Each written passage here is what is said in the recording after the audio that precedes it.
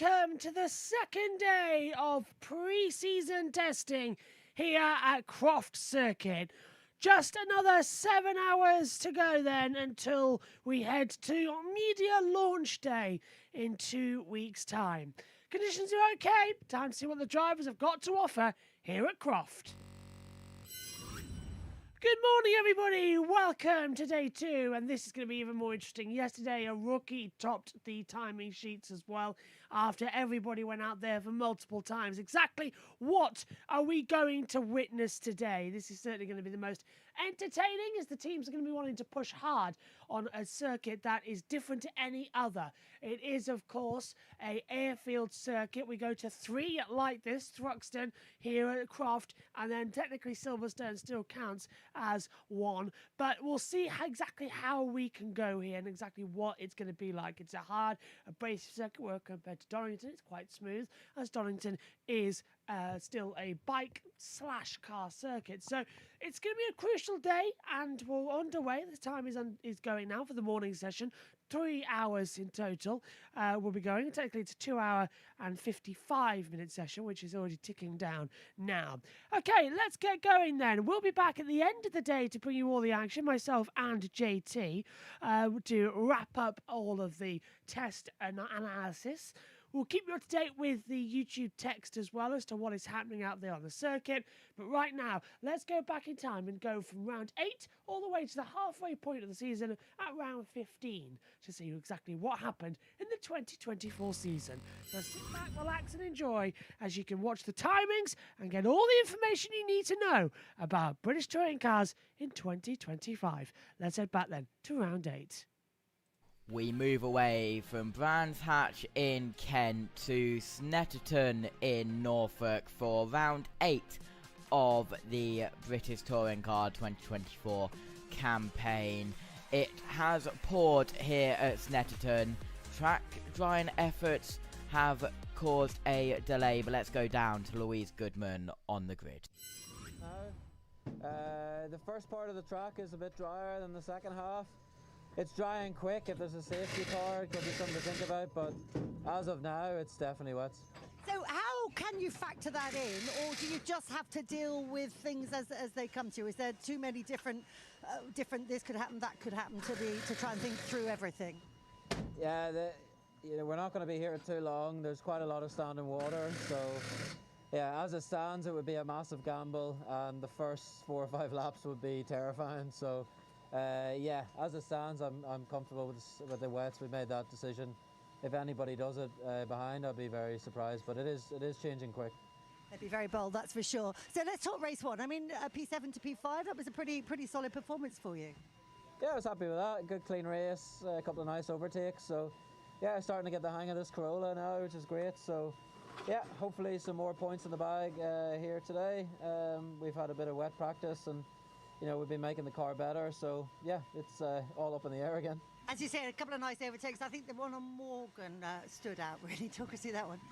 Yeah, it was good. I could see Adam was struggling a bit, and you know, I just got right up to him, caught him pretty quickly when Dan got past, and yeah, I just took my chance straight away into turn 2, and yeah, to be fair, he left me some space, which was great. So that felt really nice. You know, it's always good to get up and get the move done and then get the eyes forward because he can get stuck pretty easily. So yeah, I was happy with that. Good stuff. Well, enjoy this one. Maybe a few more moves to come from Mr. Watson.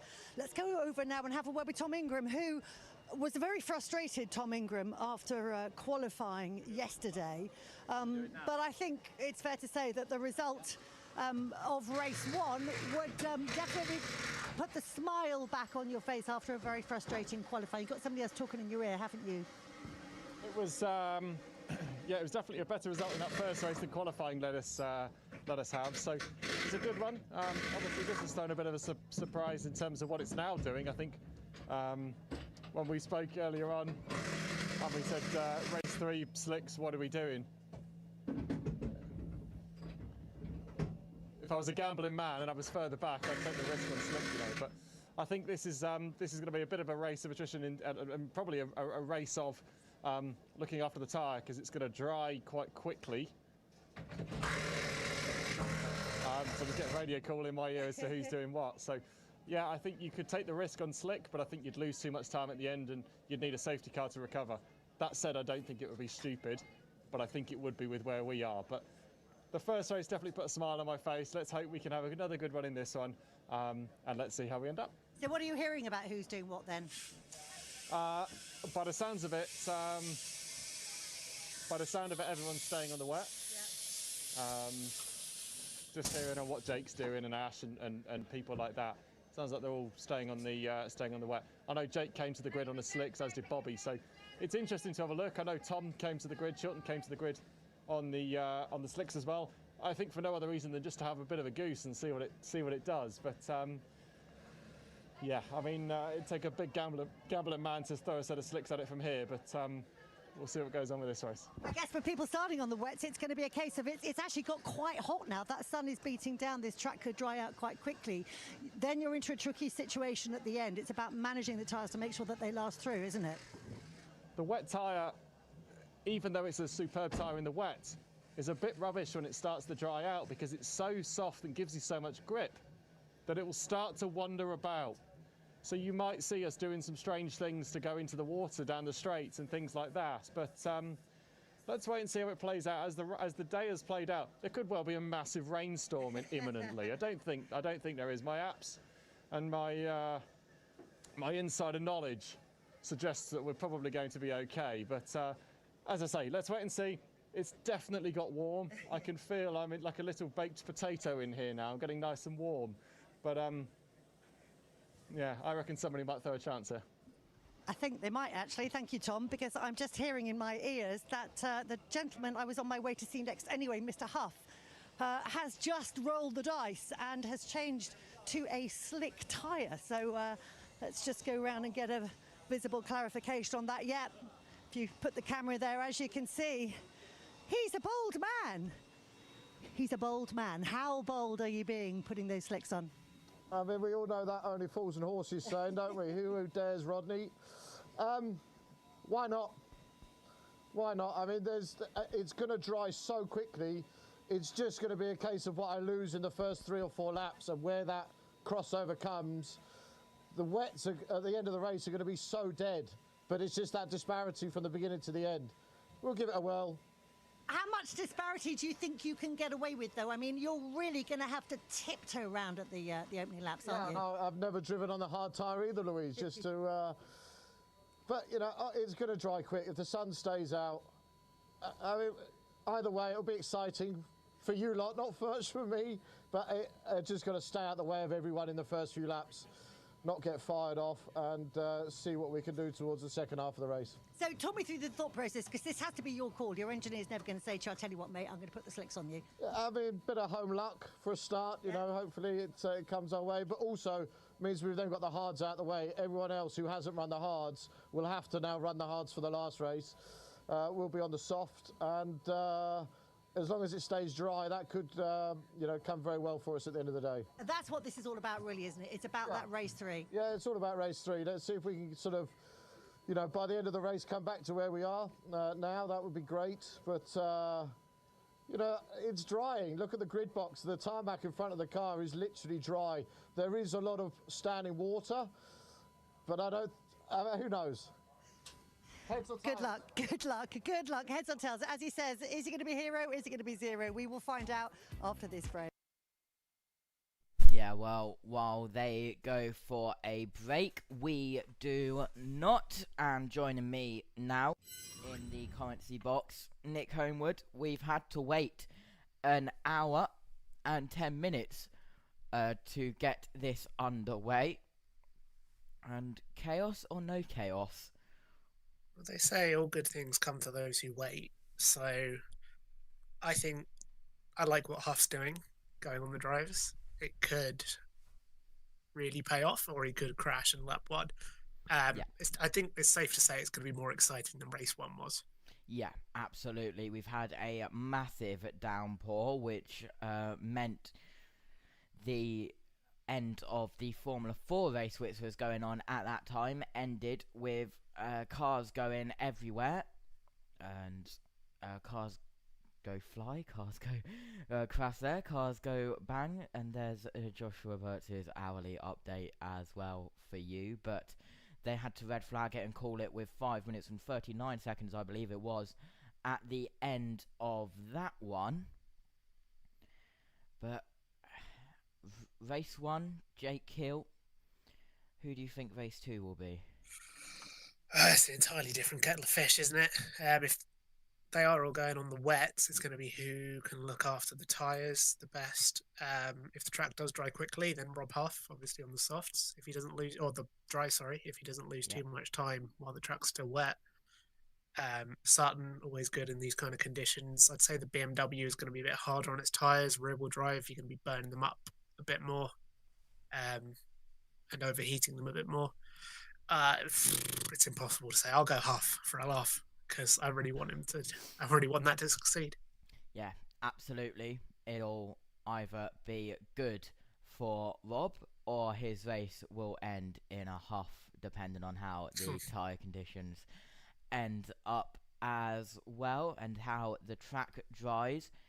Air temperature is 16 degrees. Track temperature is 20 degrees. Track temperature has gone up by 1 degree since we have been live getting ready for this one. Wind direction south, wind speed is 4 miles per hour as the cars go off onto their formation lap round that looks pretty dry. 3-mile circuit, and it does look pretty dry into turn 1. Look at Oggies as well. That's a little bit wet. Same with the apex of Palmer.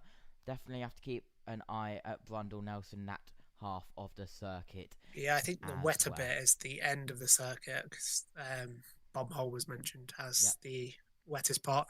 But to me, that looks perfectly acceptable for dry tyres, even if it's still a bit greasy. Yep, let's go through the grid. Row 1, Hill, Thompson, wet, wet. Row 2, Sutton, Camish, wet, wet. Watson, Ingram, both on wet. Morgan, wet. Turkington, wet tyres. Huff, hard tyres. Row bottom, wet tyres. Row 6, Pearson and Aaron Taylor-Smith, both on the wet tyres. Doble and Cook, next row 7, both on wet. Chilton and Osborne, both on the wet tyres. Row 8. Row 9, Dowdley on wet. Chris Smiley, medium. Row 10, Scott Sumpton is on the wet. Nick Coulstead is not there. And Moffat starts row 11 on the wet tyres. Nick? Well, that looks completely dry there, doesn't it? Yeah, absolutely, definitely through there. 1 lap for Hill, 2 for Thompson, 3 for Sutton, 4 for Camis, 5 for Watson, 6 Ingram, 7 Morgan, and 8 for everyone else out on the circuit. The 20 drivers hopefully taking part in this race. Let's go down and talk with Josh Cook.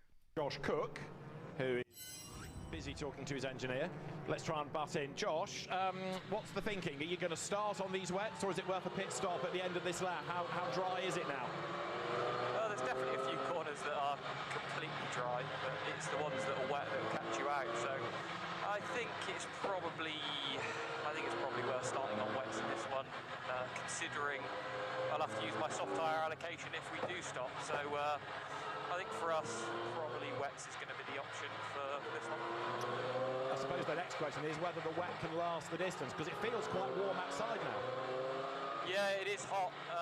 It's drying up very, very quickly. So, I mean, even this lap compared to the formation lap is much, much drier. So, I think the wet tyre is pretty decent. It will last the distance. Of course, it's going to drop off pace-wise, but by the looks of it, most people are in the same boat. So, it's just how well I can look after it the first few laps and see if it hangs on to the end. Right. Good luck. Thank you. Yeah, I think... Yeah, absolutely as well. He doesn't want to waste his soft tyres, does he, Josh Cook? No, he doesn't. And this part of the track is soaking wet. Yeah. So it's a question of how much you gain on the dry parts of the track compared to how much you lose on the wet parts of the track. That goes both ways. The wet tyres will lose on the dry part of the track. So it's impossible to say what's the right choice right now. Yeah, absolutely. 2 drivers going for the dry. Smiley mediums, Huff hard. Ash Sutton is in pit lane.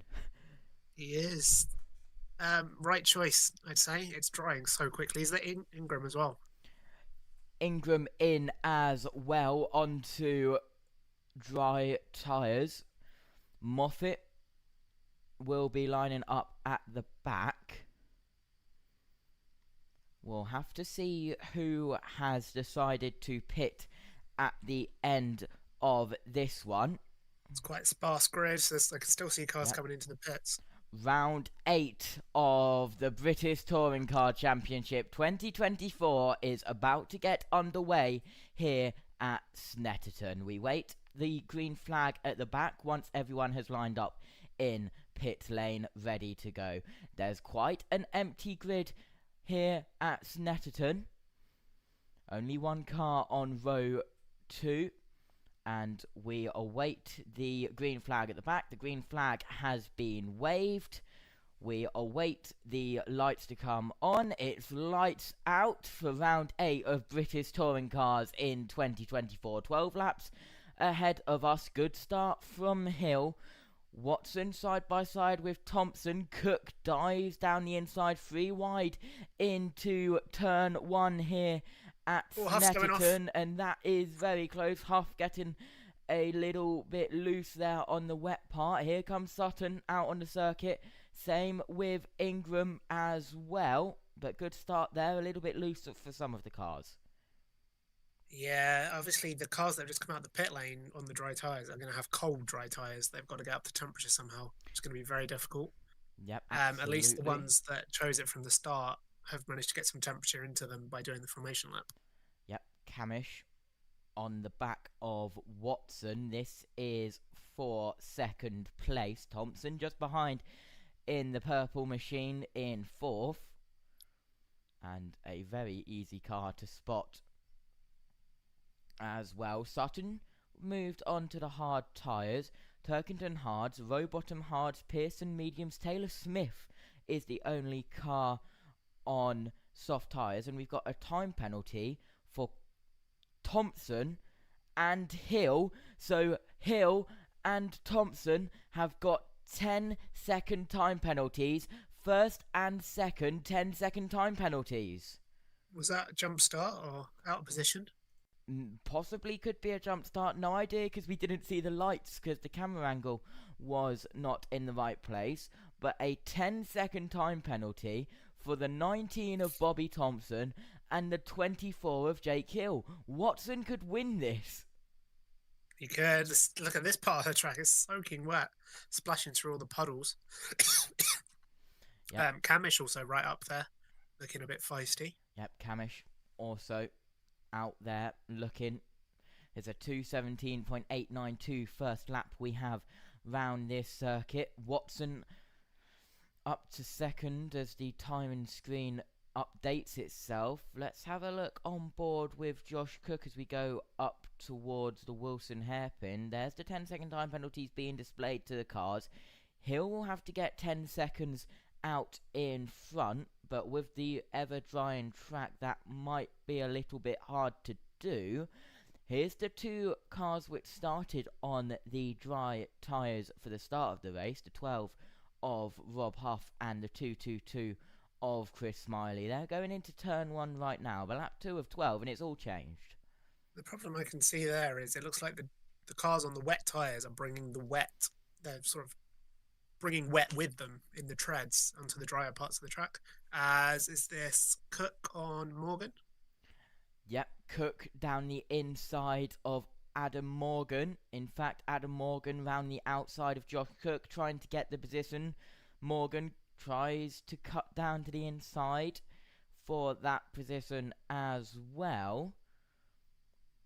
Watson versus Camish for the lead because Hill and Thompson have 10-second time penalties. So it's second and third battling for the overall lead. Hill fastest lap on lap 1, but it'll improve as well. And Rowbottom is 45 seconds behind the leader. There's always one napper not doing well here at Snetterton each race. Osborne, who didn't do well in race won here earlier on today is now up to 10th, just overtaken De Leon. Did he pit that. not on the before the race? Did he pit after the race had started, maybe, for Rowbottom? Let me just have a look. Rowbottom is on hards. So, yes, he did. Pearson, so the dry runners are Huff, hard, Smiley, medium, Sutton, Ingram, hard, Taylor Smith, soft, Turkington, Rowbottom, hard, Pearson, medium as well. Adam Morgan has come into pit lane. This could all turn around here. Ooh, big slide as for well. Huff. Massive slide for Rob Huff as he finds a little bit of the wet track on his hard tyres. This could go well. This could go very well for Smiley. He'll be smiling. Hill's started to pull a bit of a gap, but I think 10 seconds is going to be a bit of a big ask. 2.4 exactly was the difference as they went across to complete lap 2, start lap 3. Here we have the 40 of Taylor Smith on Ingram. This is for 15th place. Taylor Smith flashing his lights as we go into the braking zone of turn 1. He doesn't pull alongside. Will he try and pull alongside as we go up towards the Wilson hairpin as Adam Morgan exits pit lane now, and he has gone onto hard tyres. So Taylor Smith is on the softs, isn't he?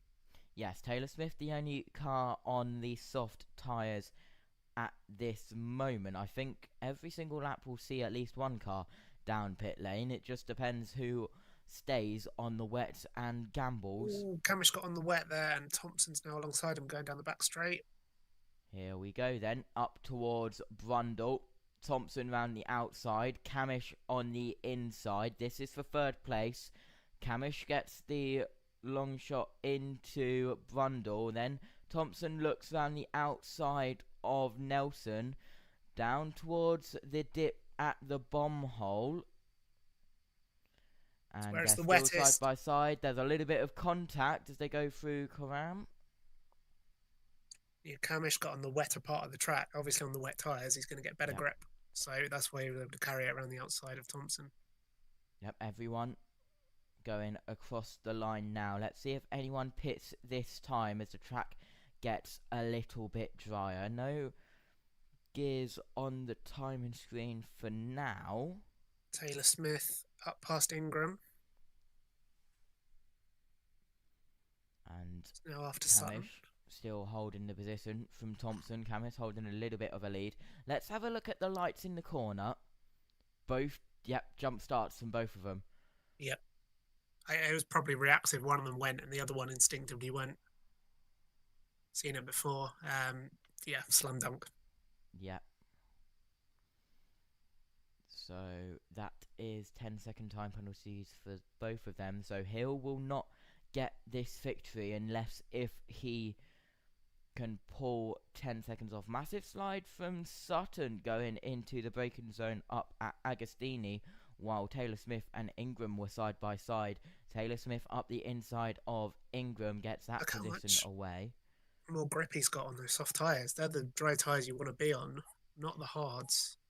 Yep, absolutely. Some drivers opt in to save their soft tyres for race 3 a little bit later on. Of course, it's scheduled for a 5:10 start, but depending on the revised timetable due to the downpour that we had earlier on, which delayed the run-in, we will have to see what happens there as well.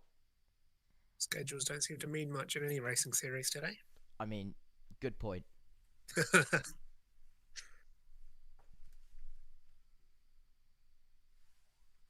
As Huff, I think we're starting to get to the crossover point. Huff is not dropping back as quickly as he was at the start of the race. Obviously, now more temperature in the tyres. Track is getting drier. It's going to gently swing towards him, and we've still got 8 laps left. Yeah, absolutely. To start clawing back that time.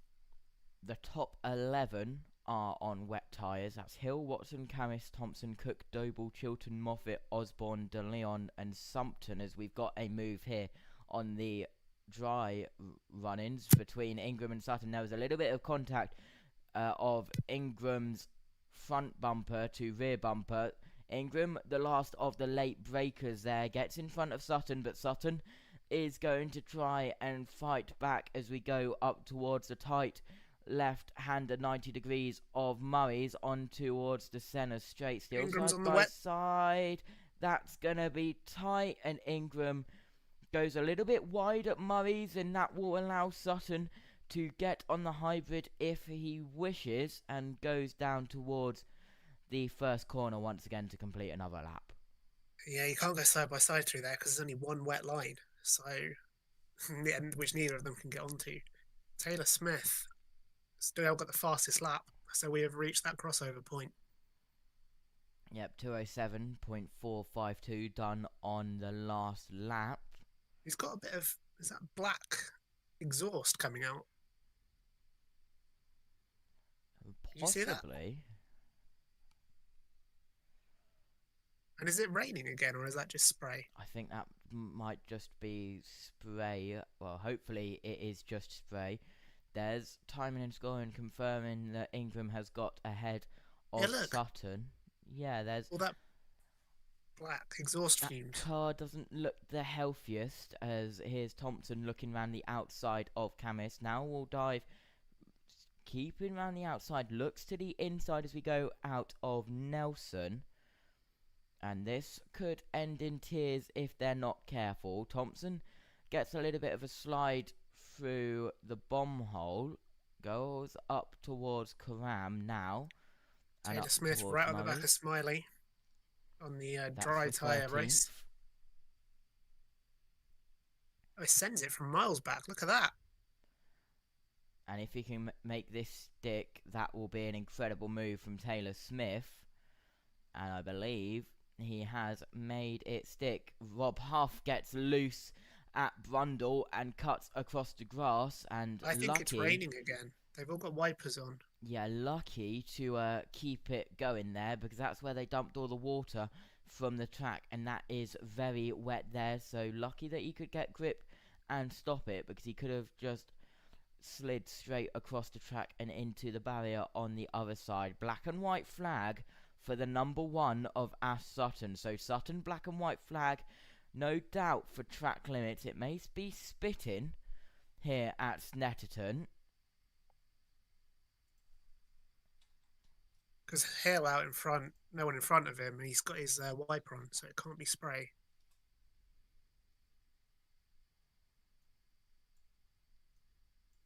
But is it enough to make the track completely wet again? It looks unlikely when we're halfway through the race, unless we have a sudden downpour. Yeah, absolutely. Lap 6 of 12. Taylor Smith still got the fastest lap.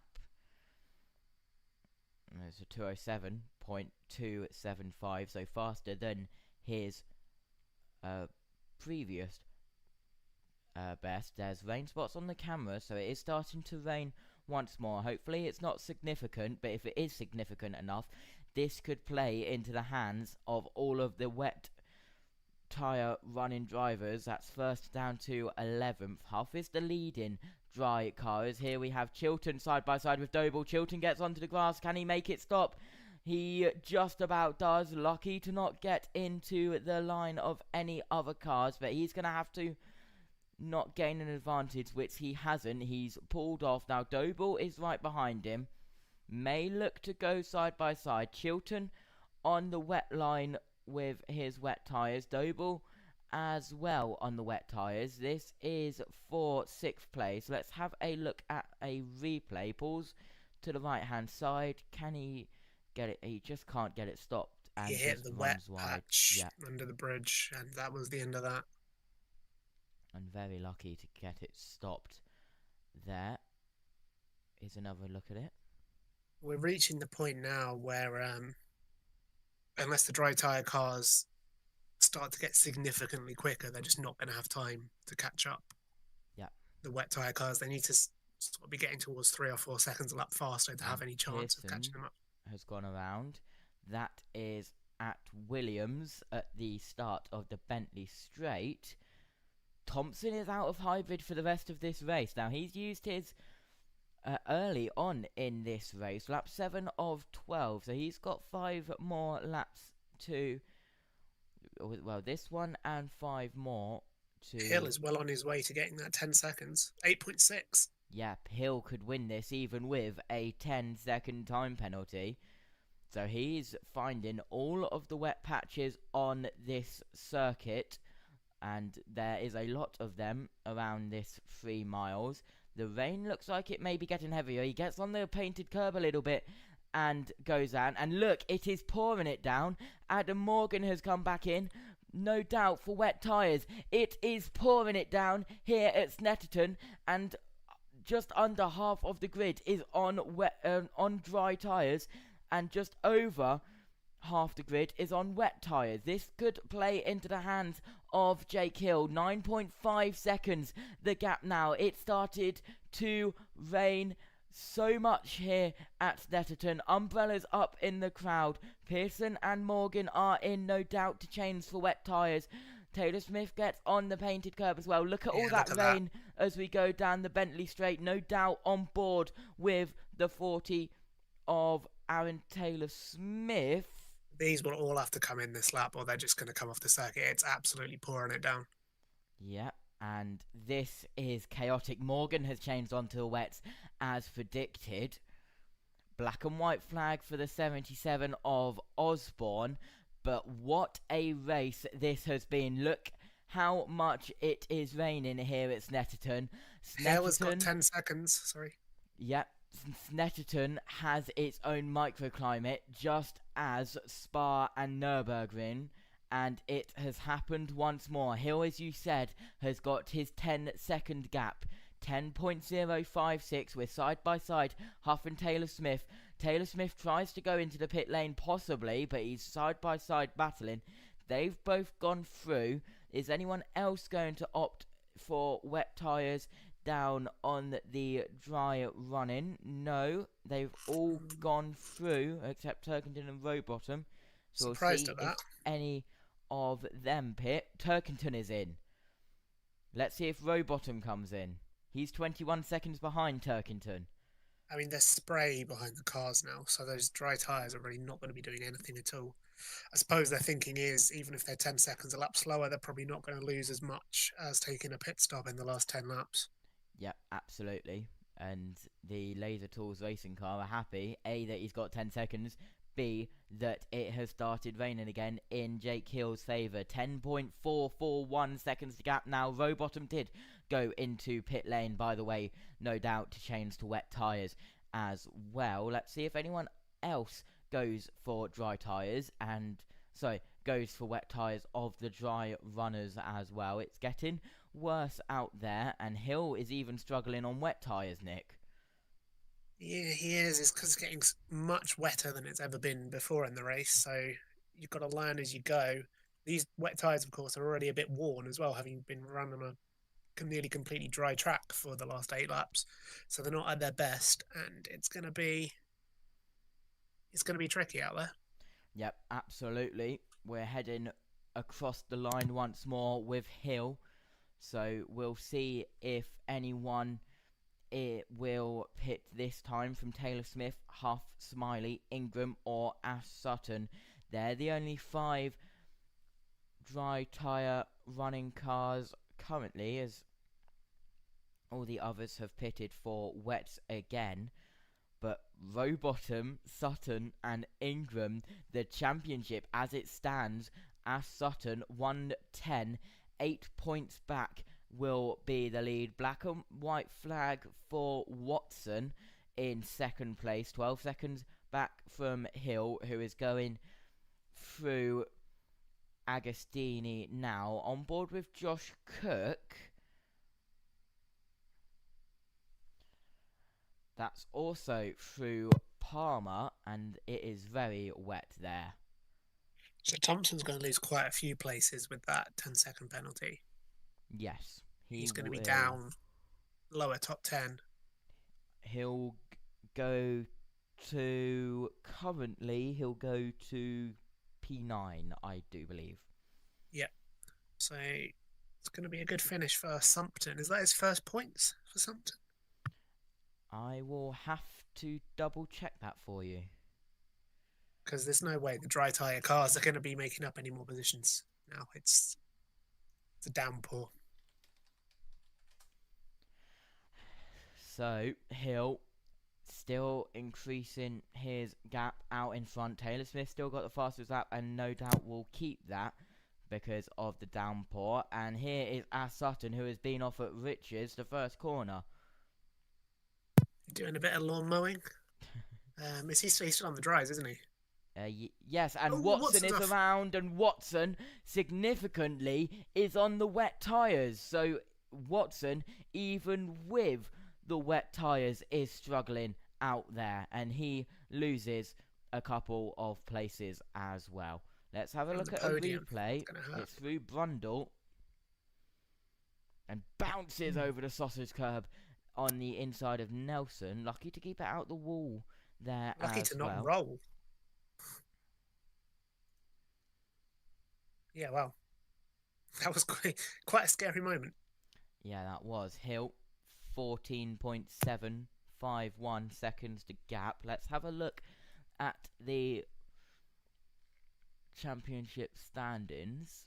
Scott Sumpton has 2 points. And Sutton is off. Sutton is off the circuit. Will he be able to get it going? He's found reverse. He is reversing. And this is off down at Williams onto the Bentley straight. Does he hit the wall? He's going in the wall. Yes, he does. And that is quite a significant bent. That's quite a significant dent in the front left door panel of last year's reigning champion, Ash Sutton, in one of the 4 Napa 4s. We've got a black and white flag being shown. That is for number 18 of Dower de Leon, who has also run out of hybrid this time round. It's still the 5 of Taylor Smith, Huff, Smiley, Ingram and Sutton, who are just surviving on dry tyres. Sutton, well, you could say surviving, just. Yep. The key thing is for Huff, as he was saying before the race, is that he's still within the reverse grid draw, and he's got the soft tyres. So if he gets pole position, or nearly pole position, with the reverse grid, he's going to be in great place for race 3 as long as it's dry. Yep, absolutely. As well, Watson, who had the little bit of a mistake up at Nelson, where he is now. Sutton has come into the pits after his incident down at Williams. Hill's gap is now 15.15 seconds. Sutton no doubt will change to wet tyres or retire the car. We'll have to see if he comes back out on track. I think his suspension was damaged. Now that wouldn't be surprising. That was quite a big hit there for Ash Sutton. He now moves to 20th and last.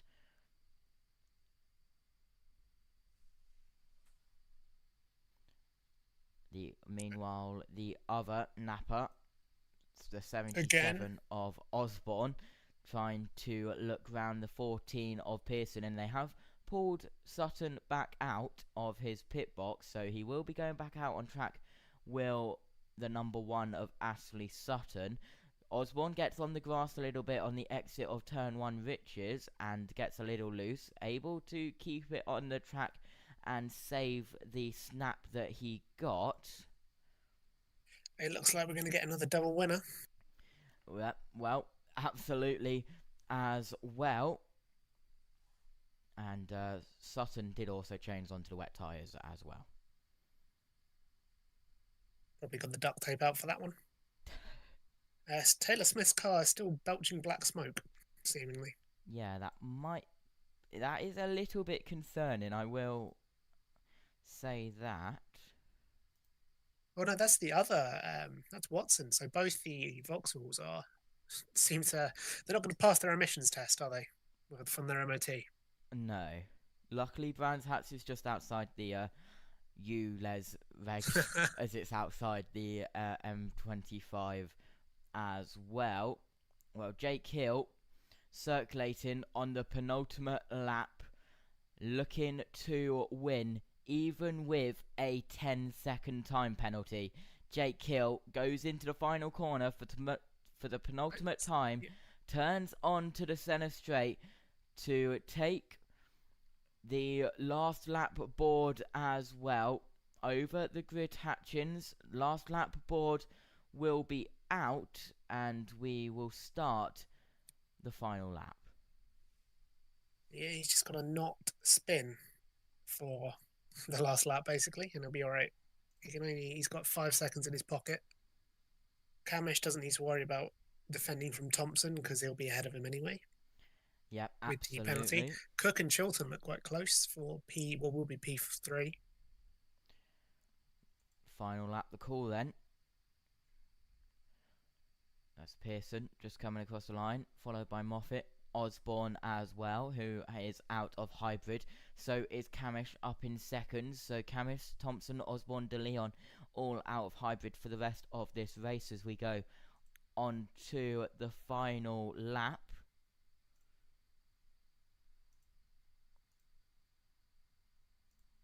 As here we have side by side with Rob Huff and Chris Smiley. And still on the dries. Both still on the dry tyres, surprisingly. They're side by side going through Coram. Yeah, they've done very well to not be in the wall at this point in the race. Yep, just keep it safe, just keep it steady as they go on to start their final lap as well. And here we cut to Thompson and Camish, who are doing it on pure power as they both do not have hybrid for the rest of this race as we go down towards the Bentley Straight. Thompson gets a little bit of a snap as he exits Williams. Thompson looks round to the outside. Will he dive to the inside? Camish goes to the outside to defend. Will Thompson dive to the inside? Yes, he does. Will Thompson have enough power to pull alongside? No, he doesn't. He pulls back behind the 27 of Camish up towards Brundle and Nelson we go. But Jake Hill, as he goes round the penultimate corner, it was Tom Ingram in Donington Park, race 1 and race 2 winner. It was Colin Turkington in Brands Hatch Indy, race 1 and race 2 winner. Jake Hill is your race 1 and race 2 winner for Snetterton's turn at the British Touring Car Championship in 2024. Jake Hill is your third double winner of the season out of 3 circuits we've visited. Dan Camish goes across the line to take second. Josh Cook will take third, just followed by Tom Chilton. Mikey Doble will go across the line to take the independent win. Mikey Doble, your independent race winner as well. Then it's Watson, Thompson, Moffat. Then it's Osborne in 9th. Darryl De Leon, a top 10 finish after a horrible start to the season. Then it's Scott Sumpton in 11th. Taylor Smith in 12th with fastest lap. Then it's Rob Huff, Chris Smiley, Tom Ingram, Colin Turkington in 16th. Then it's Daniel Rowbottom, Morgan, and Huff goes off the track at no steering at all. And Noble, and he wasn't able to stop it. This is the battle for 13th. Will it change? Yes, it will. Smiley goes through for 13th place. So a mistake for Huff on the final lap means that Smiley will take 13th away. So if it stays like this, it'll be Scott Sumpton and Scott Sumpton in 11th. Taylor Smith goes across the line to take the checkered in 12th.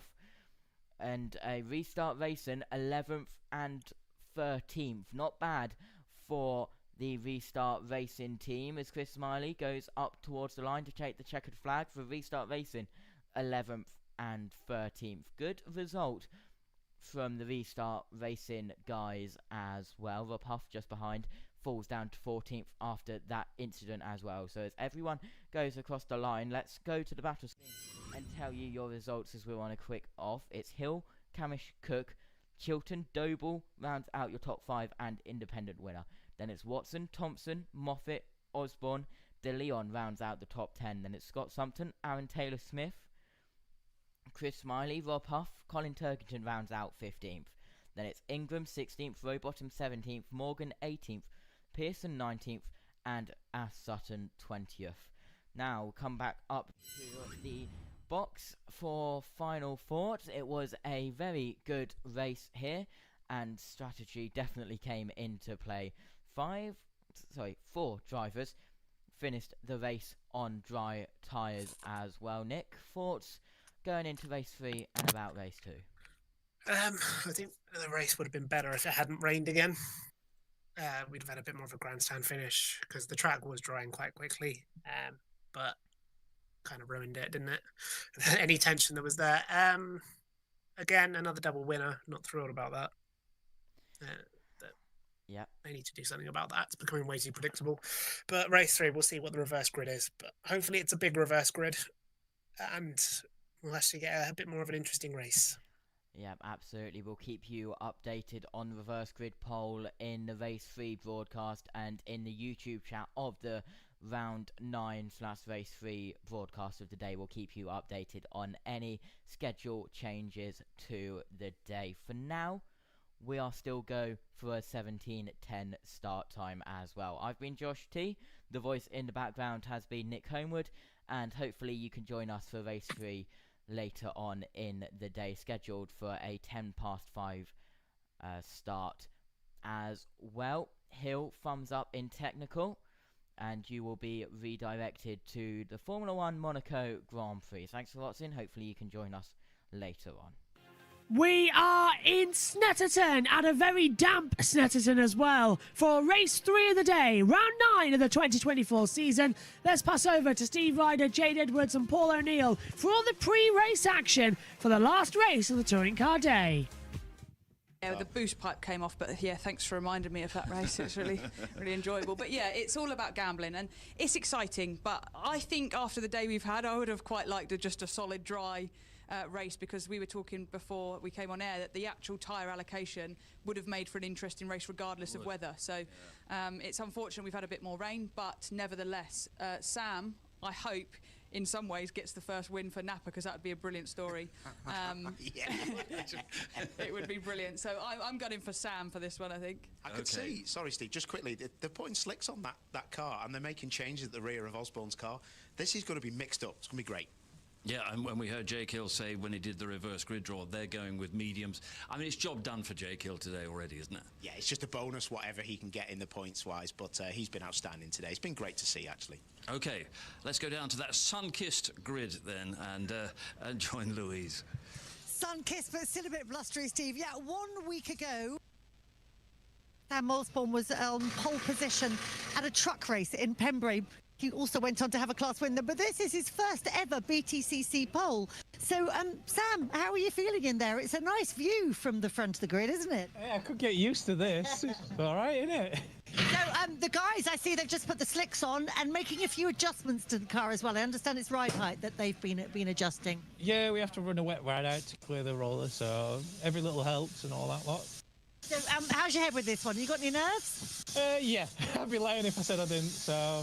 But yeah, no, it's a race, we're at the front, no different to any other race, just a little bit of greasy conditions around Coreham and Bomber Hall, so that's going to be, and especially under the bridge, it's going to be really tricky, but we'll keep our nose clean and we'll see what we can do. Good luck. Hope it all goes well for you. Right, let's head over to the man who, as you pointed out, Steve, from this position, in relatively similar conditions at Donington, had that memorable first victory of the season. We're not allowed to mention that, apparently, so we will instead talk tyres. And Aidan, you've got the soft tyres in hand to run in this race. Yeah, providing it's the right tyre. We'll find out very soon, won't we? Well, what's your thinking from what you've seen? I mean, obviously only a short run out to the grid, but it's still very wet in places, isn't it? How much of a gamble is this? I don't think it's a huge gamble. I think if you look at race 2, the slick tyre was coming in to be the quicker tyre until we had a second downpour. This race we didn't start with as much water, and you can see the sun's out. It doesn't look like there's more coming, so I think it's more of a gamble to be in the wet, to be honest. Who are you most worried about of the cars behind you? Because there's quite a few soft runners behind you, aren't there? I'm more worried about me with the bloody second half of the track being wet on slicks. I'm not that worried about them. Fair enough. Good point, well made. Right, let's go and have a word with the man who I know is having to run the hard tyre because he ran the softs earlier in the day, and that is this man, Bobby Thompson. But starting P3 in what we know is a very fast starting car, and a little too fast starting car last time out. But I understand, well, just explain why that happened. Race 1 start was incredible. I was so happy with it. And going into race 2, I just didn't get enough rear brake temp. I didn't want to kill the wet tyre because I knew it was going to dry out. You really need a lot of brake temp to hold these cars back when we go for the launch at the start. So we live and learn. So what's your thinking for this race? You've obviously got the hard tyres, you've got a lot of people around you with the soft tyre on. Is it going to be a disadvantage? Well, I think we've got a really good car underneath us. I know the hard will only really affect lateral grip, so hopefully I can withstand it, but the soft to a hard is such a big difference. Do you know what? I'm still learning. Yeah, I'll tell you after this race. I mean, it's been a dream weekend already so far, really. So whatever comes out of this race is a bonus. Yeah, you're completely right. In my head, I've had a second and a third. I'd love another podium, but yeah, I mean, to bring Zeus Cloud Racing to the BTCC, we've done it in style. Have that indeed. Done them proud so far. Right, one last man for me to go and have a word with, and that is Mikey Doble, who he's been having a good day. P16 he started the first race. I'm going to the wrong side of the car. You know, it's been a good run for him so far. And Mikey, you're sitting quite pretty for this one as well, aren't you? Yeah, I mean, I'm not too sure if we've made the right call. I mean, we are going on the soft tyre. 2/3 of the lap are completely dry, but then the final sector is like fully wet with puddles. So I think it's going to be interesting. But up until this point in the day, we've had a great day after a little bit of a tough qualifying session yesterday. We managed to get to P13 on the medium tyre earlier, and then obviously a fantastic result in race 2 to get P4 in the end. So now we're sitting here with the best tyre available to us. And yeah, we'll see what we can do. So how do you approach the first couple of laps then? With caution, or do you think, well, let's throw caution to the wind and see what happens? Yeah, I mean, we haven't got any temp in these tyres like we normally would have on the way to the grid, so we're going to have to feel it out a little bit. But yeah, I think this is going to be where the men rise to the top, so we'll see if I'm one of them. Well, what's your thinking? Yeah. You're going to be one of them. Yeah, he's going to be one of them. He's going to be one of the big boys. I'll let close the door, let him get his head down. I am going to head into the garage to watch this one. I think it's going to be great, and it'll all be happening after this break. Thank you very much, Louise. Yeah, and the condition now back to being sunny, just like it was earlier on in the day, actually. Latest update from Indianapolis, by the way, as we're in a weather delay there. Ergo, I'm here commentating. I should be commentating right now on the greatest spectacle in racing, but IndyCar is in a very big weather delay. Expected wind gusts of 40 to 50 mile per hour the next 15 to 20 minutes across the Indianapolis Motor Speedway as well. So a big delay there, which means I do get to do 2 touring car races in today. Alongside me is Josh T and Nick Homewood, and JT. What a busy day we've had so far. Yeah, absolutely. And I can confirm that the weather rock is officially wet at IMS. The famous weather rock is wet. Trackside as well. But Sam Osborne, first pole there, and during that grid walk, I listened to Alex Jakes' commentary, and the little chills I got. Same here. What a commentary! So, and that was better than mine. Croft, mine was better than in Miami than both of theirs, but here, no, Alex Jakes' was way better than mine. I thought, I don't know. That was better. Hello, Nick. Nice to have you back again for race 3.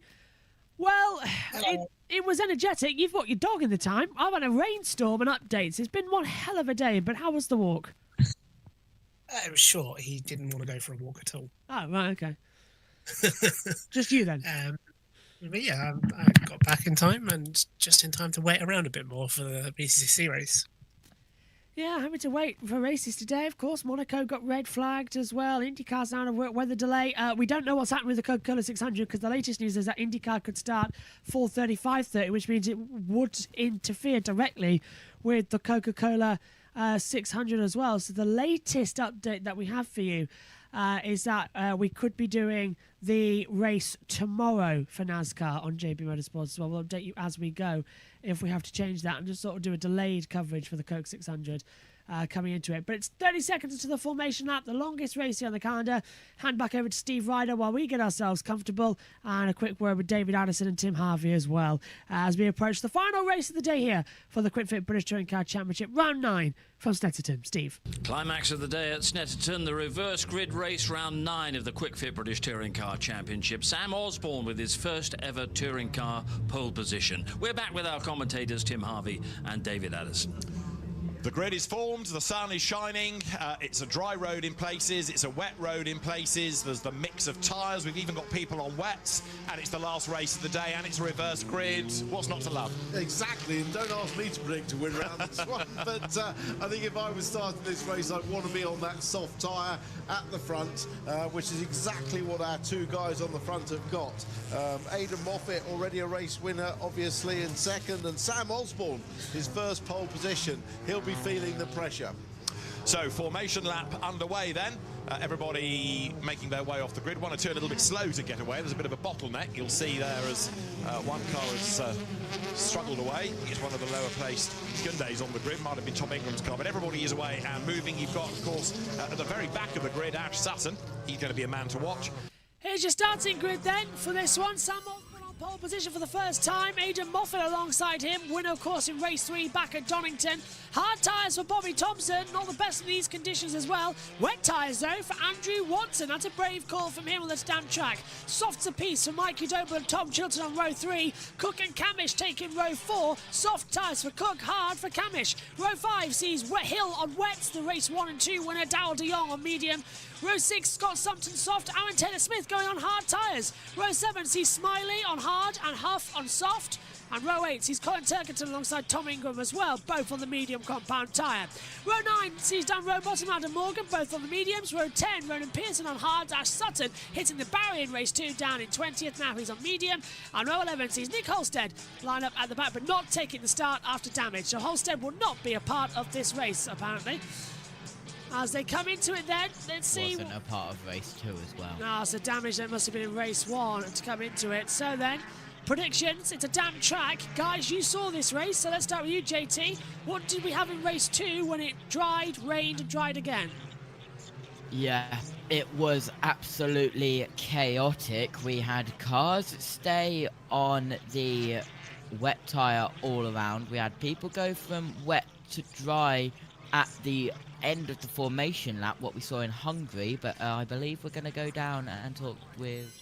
Hopefully. Seriously tricky under the bridge through the bottom hole and Coram because it's very wet. The rest of the lap's so dry, if you ran a wet tyre, you'd turn that into a soft marshmallow that it would have not really any grip on the wet anyway, so I'm happy I'm on the right time, just trying my hardest while I got a little bit of dry track left to get it hot. There's blue sky ahead, the sun is shining, it's a warm sun, so in theory the track should dry pretty quickly, shouldn't it? Especially with all of us nutters driving around flat out, yeah. Right, good luck, we'll see how you get on. Thanks guys, enjoy. Tom Chilton there as well. As let's talk with Nick. Nick, how important is it? We've gone in touring cars when it's been dry and wet races as well. How important is it just to keep the right tyre, the right positioning as well out here? Well, it's pretty dry, but as he was saying, you know, if you're on the wet tyres, you're going to suffer on the dry parts of the track. If you're on the dry tyres, you're going to suffer on the wet parts of the track. Yeah, the dry tyres are going to cool down. The wet tyres are going to overheat. So it's the balance you got to strike of, can you fire up whichever compound you're on? Like, there's a big old puddle there. Oof, that's a Brundle. If you hit that, that's quite a relatively high-speed corner, braking and changing direction on slick tyres, then you're going to be on a one-way ticket to the wall. So, yeah, we'll see. We needed a good race. Race 2 was dramatic, you guys said. I've had boring races all day up in the commentary. Formula E, boring. Touring Car Race 1, boring. Monaco Grand Prix, boring. Apart from the crash at the start. So, IndyCar delayed. NASCAR might not even do it today. It's an absolute mess right now. The only thing we hope is that common sense prevails and IndyCar decide to race tomorrow, and then we can do the Coca-Cola 600 tonight and all go home and then come back tomorrow and do a proper big build-up for the 500 and race on a Monday, which is Memorial Day itself. So let's see what we have to run. We are waiting for news on that as well as to whether or not we are going to have an IndyCar race today. We will keep you updated as they come into it. So, yeah, it's getting quite dramatic out there. Latest update we've got, severe thunderstorms right now over Indy 500, and it's taken the NBC signal out. So, NBC aren't even broadcasting at the moment, guys. So, yeah. I mean, I would quickly check Sky Sports while I'm doing TV picks, so I can't. Yes. I've got it on my TV behind me, and it's the Sky Studio. They're not, no broadcast from India. So India have gone dark. Are they using the old F1? Are they using the F1 studio and everything else? No, they've got... No, it's just a room with a sofa. Yeah, it's the one with that sofa again that they had last year, and the year before that, and the year before that, and the year before that. Okay. Tom Gamore's front run. I'm going to message him and say, right, 1-0. I'm in a waistcoat. I'm going to put my suit jacket's alongside me in the commentary. I was waiting to put it on if we go on air today. I don't think we will, so I'll have to find another shirt for tomorrow. Meantime, we've got a race to get started here. Round 9 of the Quick Fit British Touring Car Championship. Green flag, come on, Sutton, get in position. Yeah, you're fine. Green flag in the back. All eyes to the lights then. With the first ever drone start in touring cars. Lights on, lights out, race on. Great start from Osborne as the drone flies down. Everyone's struggling for grip. Another great start from the BMWs as well. Jake Hill gets an enormous start. Going right round the outside of Chilton. Thompson's even going to be under pressure as well. Moffat stays in second. Those on dry tyres get a great start. What a start from Jake Hill. Osborne's round. Osborne's been spun round in the middle of the pack. He goes into the grass and just luckily avoids everyone. Did he get a tap from Moffat? He must have done. He must have done. Through the gravel. I think it was on his own. Did he drop on his own? I want to see a replay. The safety car's not out. We are still racing. And Moffat once again leads race 3. Oh, boy. How did that happen? Thompson's up to second on his return to touring cars. We're looking very possible for a clean sweep by Jake Hill here because he's going for the move on Thompson into P2. We haven't had a clean sweep in over 10 years in the touring cars. Jake Hill has taken second place. That BMW once again in a storming start. Thompson's dropped back about 3 positions and there's contact further behind. And off goes that's Smiley being sent round. Smiley from 10th place has been sent round and spinning. And this will be a safety car. The suspension's broken. Smiley's out of the race and the safety car's going to have to be called. Oh, Restart Racing having a horrible weekend as well. They had an amazing race too. Oh, well, that's something I can see. I wasn't in the box for race 2. Look at that. 11th and 13th, I believe it was. Hill's on the wet tyres, though, so is Hill only going this fast? And look, he's having to go to the wet part of the track, but Hill had a storming start. Are we going to see a safety car? That'll really help Jake Hill cool those tyres down. And look how much traction he's got in the really wet part of the track. And Moffat going wide as well, coming up in the front. And no one's got traction as Smiley goes round and Pearson's dropping places. And Jake Hill takes the lead. Jake Hill takes the lead. Is he going to become the first driver in over 10 years to do 3 out of 3? Jason Plato was the last one to do it. Wow! Yeah, the wet tyres are the best ones to be on, obviously, especially in the second half of the track, which looks to be much wetter. And Andrew Watson on the wet tyres is up into second position as well. And there's no sign of the safety car. And Sutton is still stuck in the track. Now, there's a entrance just where Smiley went off to the back of the paddock. Could so go may there. Have been able to get it in there. You are right, there is. Safety car's returned to the pit lane. It's gone to the front. Let's take a look. Oh, he did. He lost on his own. Osborne just cooked it on the tyres. Oh, that was close. I understand how you do that in a front-wheel drive car, but Osborne finds a way. We can safely say he fumbled his first pole position ever, can't we? 110% you can say that. And this was Thompson going off. So Smiley gets hit further back. Oh, is that by? It's one by the Accelerate cars. It's the Bristol Street Motors, and he bounced on the wall in the wet And grass. Darryl De Leon. Yeah, Darryl De Leon got involved. So it's on board. This is Turkington looking ahead. It was Tom Ingram who hits him. Yeah, Ingram hits him. Oh no. I'm not there. That's why. And he got out in part 1 of qualifying yesterday, did Tom Ingram. Oh, did he? Didn't even get into the fast 12. He qualified 13th. He'll win it. He'll win the double in Knockhill. No worries about that when I'm there. Freezing in the Scottish Highlands. You can see the Moffat on the dry tyres now starting to catch back up on the first half of the track. And then as soon as they get to under the bridge and into the last complex, that's where all the water is. And that's where Hill and Watson seem to have a massive advantage. Yeah, first sector 39.399, and then second sector, Moffat's 2 seconds faster than both of them. So yeah. Yeah. So they've got temperature in those tyres.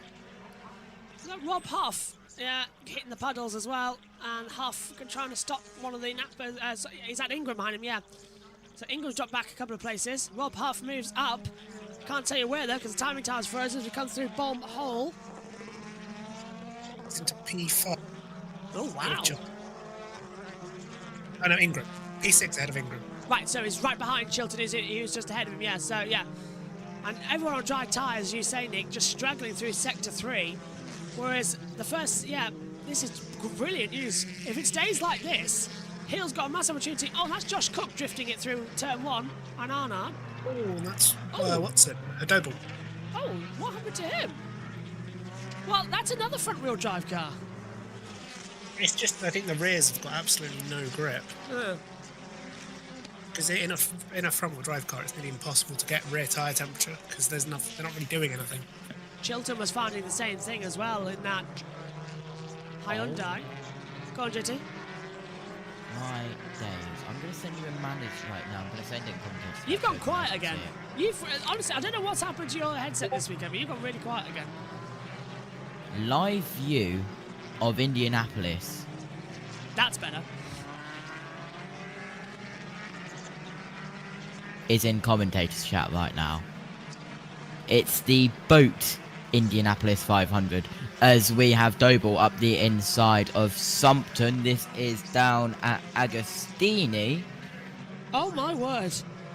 And Smiley's car is off to the left. So he's abandoned his car. His car's off in the infield on the left. Yeah, it's not good, is it? No, latest update from Indianapolis, it is completely flooded. Like, we are not going to get any racing today. That is 100% safe. Debris at the exit there of Augustini's and into Oggies. Like Smiley's car being left there, honestly. Oh, yes, it has been left. That is a very real place. Someone could hit into it. Darryl De Jong's got front end damage as well, just looking at it. What is happening today? Look, as soon as they hit the wet, as you say, Nick, as soon as they hit the wet conditions, it's just back. All out of it. Yeah, the last sector just isn't drying. Yeah, that's because of the conditions. It's late in the day, 6 o'clock. Air temperature cloudy at 17 degrees. It's not hot enough to burn the track away. And the bomb hole just collects water as well. So it's just going to take ages to dry because that was flooded earlier. You completely knew what you were doing there, Nick. The bomb holes had an enema. Gosh. Tons of the season, everybody. There you go. I think you win it again, Nick, with that one. Oh. What is that? Watson on the? Yeah, Watson's really having an attack here as well. Actually, 4 seconds. Hill is 4 seconds ahead. Jake Hill. Right, I can't. I swear it was Jason Plato. I am now googling this. I think you're right. Yeah. I remember watching it. It was Plato. Hang on. I'm surprised Sutton's never done it, honestly. You got close here last. Oh, is that a puncture for Rowbottom? It is!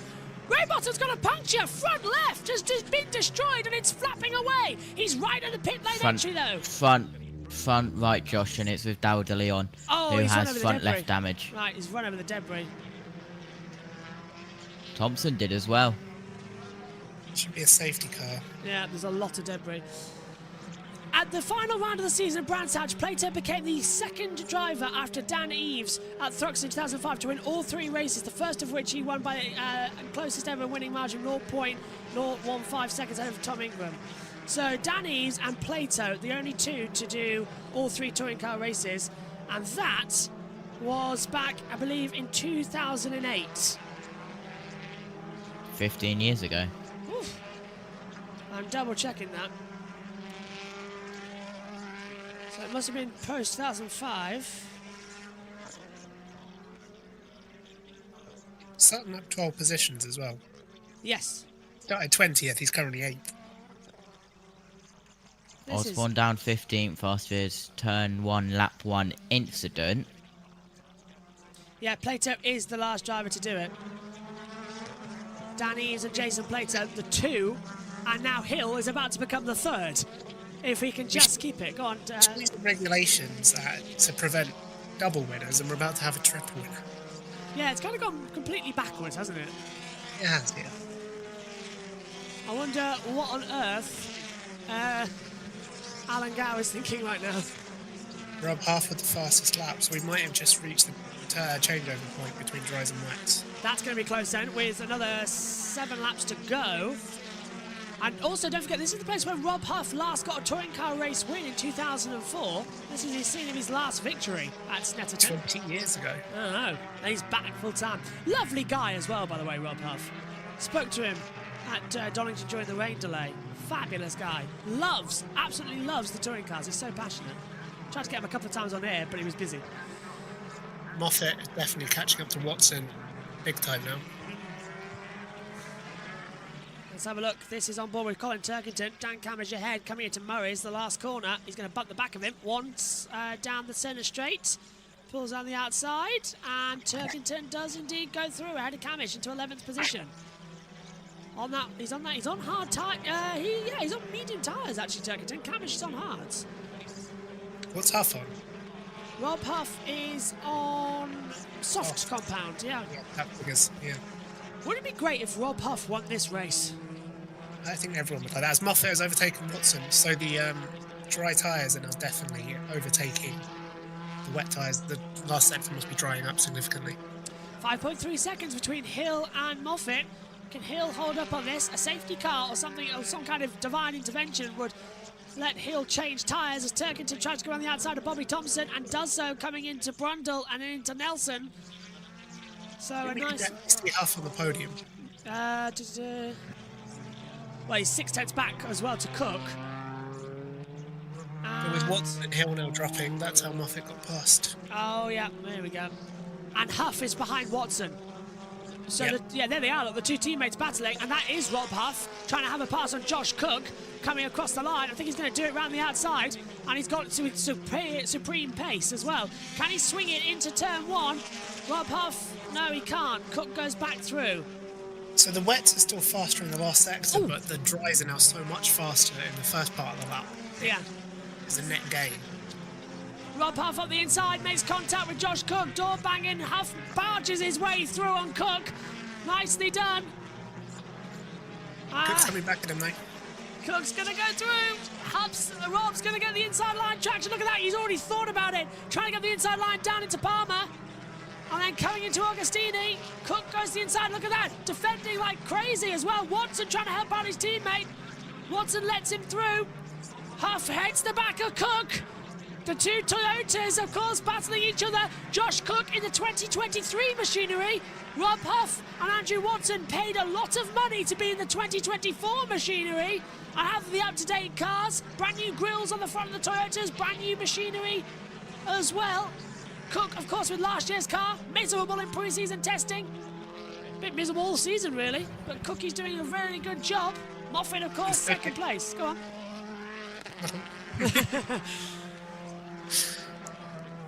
There is a robot. That is... Oh, no, as well. That is Robotham. He's been lapped. Robotham isn't... Yeah, so that's disappointing. Come on.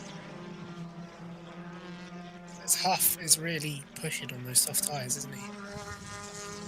He It's wants... got a bit wide there. Oh, yeah, into the bomb hole, and Cook goes wide. Can Huff have the inside line? No, into Coram. No, nothing there either. We got a replay of something we've already seen, because that was Huff hitting the back of Cook, and just water damage coming off the back of the car there. Did he...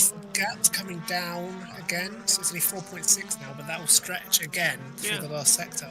So it was 7.5 at the start of last lap. See what it is at the end of this one. There's Moffat coming across the line on the dry tyres. It's still very wet, as you said, across the line. It's got to 6.9, Nick. So half a second of gain. And Huff looking to the inside of Josh Cook down to turn 1. Cook's going to shut the door. Rob's going to keep that inside line. He'll try and get tractions up to Wilson. Used to be Montreal. If Huff can clear Cook and Moffat quickly, he'll be the one who can bring the challenge to Hill, because he's got the best tyre. Oh, they're all on the softs actually. But Huff's definitely doing the best with them. Absolutely.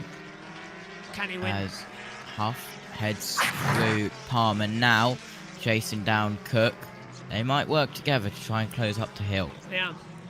They're all part of the same factory Toyota brand as Cook locks up, going in down into Augustini as well. Meantime, Ingram's going through on the inside of Watson, who's on the wet tyres, and the first sector doesn't have anything, but Hill is finding that BMW is supreme in wet weather conditions.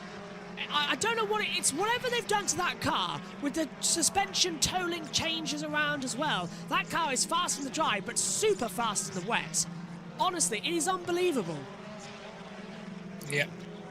We'll have to see what the gap is coming up to the next sector.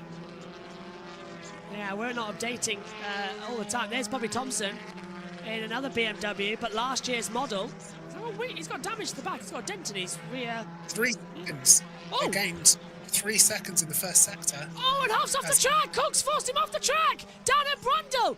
Huff has to go straight across the grass, and that's going to be no traction on those dry tyres. Josh Cook might get a penalty for that one, but he's got ahead of him. He'll have to get the place back and does so. Huff doesn't have to do that, but Josh Cook was a bit mean there, and he's not going to go through. He's got a grill full of grass as well now, so his car may well be overheating. Yeah. That was a bit rude from Cook. Yeah, that'd be a penalty for sure. He just drenched him wide. That car, and look, look, he's having to go offline now as well. He's going to let Josh Cook go back through, but Cook's not letting him through. Cook's not going to overtake him. Huff's tried to let him past 3 times now, and Cook's not letting him through. There's Hill. The gap on the line is 4 seconds, so it is closing with, what, 4 to go? Yeah, definitely coming down quickly enough. Moffat might take his second race 3 win of the year after Donington Park. Huff might take his first one for 20 years. I'd just be worried about that car overheating now with all that grass in it. Yeah, he needs clean air as well, doesn't he? Because he's stuck behind Moffat, which is giving off the exhaust fumes, so it's going to be hot, hot, hot air. Oh, it's gone! Look, it's gone! It's gone! Easy. The wet grass, I guess. Yeah, it hasn't done. It's fallen off. Okay, so Rob Huff's back in this one. But will the stewards say he's cut the track to get an advantage, or will they say he was forced off the track? What's the ruling there? I would say he was forced off. Yeah. But they might be a bit more lenient because the track's wet and maybe Cook was sliding, so need to see it again. But he might get a penalty still for it. I hope not. If they take Rob Huff's first win, if he can get to the Look how close win. they are now. Oh, Sorry. wow. Yeah, you're right. Look at that. Hill's dropped back massively. What's the gap? 3.1. It can't be 3.1. It's got to be less than that. What's it coming across the straight? Yeah, it looks like 1.5, doesn't it? And Rob Huff's right there as well. Look at Hill. Hill's practically standing still down the back straight in towards Brundle. The gap is so slow. Moffat's going for it. He's in this toe already, coming into the braking zone. Hill is way through the last sector again where it's still damp. 3/10. Look at this. As soon as they hit the wet patch, Hill slides around, and then everyone on dry tyres is struggling for traction. But it's 0.3 of a second. I don't think Hill's going to hold this one off as it comes through bomb hole. Look, Hill's going wide already, and Huff's going for a move on Moffat and touches the back again. Through Karam. Huff's going for it on the inside, coming into Karam. Moffat defends. Moffat slides. Moffat spins on his own, and Rob Huff takes second position. Well held from Moffat. Wow. Come on, Huff. Keep it on.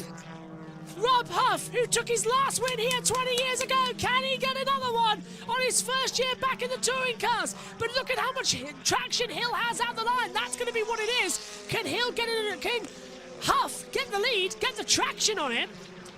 Yeah. We'll be right back there by the time we get to the straight again. They're like 2 or 3 seconds faster through the first 2 sectors. 2:05.041. Here's that move again. Oh, this is Huff on the wet patch. Oh, and that was Moffat's fault. He just lost on his own. That's the difference. Huff's managing to use those soft tyres a lot better than Moffat is. Absolutely. Huff, the gap back up as we go through Palmer. He's still got this sector which is dry, and he's catching. He's going to go around the inside. He's going to huff, he's going to puff, and he's going to mow his way through into the lead. Rob Huff leads a British touring car race for the first time in 20 years. It's only his 9th race back, and he's in the lead of the race. And now Hill's falling back to Moffat, and here comes Josh Cook as well. But Rob Huff leads a touring car race for the first time in 20 years.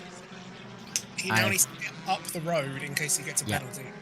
And of course, the last time he won a touring car race was here at Snetterton, up 13 places for Rob Huff in the 12. He uses his hybrid, he goes up the main straight, the back straight as well to try and get a gap. We're into the wet part now. Hill, I believe, has dropped further back than second. Yes, he has.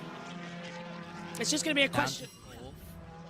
How much traction do they have in this wet part of the circuit? Huff is now, well, he was the fastest on the track, 2:05, 0:41 last time round. He's pulled 1.5 seconds to Moffat, but he's just got to keep it on the road, and Hill's going to be momentous through this part of the track.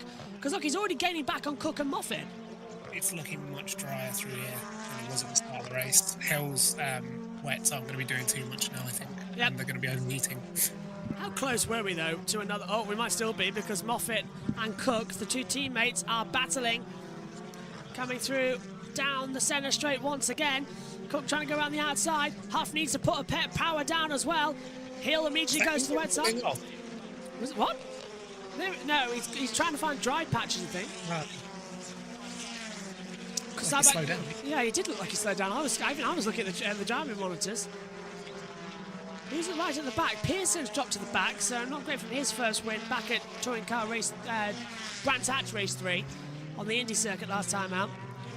But Rob Huff from reverse grid to take the lead up 13 places. No one can say this is a reverse grid win. He's going to earn this one with every single might and momentum he deserves. Oh, and Dow de Jong's out of hybrid for the rest of the race. Ingram's going to get straight past Hill here. He's a bit of a sitting duck now. Hill's drop. So Ingram up to 4th. That's bad for Hill's title challenge as well. He got right back in it with those two rich. Oh, is that? Oh no, sorry, that's Smiley out of the race. I just saw a car off and I thought, who's that? That Smiley pulled off the side of the track, debris flying everywhere. These two are holding each other up. And here comes Ingram to take second as well. He needs it for the championship. Yes, Moffat should have let Cook by. The team don't work together. That's the problem. Look at Cook. Moffat's going to defend this now, and Huff is now 2.4 seconds up the road, and the track is starting to dry out with 2 to go. Little bit brighter over to the west of Indianapolis Motor Speedway, so looking up a little bit. Fingers crossed we get that race started soon. It's 6:17. Lightning clock is ticking down. We've not had a strike in the past like 10 minutes. Ah, good. So what? It's a 20-minute countdown, isn't it, for the lightning clock? For half an hour. Half an 20 hour. to go. Right, yeah, okay. We need the full race though. We don't want them to just get it going. Yeah. And do like 100 laps and then decide to start raining again. The Indy 250. Yeah. We don't want. I want the whole thing, the whole shebang. Even if we have to come back tomorrow to finish it, I'd rather do that. 2-day Indy 500. What's that? Is that a possibility? Yeah. We're at Texas one year. We did it 6 months apart. Nice. Really strange day. I think this is the first time in touring car history we've got every single form of tyre compound out there. Soft, medium, hard and wet. Very true. Wet was not the right choice. No, it wasn't. Oh, off goes Rowbottom! And he gets now, second time. And yeah, Sutton goes through. What's one way to let your teammate past? Yeah, well, may as well. Rowbottom's sort of let it go, hasn't he? Osborne down 16th. Nappers have had a terrible weekend as well. That's one you can say have had a terrible weekend. Chilton going on Hill. Hill goes defensive. Chilton goes around the outside, coming downhill. And, oh, there's going to be door bang in there. What's Hill doing? Oh, this is silly from Hill.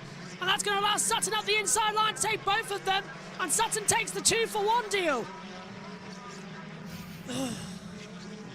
Oh, and so he hits Chilton for good measure. Okay. Come on, Tom, put your finger up. Give us something sort of Murrayism for us. Hill's getting a bit desperate, isn't he? He's just trying to defend any way he can, but he's just dropping like a stone. There's Rowbottom going through. And that's Hill down into... Actually, it's Rowbottom a lap down, so never mind, that doesn't count. Nothing against Jake Hill, but I'm glad he has not won the triple. Yeah, because that would prove that the touring cars, even in wet conditions, are just not the best in these regulations, even more so as Sutton hits that bollard and gets a lot of dust and water kicked up from it as well. Chilton can't find a way through there. Huff is going to start the last lap with a 2-second advantage here. Fantastic. I hope he doesn't get a penalty. I really hope so too. It's not going to be fair. I get the feeling he will though, but hey, let's enjoy it while it lasts. I hope they say force majeure. Really do.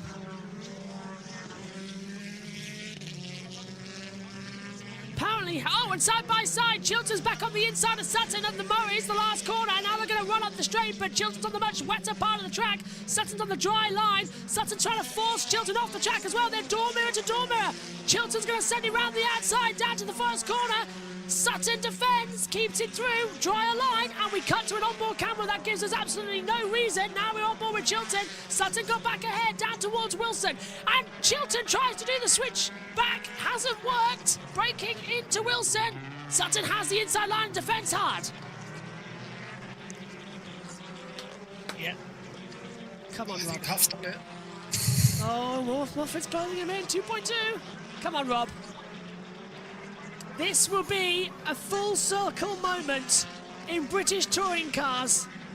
Ingram's closing in on the two LKQ cars of Moffat and Cook. He might still get third, but it's going to be Toyota who are all eyes up front here. Rob Huff took his last win here at Snetterton 20 years ago, and it is about to be full circle. His last full-time run in the championship was back in 2004. He returned after 20 years away from the British touring cars. He's fallen back in love with the series. At the track where he got his last win before announcing he was departing. It's now full circle as they come into the last sector. Ingram's going to try and have a go at Moffat and Cook. It's not going to work out. Toyota 1, 2, 3 as well. Yes, and last year's Toyotas in 2 and 3 with Moffat and Cook. That's going to please them so much. Cook went wide, sorry. Oh, is that going to allow Ingram through? He's got a lap of hybrid left. No, he's too far back.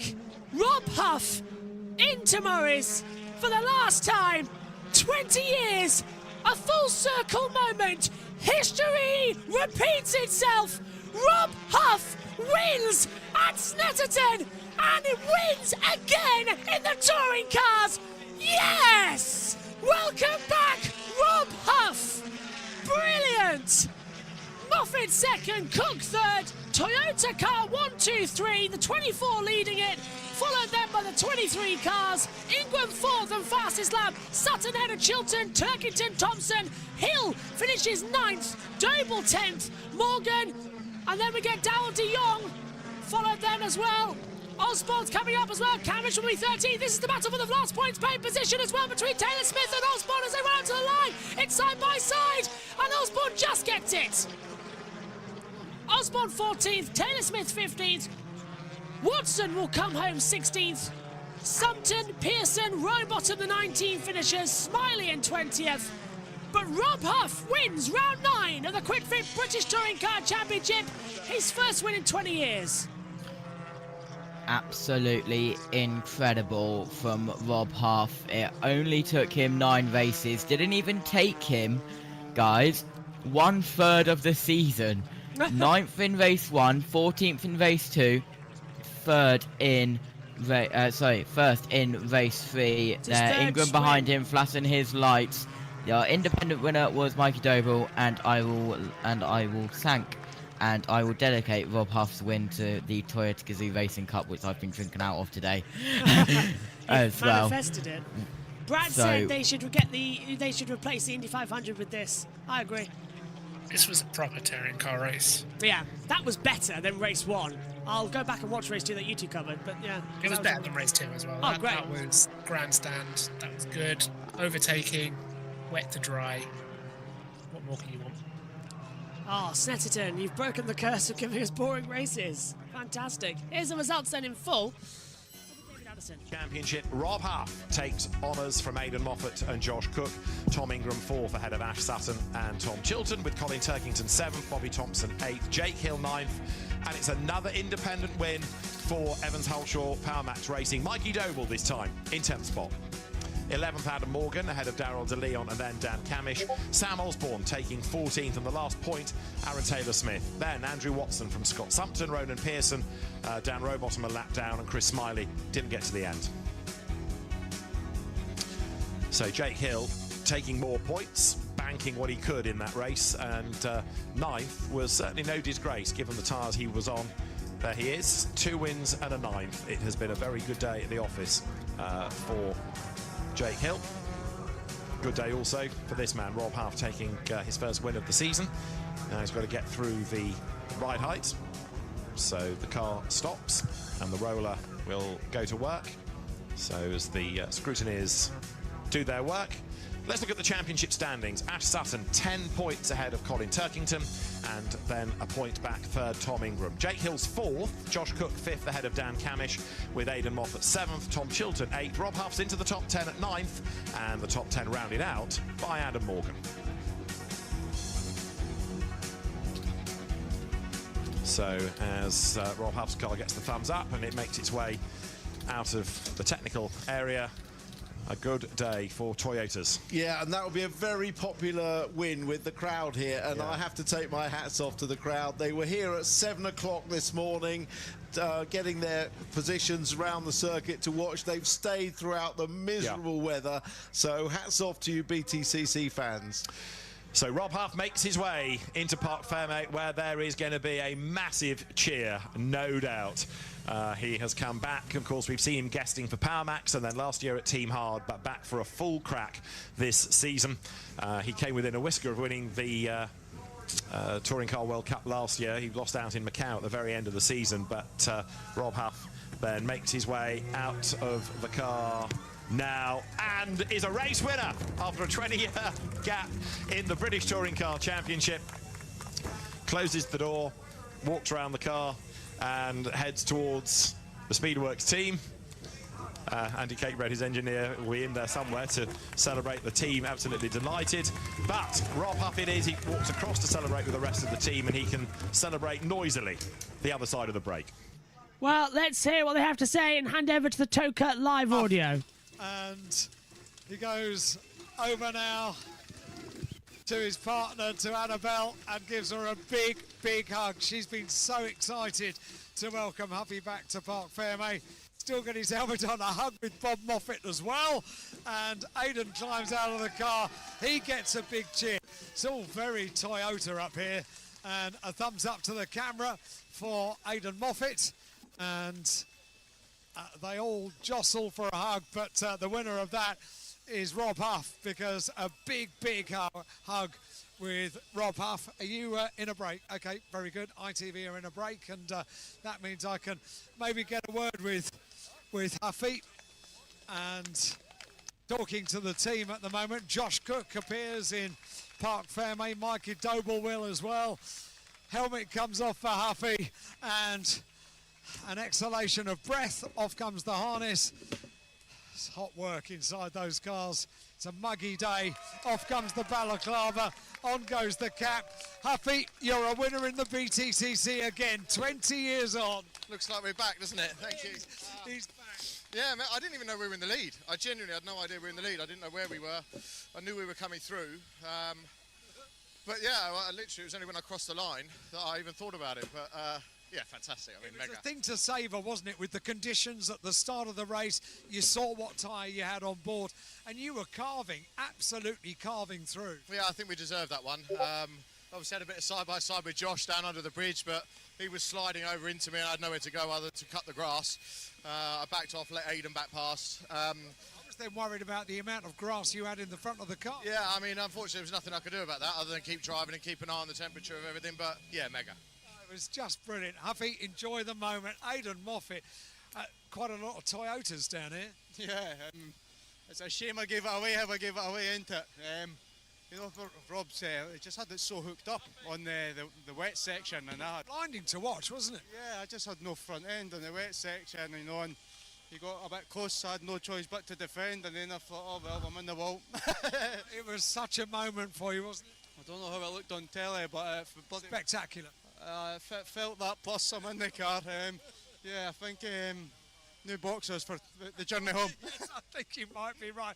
Let me talk to Josh, because he just came over to Rob, gave him a hug with Bob Moffat and Josh now, and I saw you giving Rob the look. I mean, you two were battling away so beautifully. Yeah, no, it was a good race. Obviously, first of all, really pleased for the team. Obviously, a 1, 2, 3 is just amazing, so huge credit to them.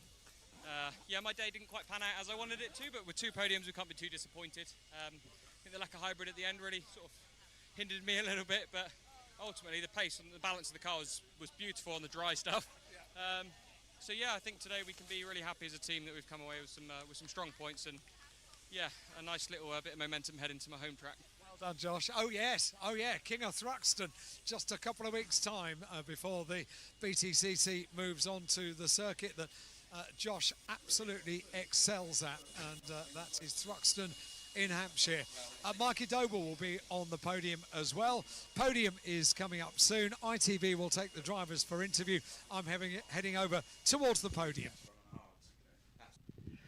What a weekend we've had here in the Quick Fit British Touring Car Championship. Let's have a quick sum up then with our broadcasters. Nick, what did you make of the action that we've had here today? Race 1, pretty forgettable. 2, a bit better, still pretty forgettable. Race 3 was proper touring cars. Enjoyed that a lot. Yeah, that's what it's all about. I hope Huff doesn't get a penalty, because he deserved it. I hope so too. Should be okay. That's a good story, isn't it? Yeah, we'll update you on any show that we have anyway on for the rest of the day. JC? Completely agree with everything which Nick said. Next time out, I believe it is Thruxton. We don't have one before, do we? No, Thruxton, and you're there on Saturday. Yep. Yes, I am there on Saturday. It's literally over there, half an hour, 25 minutes if you're lucky, and it should be good. So practice and qualifying live video footage will be there as well. Race day as normal. Right, my big thanks to JT for this weekend, and to Nick Conewood for stepping into the combox as well to make sure that we had a smooth run of power. Right, important now, everybody, listen. British Touring Car Championship is done, so now we've got to talk about the Indy 500. In a massive weather delay. Might start the race tonight. Looks very much unlikely that we are going to have the 500 today. Stay tuned. NASCAR, Coca-Cola 600. Looks like that will become our race for today. But if we can't run it, Indy 500 is our priority. So if we can't do NASCAR today, we'll do it tomorrow. But if IndyCar happens tomorrow, we'll do NASCAR tonight. Follow that? Good. Stay across our socials to keep an eye on it as well. Thanks for your company, guys. We'll see you at Thruxton. Rob Huff, a winner again. All H's for the 3 races. Bye-bye. The Quick Fit British Touring Car Championship leaves Snetterton and heads over to Thruxton in Andover. A former airfield once again transformed into Britain's fastest ever racing circuit. Thruxton hosts round 10, 11 and 12 of the 2024 Quick Fit British Touring Car Championship. Yesterday, Josh T was trackside. This is what he has to say.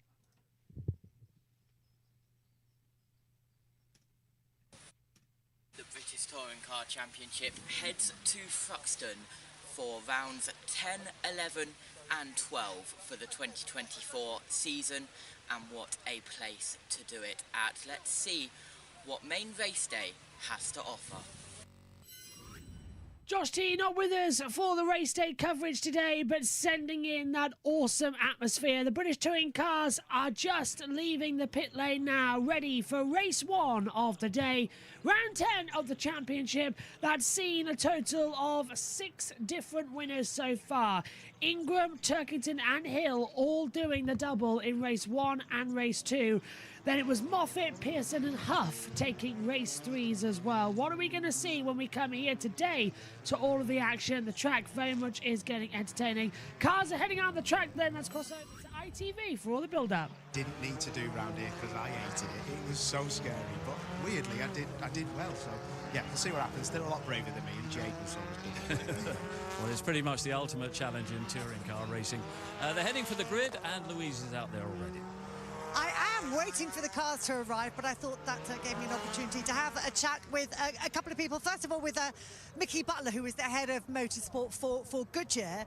And obviously this is an unusual circuit because unlike the other race events where we've got a mixture of tyres, it's just the one hard compound tyre that everybody uses throughout the day here at Thruxton. Just tell us a little bit about why that is the case.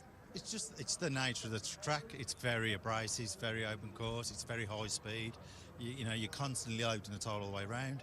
And because this track doesn't get used that often, it's always very abrasive. So we've tried looking at going softer in different compounds in the past. I think Dick would be adamant to go and try a softer compound.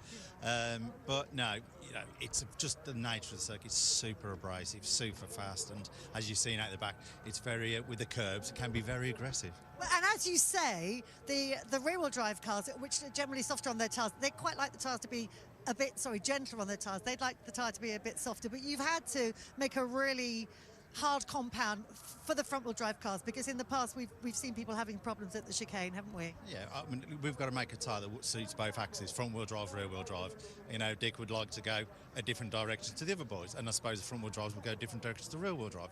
But, you know, we've got to keep it fair for all. We've tested equally with both front-wheel drive, rear-wheel drives, and we've come up with this optimum package. So I think Dick will forgive me at one point.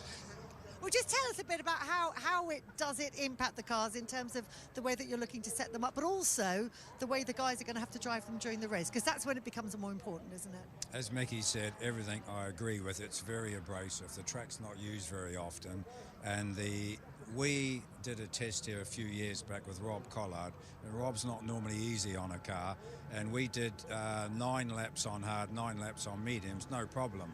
But you have to set your car up to suit it, and we know the front-wheel drives have left front problems, and if we have a problem, it's a left rear. So it's managing your car setup and trying to manage your drivers. You can tell them till the cows come home, don't use the curbs lap 1 or 2, but you watch it on tally and they're using the curbs. So it's a difficult one. So I think, as Mickey said, for safety, the hard compound is generally there's never any issues. So, and how does that impact your cars race-wise over the duration of a race versus the front-wheel drive cars? We probably like front-wheel drive. We change the setup around here more between qualifying and racing than what we do at other circuits, because to get the best out of the car in qualifying, you need quite a aggressive setup.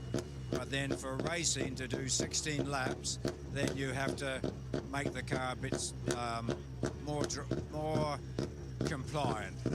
Great, thank you for that insight. Hope you have a good one today. You have a good one every day, don't you? Goodyear wins every single time. Right, let's dive in and have a word with Tom Ingram, our pole sitter, celebrating this first race here at Thruxton. Is Tom's 100th race. He's just setting up his tape here for his starting position. This is Tom's 100th race with the Accelerate team. And Tom, we were just talking tyres with Mickey Dunlop. You guys actually followed a slightly unusual strategy in qualifying yesterday in order to get the maximum out of your tyres, didn't you? Mickey Dunlop, yes. The Oracle. I did that when I was talking to him. What I meant was Mickey Butler from what used to be Dunlop. I've been watching the TT too much. Yeah, Mickey Butler Dunlop would probably know more about riding at high speed, wouldn't he? Yeah, this is always one of those circuits that, as I said to you yesterday, because we only have to use the hard tyre around here, you try to do anything you can to try and get an advantage. As I say, I don't think it did anything for us, if I'm brutally honest. We all know the processes that we have to go to. All we did was do an extra warm-up lap. You know, it's not done anything different really to us. So I think it's more coincidence that we did something different and we got a result out of it. But realistically, it's not really done anything. So we, you know, eyes forwards in this race. I say eyes forwards. I can't actually see the start line. And let's just tell us a bit more about why. I can't see the start lights.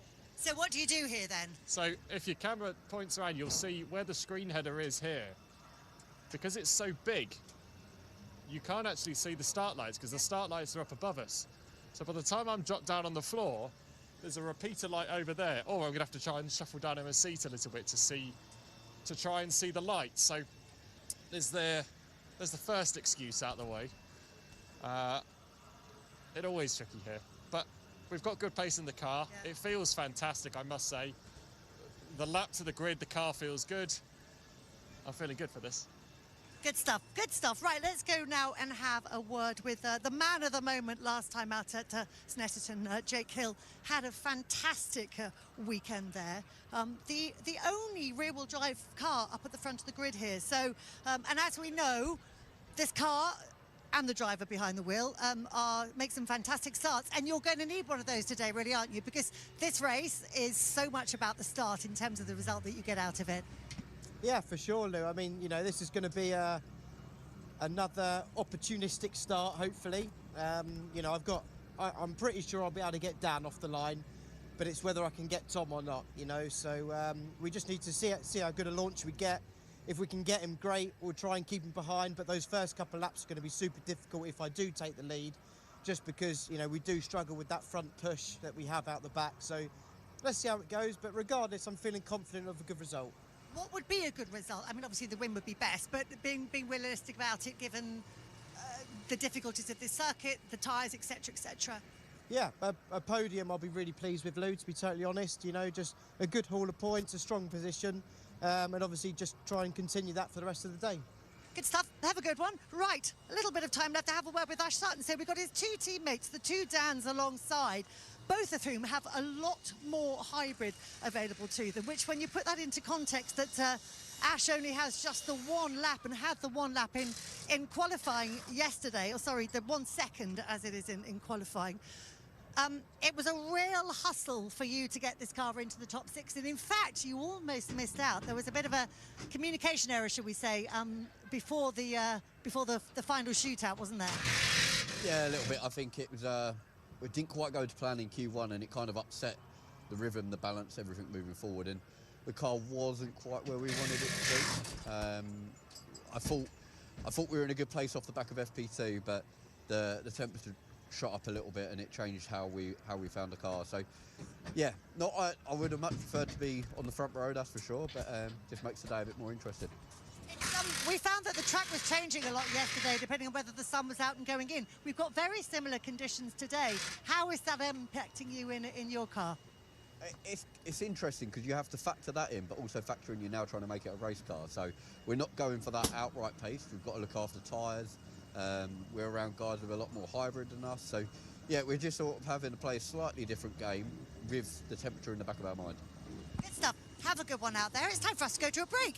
When we come back, we're going to have the first touring car race of the day. We'll be setting off, so make sure you join us for that.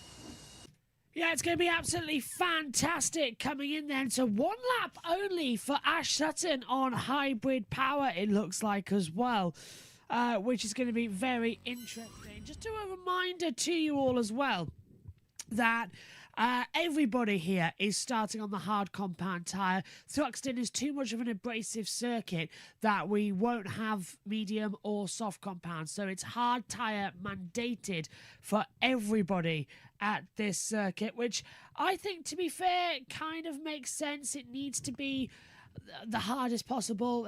I think Silverstone has a similar concept as well later on in the season. So Sutton has 1 lap of hybrid power available, and he had a second of it available last time out. Now, we have 16 laps here in total, and we'll get into the hybrids when they go out on the grid as well, and we'll let David Addison talk you through it. I'll take a quick photo, drop them down on my starting grid, and then we'll know where to go from there with hybrid powers. Race 2 coming up later on, race 3 as well. Race 2 is at 2:20. Race 3 is at 5:05 British summertime. They're all available in the YouTube chat below as well in the live streams. We've also got IndyCar, their warm-up session coming up, the Canadian Grand Prix, and we also have the NASCAR and IndyCar races as well. USON taking you through NASCAR, Omi and Jackson taking you through IndyCar until I can get there after the F1 race, and with rain predicted, not sure exactly how long it's going to take before we get there. So everything running around about 20 minutes delayed. We understand that 20 minutes is going to be caught up throughout the day with the lunch break being reduced reduced as well. Some other series getting out there. So pretty much just delay. It's how it always works in the touring cars. Hello to Quiet Bat person. It says, my friend at Thruxton says there might have been a medical emergency for a spectator. Yes, that is true. That's what we've been heard. I was receiving a text, and Steve Ryder said it as well on the ITV feed as well. There was a medical emergency in the crowd. I'm delighted to say that has now been dealt with, and I hope the person is okay. So there is a medical emergency there, and of course the air ambulance is based here at Thruxton as well, so immediate response to the crowd. But because even if a spectator is injured and needs medical assistance, the trackside personnel will go and help them, and the racing will be delayed as well, because everybody matters here in motorsport as well. Whether you're a fan or a spectator, everybody has the same access. So we're just waiting for ITV to come off the break. I'm watching Susie Perry right now in the Alzheimer's Research UK commercial. So once we get the ITV feedback, we'll say hello to David Addison and Tim Harvey, and then we'll get going for the session as well. It's an interesting circuit, this though. 2.3560 miles, well, that's 3.791 kilometres to go around as well. Turn 1, that's Allard. Turn 2 and 3, Campbell and Cobb. Then into Seagrave. Then it's to split the first sector. Down to Noble, Goodwood, Village, Church, Woodham Hill, and then the Club Chicane. And then you're across the start-finish straight as well. Thruxton is the fastest circuit in Britain here, of course. Andover, we're in Hampshire. So it really is a fantastic circuit as well.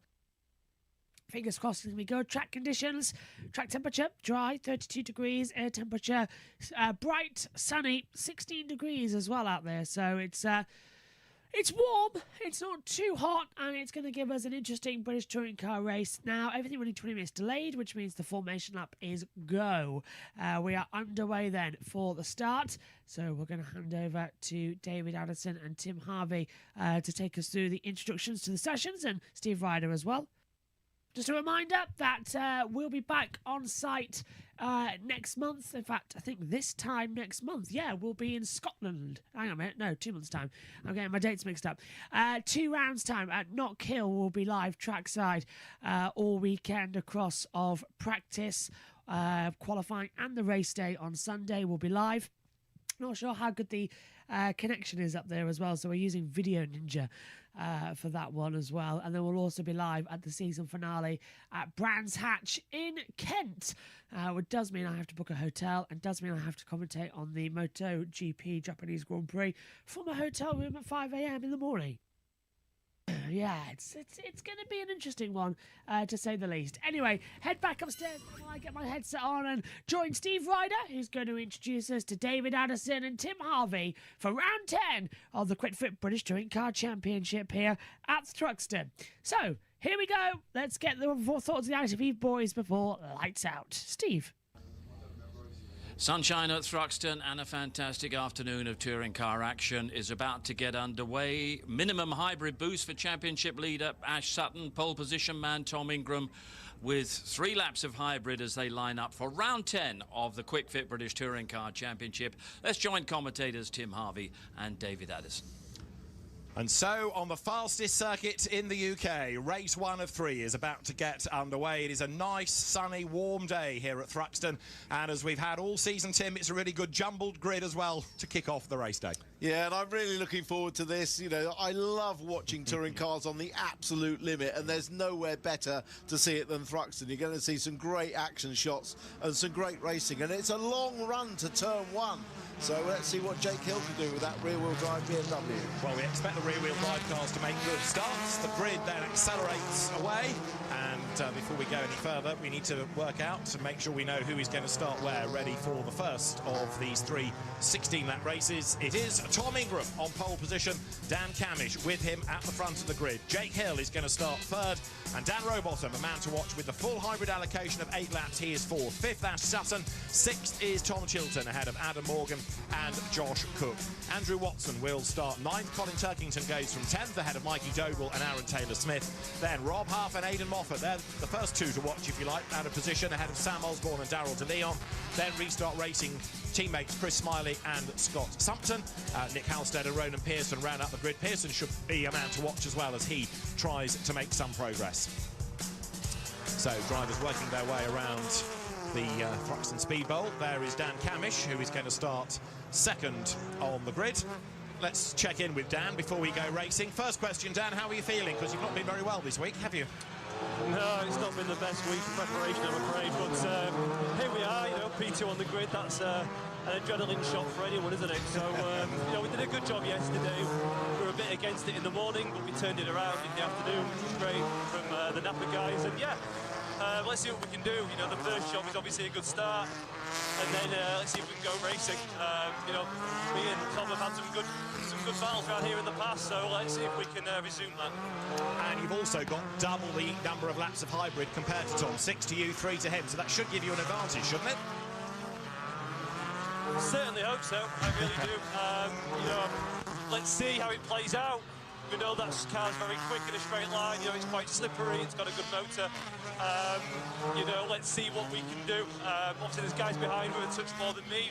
My teammate's obviously strong as well all day yesterday, so yeah, this should be an interesting one, I think.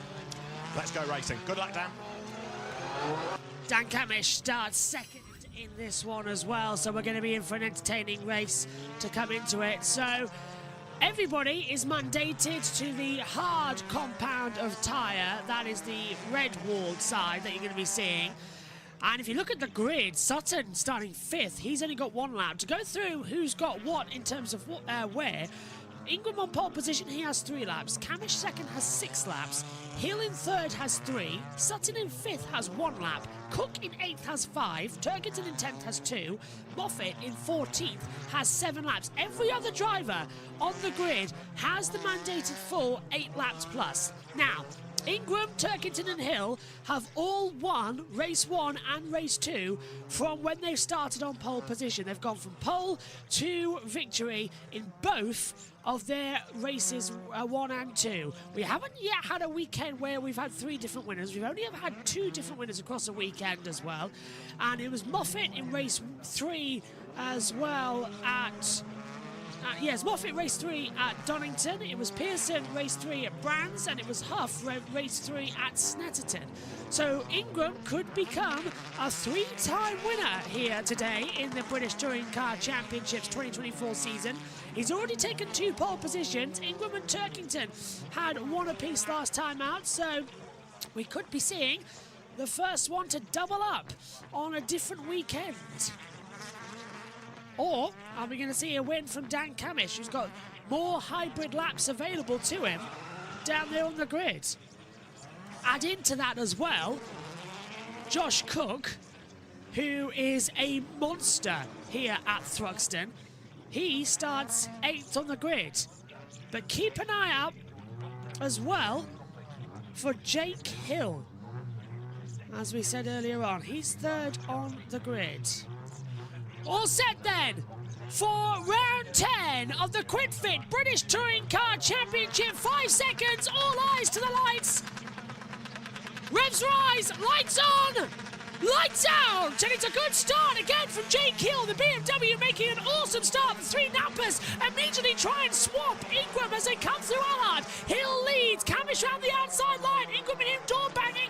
Rowbottom and Sutton are going line astern. Chilton trying to defend down his teammate as well as the 3 Nappers absolutely mug Ingram. He's gone from 1st to 5th before the end of the first sector. Hill leads and the 3 Nappers coming to battle as well. We've got the inside line with Camish coming through as well. Rowbottom and Sutton under pressure. Chilton now in defending as well. The Nappers have jumped ahead. Terrible start from Tom Ingram. Great start from Jake Hill. As we see Camish ahead of Rowbottom. Sutton trying to go through and has to defend from Ingram, who looks to the inside, coming through Goodwood. Down now we come through Village towards Church, the fastest corner in Britain, and Ingram's all over the place. He's on the grass. It's Sutton putting him on the grass. We come down towards Church, and now we've got side by side. Rowbottom's dropped back as we enter Church. We're on board with Ingram. He keeps on the inside line. Rowbottom drops back. Ingram's back up into 5th position. Now we're seeing Morgan battling as well with Josh Cook. I told you to watch out for Cook. He makes some demon starts here. Cook's on the inside line. We've got Morgan trying to look around the outside. Rowbottom and Chilton now making battles. We come through the club chicane for the first time. On to lap 2 of 6 as they head down now across the start line. We've got a yellow flag. Someone's off further back. We've got a safety car as well. Damage damage immediately down there, somewhere on the circuit. Safety car is deployed, so I don't know why, as of yet, Scott Sumpton has dropped down into 20th position, and I don't think he has crossed the timing line either. So safety car is out immediately on lap 2 of 16. Now the race can be extended maximum of 3 laps, so that will take us to a possibility of a 19-lap race. Here's the start. Now again, the BMW this year makes an awesome getaway, goes directly between Ingram and Camish and swings around the outside into Allard. The 3 nappers get an awesome start. Camish immediately, and then Sutton and Rowbottom just completely mug Ingram. Ingram then gets a love tap from his teammate Tom Chilton. Morgan comes to the inside line. Turkington battling with Taylor Smith and Doble as well further back.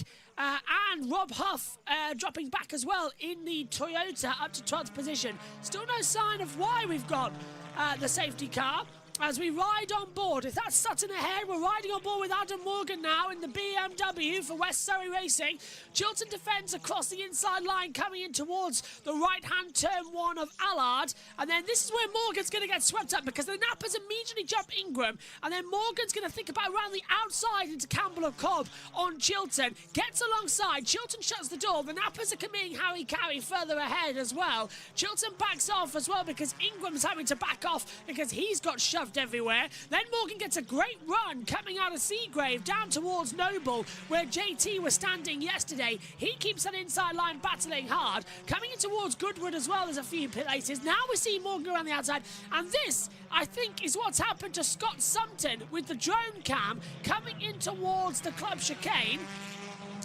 So there's contact there between Chilton and Rowbottom. We knew that. I'm looking further back for Scott Sumpton. There's one of the restarts. That's not... Oh, there! We've got the tyre barrier come loose. The tyre barrier... So it's not... I think it's one of the Toyotas. Yes, it is. It's the 11 Toyota of Andrew Watson who has nubbed the tyre barrier out of position. So they've had to put the safety car to repair the tyre barrier. So the JCBs are out as the tyre barrier is now going to be removed for... No, it's going to be put back in place, but that's a track effectively blocked. So already one set of tyre stacks have been moved, and that's when the safety cars come out in order to put them back on. Well, interesting start this, isn't it, to the touring car race, as they will pull that tyre barrier back. The Marshals will get in great action. So I thought it was Scott Sumpton because he's dropped down into 20th position as well after starting in 18th. And he didn't cross the control line, but he has now since rejoined the back of the pack. So everyone's still running. It's the tyre barrier that's come loose down at Club Chicane as we ride back on board. There's Josh Cook. Josh Cook, by the way, up into 7th position as well. I said he was 8th, but watch out for him because he's got the best advantage on the front here.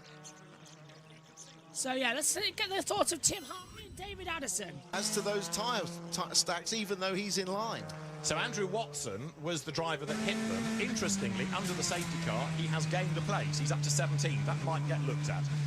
But he was the one that really lost out, because where did Andrew start? He was 9th, and he's currently running in a 17th place position. Yeah, well, so not only has he got frontal damage, he's also lost a whole heap of ground.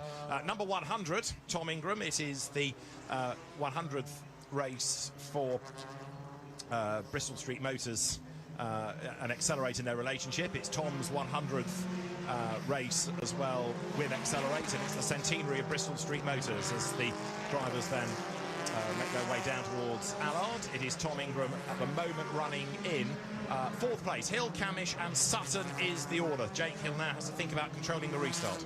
Yeah, he does.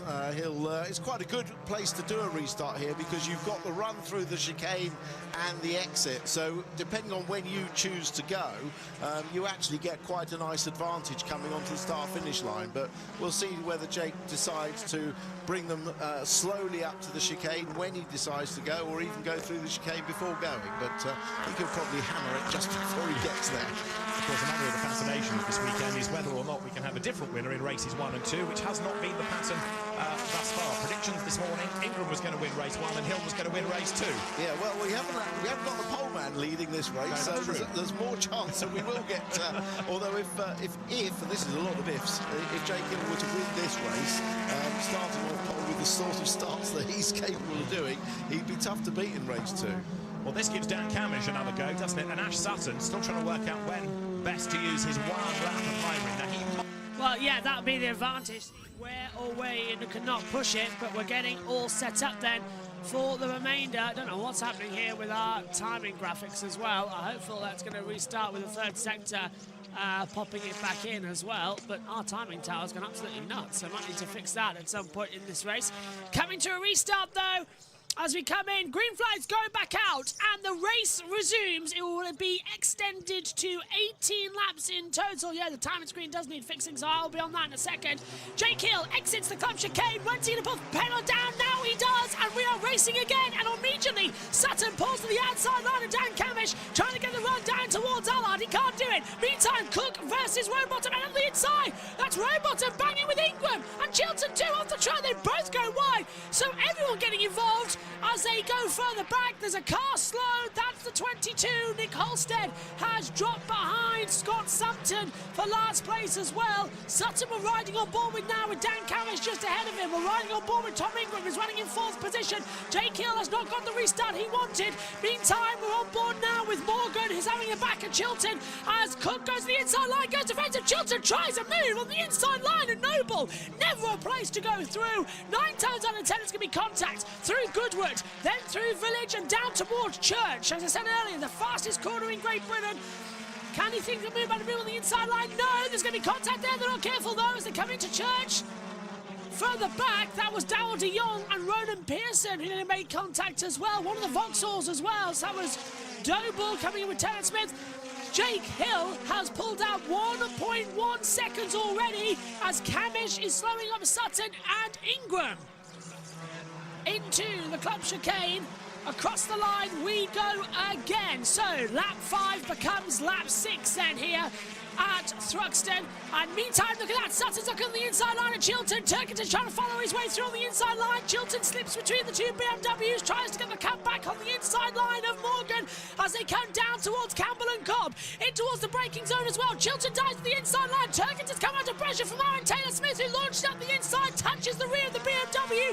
Rob Huff's coming in there too in the Toyota, gets a little bit of oversteer. He's going to come under pressure from Doble, who's looking round the outside. Add in as well, Darryl de Jong has come out of nowhere. So already the mid-pack has got a lot of action at the front. It's not so much. Doble, Moffat versus Doble side by side. Moffat round the outside line coming into Noble. He'll have the inside coming into Goodwood. Should make that position quite square away. Does so. Pearson, Watson and Osborne trading places as well. There we see as well Chilton versus Morgan. And now Doble right to the back of Moffat, further back as well for 13th and 14th position. Now 12th and 13th. Moffat moves ahead as they come through Church once more. So already they've got a side by side, a little bit on the grass there from Darryl de Jong, so he'll have to be careful. Ingram's on the back of Sutton though, as Camish has pulled out 9/10 of a second to Sutton.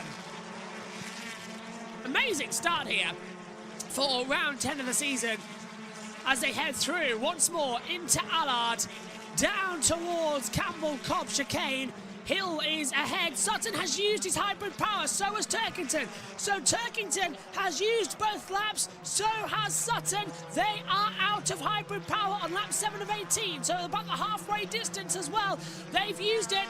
And now Ingram, who's got another lap of hybrid power to use, will wait to use that against Sutton. Hill has used 1 of his 3. Camish has used 3 of his 6.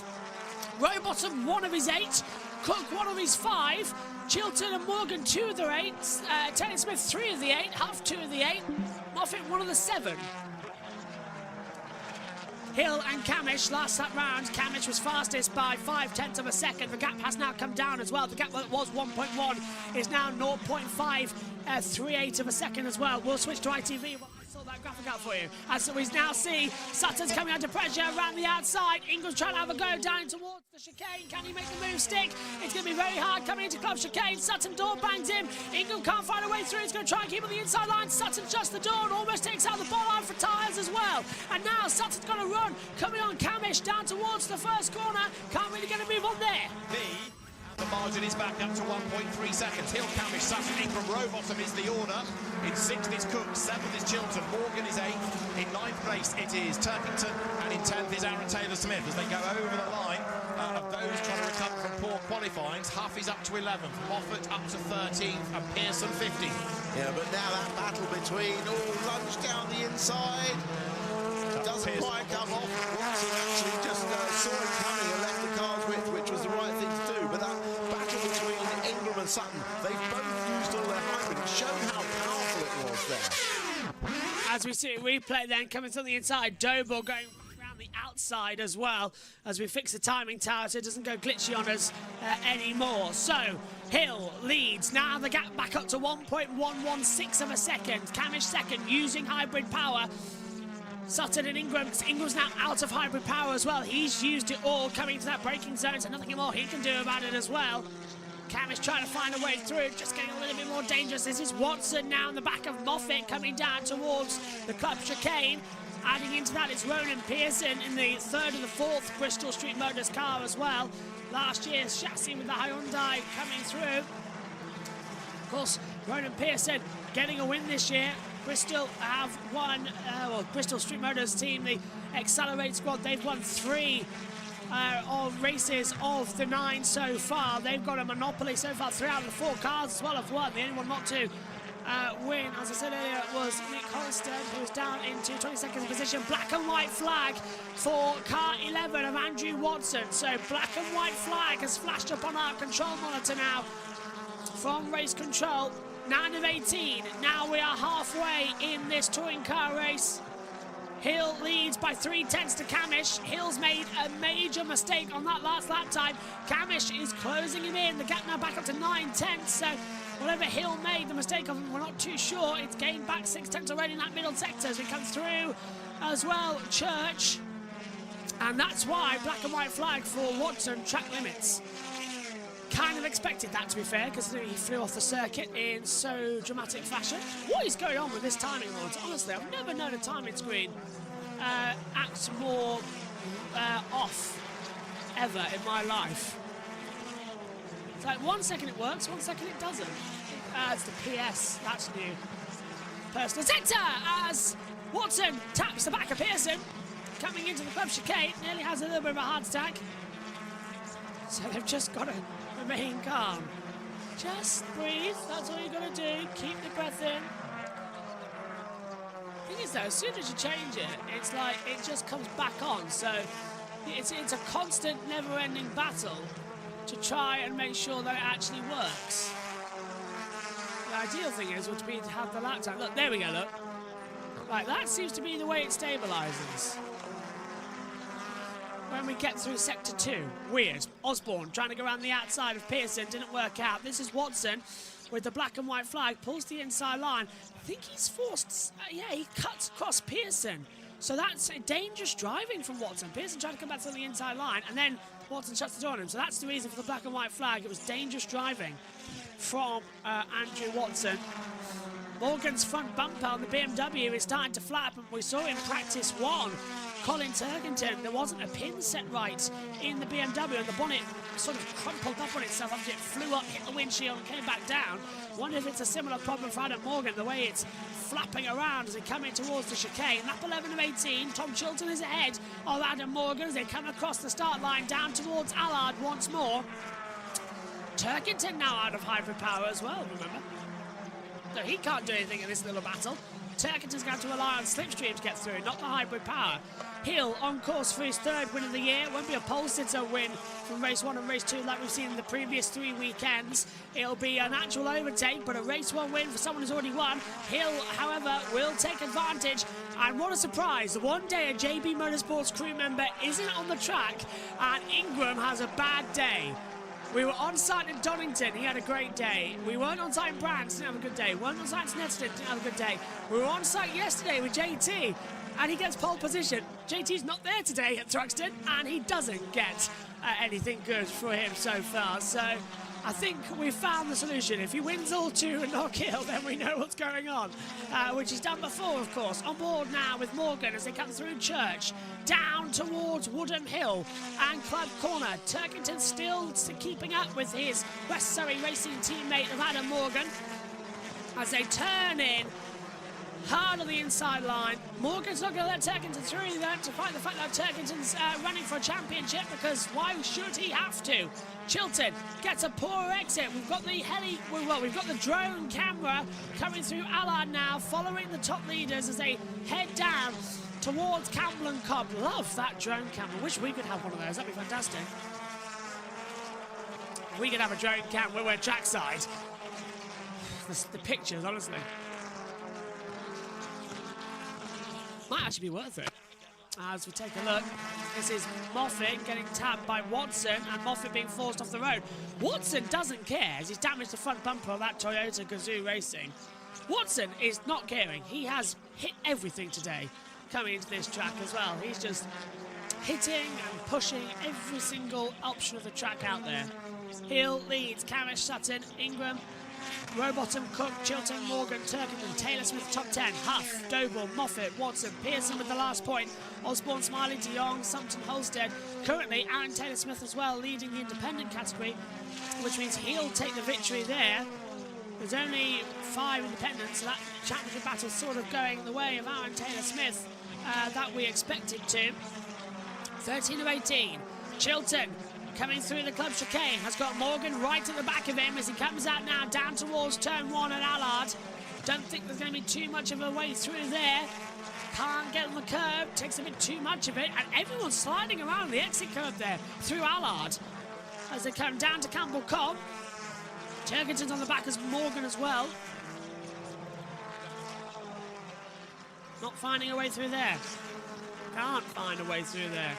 Wanted to, couldn't. So there's differences again starting to form the way on the circuit. Gap currently is a second, but 1.064 of a second between Hill and Camish. It's too much for everybody else though. Top 4 separated by 2.2 seconds.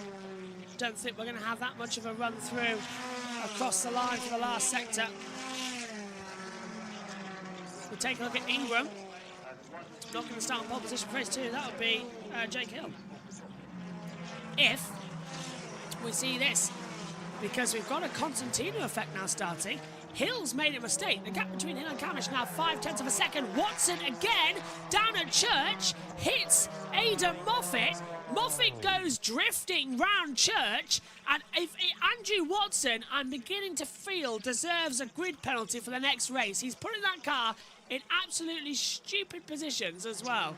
So that was well done to Ada Moffat in order to not fly off into the Church barrier, which we've seen a couple of times before in touring car history.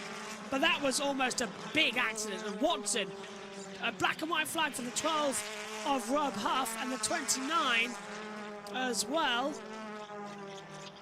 of Sumpton. And Scott Sumpton's now into the pit lane as well. So problems at the Restart Racing squad for Scott Sumpton. 19 on the track. Holstead is now apparently not even being registered, but he's on the lead lap. Don't know why that is. Chilton, Morgan, Turkington, that's the battle. There's Holstead now being registered. Sumpton is now last. Holstead's moved up into 19th place, so that battle has changed as we expected it to. Sadly, so not great there from, not a great race for Scott Sumpton.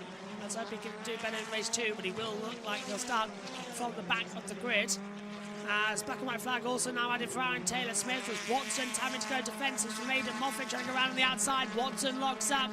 Moffat can't find a way through. Ronan Pearson's in there too. So is Sam Osborne in the 4th Napa. Not a great performance from Osborne either. He's struggling right at the back for the last points paying position, 16th out of 15th. But everyone at the front, he's got Camish, Sutton and Rowbottom inside the top 5. And all the top 4 now out of hybrid power, by the way. Rowbottom has enough to the end of the race. 6, 7, 8, 16, 17, 18. He's timed that to perfection. So Rowbottom 5 seconds back, but has hybrid power. The rest don't. The gap now between Hill and Camish, 1.1 seconds. So it's a closer opening race than what we've been used to so far this year. It's not a walk away from Jake Hill, but Hill again is going to take victory. He took victory race 1 and race 2 at Snetterton last time out. He's going to have that option now and take yet another victory as he flies through the chicane as well. Just jumping a little bit. There's the Mark Blundell team, the Laser Tools Racing NB Motorsport squad. Camish flying through. BMWs, awesome starts they've had this year thanks to their new car design, the new tyre ride heights. They are fast off that line. We saw that back in the season opener. And we've kind of predicted it as well, coming in to when we were trackside at Donington Park for the season opener as well. The launch day, 2 weeks before the race itself. And then we were back on site for that as well. Hopefully next week they just put it like on the same week so I can just stay in one location and save train tickets. We're so bad then. Hill, 1.278 seconds a difference. They're sliding it around now like crazy. They will have the alternative. They will have the power to just sort of keep it together and hold it still. Black and white flag for the Osborne and Morgan. The 33 of Morgan, the 77 of Osborne. So they're black and white flags now starting to come out. Camish feeling a little bit defensive against Sutton. Sutton, of course, reigning champion. And he's got the other reigning champion right behind him of Tom Ingram. Scott Sumter's going to return to the race, so he'll finish. But he is 3 laps down according to our timing monitors at the moment. They fly through once again. Doble. Ooh, he's in 12th position, under pressure from Andrew Watson now. No, that's Rob Huff. Timing screen got it wrong. There we go, it's corrected. Doble has passed Rob Huff. That's why we're confused. Timing screen didn't update until they crossed the line. Doble's up to 11th. Huff is down into 12th position. Hill leads by exactly a second to Camish. Sutton and Ingram closing in as well. Last lap time comparison shows Ingram is faster than Sutton by 0.3 of a second. So there's room as well to be found. But are they going to be having anywhere near the differential? Just hold it steady. That's all you've got to do in this one. Just keep calm. The race will come back to you. It will find its way through. It doesn't need to be having issues like this. As the drone camera follows on coming into club, it'll be a 1 lap, 1 black and white flag for car 16 of Aidan Moffat. Track limits. Seen it so many times as well here in this last race. You can see on the timing screen how many black and white flags. It was black and orange flag for Scott Sumter. That's why he had to come into the pit lane as well, look. So 6 minutes ago, the black and orange flag came out. Interesting. Last lap. Hill leads by 1.195 seconds to be his 3rd win of the year at this rate. Just got to keep it calm. Sliding around like crazy. Tyres just holding up as well. 18 laps, of course, in the hard compound tyre. Should be good. When we had the mediums here, that was the worry. We had to reduce race distance one year. But these hard tyres from Goodyear making the distance. No sign of any punctures in the opening race. Practice and qualifying went okay, so it's a good race here at Thruxton. It's another really close finish to the race as well. Hill hasn't walked away with this. He'll say he's 1.1 seconds back, but he hasn't walked away. He's done the job. Checkered flag is ready. Jake Hill will come out of the last corner to take it. Well, it had to happen. Jake Hill in the BMW is once, twice, and 3 times a winner in 2024. He'll take the lead in the championship as well. Snetterton 1 and 2, Thruxton 1. Camish 2nd, Sutton 3rd, Ingram from 1st to 4th, Rowbottom 5th, Cook 6th, Chilton 7th, 8th for Morgan, Turkington 9th, Taylor Smith 10th, and wins the independent race just from Doble. So Aaron Taylor Smith wins the independents category. Huff 12th, Watson 13th, 14th for Moffat, 15th for Pearson, Osborne 16th, Smiley 17th, De Jong 18th, Hosted 19th, Scott Sumpton came back to the pits in 20th. Third win of the season, and his 6th podium of the season for Jake Hill. And he got the fastest lap to boot as well. 20 points for a race win, 1 for fastest lap, 1 for leading a lap, 22 points for Jake Hill in the opening race of the day. And he starts on pole position then for the following round. Nicely done. That BMW is impressive. And Laser Tools Racing does a fantastic job. Here's the final results then. Repeat from Jake Hill. Round 10 of the championship, Jake Hill wins. Dan Camish second, Ash Sutton third, ahead of Tom Ingram and Dan Rowbottom, with Josh Cook sixth. It's Tom Chilton seventh, ahead of Adam Morgan and Colin Turkington, and it's another independent win for Aaron Taylor-Smith in 10th overall. 11th for Mikey Doble, ahead of Rob Huff, and then his teammate Andrew Watson. Aidan Moffat 14th, ahead of fellow Scott Ronan Pearson. Sam Osborne 16th, then Chris Smiley and Darryl DeLeon. Nick Halstead in 19th, and Scott Sumpton didn't get to the end, being brought into the pit lane with that mechanical warning flag.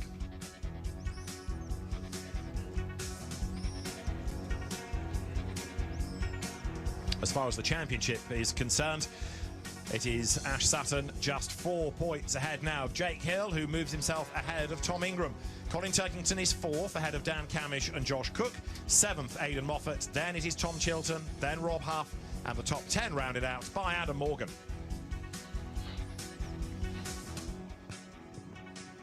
Riders will make their way into the pit lane. Big round of applause and a big cheer for Jake Hill as he came into the chicane. An appreciative crowd as ever at Thruxton.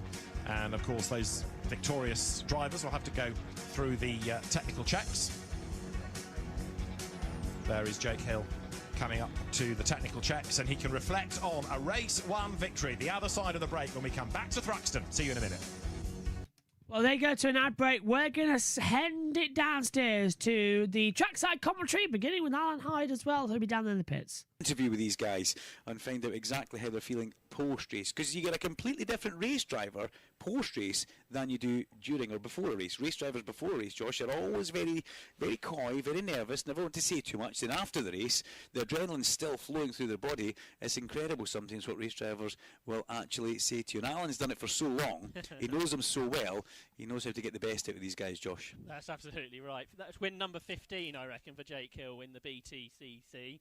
He sort of, in some ways, still think of him a new driver into the championship, but he's been so successful over the last few seasons, especially since he's been in the BMW. But yeah, Jake is a great character, isn't he? And he races anything he can get his hands on. We've seen him in historics as well here at Thruxton over the years, and he's really confident on these fast circuits and proving it again.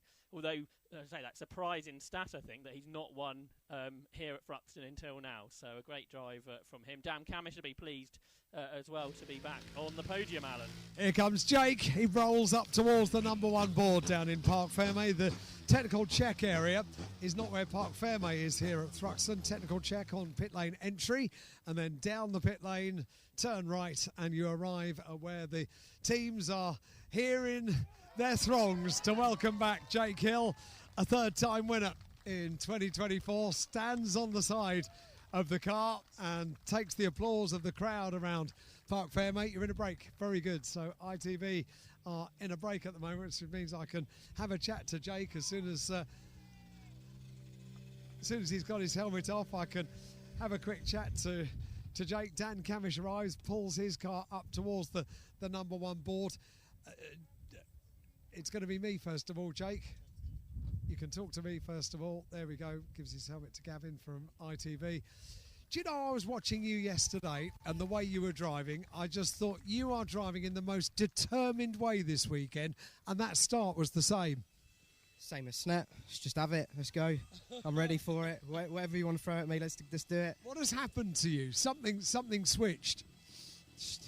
Yeah, you know, it just carried that focus, I think, from Snap that determination to, you know, to never underestimate yourself and be underestimated. So let's have it. It was absolutely perfect. The start, everything went well. Did Tom get a really bad start, or did you get a really, really good start? Mixture. Like, I think it was one of my best starts ever.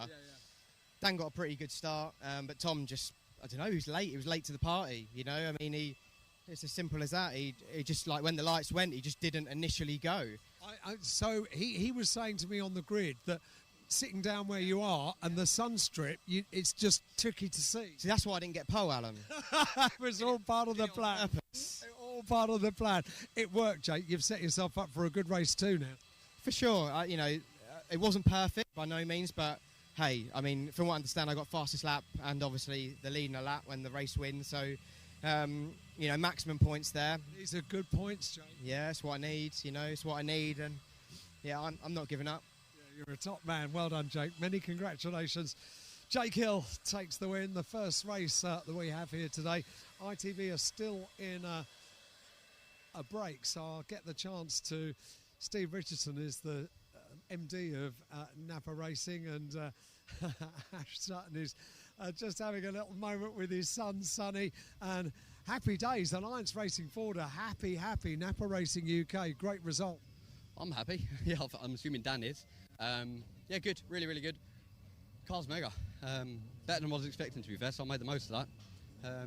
Yeah, just like a hybrid stopped us any more progress, so I'm pleased with that. Ultimately, if I put an attack on Dan, I could have fell trumps with Ingram, so I played the safe game. And you were wondering at this stage in the season, would there be a switch? Would the question be asked? No way. No, I wouldn't ask of that from Dan. He's in the championship. I wouldn't ask from that from anyone at this point in the season. So it was a little bit different last time that happened here.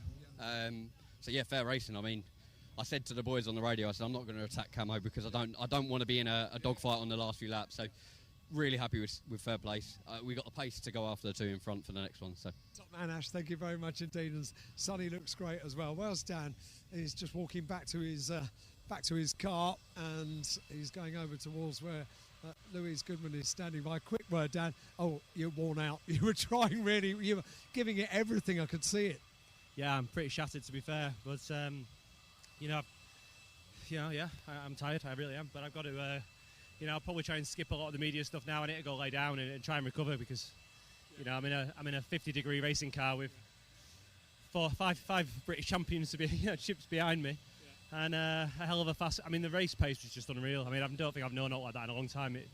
There were 16 qualifying laps.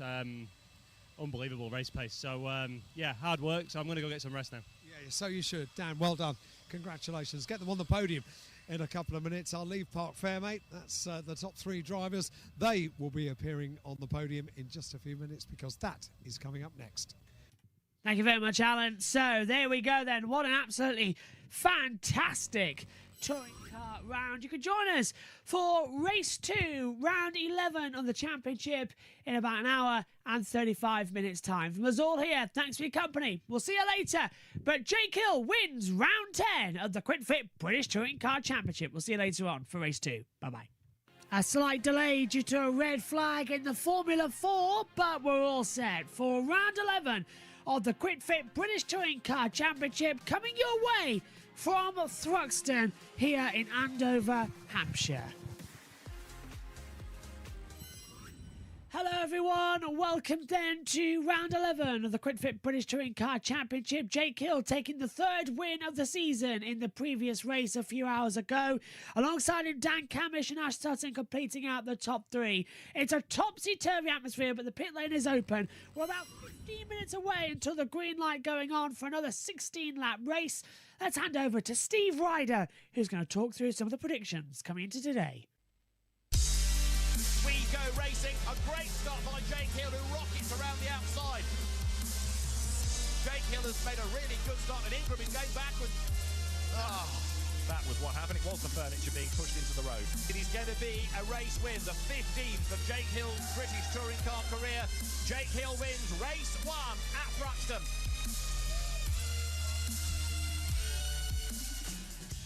Jake Hill's Snetterton form continues here at Thruxton. He'll be on pole position, of course, for round 11 of the Quick Fit British Touring Car Championship. Dan Camish will be right alongside him in the second row of Ash Sutton and Tom Ingram. The race is moments away, so I've been joined in the studio by Jade Edwards to try and anticipate what lies ahead. I think I asked you the same question at Snetterton before he disappeared into the distance. How difficult will it be for Jake Hill to make it 2 out of 2? The difference here we have is the same tyre compound throughout the day. So I'll be very surprised if Jake doesn't actually do a double here, because he seemed to dominate that race one very comfortably. When he first started, as we can see here, he got a rocket start immediately into the lead. And had we not had that an initial safety car, he was 1.2 or 3, I think, up the road by the end of lap 1. Yeah. He is in the groove at the moment, and because we're not switching tyres, the only difference is obviously hybrid allocation. I think he's going to get another rocket start, and it'll be his race to lose, I think. Yeah, he was assisted in that respect earlier today by what was a desperately bad start for Tom Ingram off pole position. Interestingly, Tom was talking on the grid about his inability to see the start lights, a difficulty because they were positioned so high. Is that a case of getting your excuses in early, or is it a genuine problem? That is actually a fairly genuine problem for Thruxton. I don't know if you can use it in many places, but I do know, you know, starting from pole, you're very, very close to being near the starting lights, and because you sit so low in a touring car and you've got the visor strip sticker, it makes it very, very difficult. So you have to kind of take a you know, you either sit back further in your grid position and be able to see the lights more, but obviously you're starting further back, or you start where you should be and then risk not seeing the lights. I also know that on sunnier days, especially for race 3, that plays a part in able to see the lights as well. So I'm going to give that one to Ingram just this once.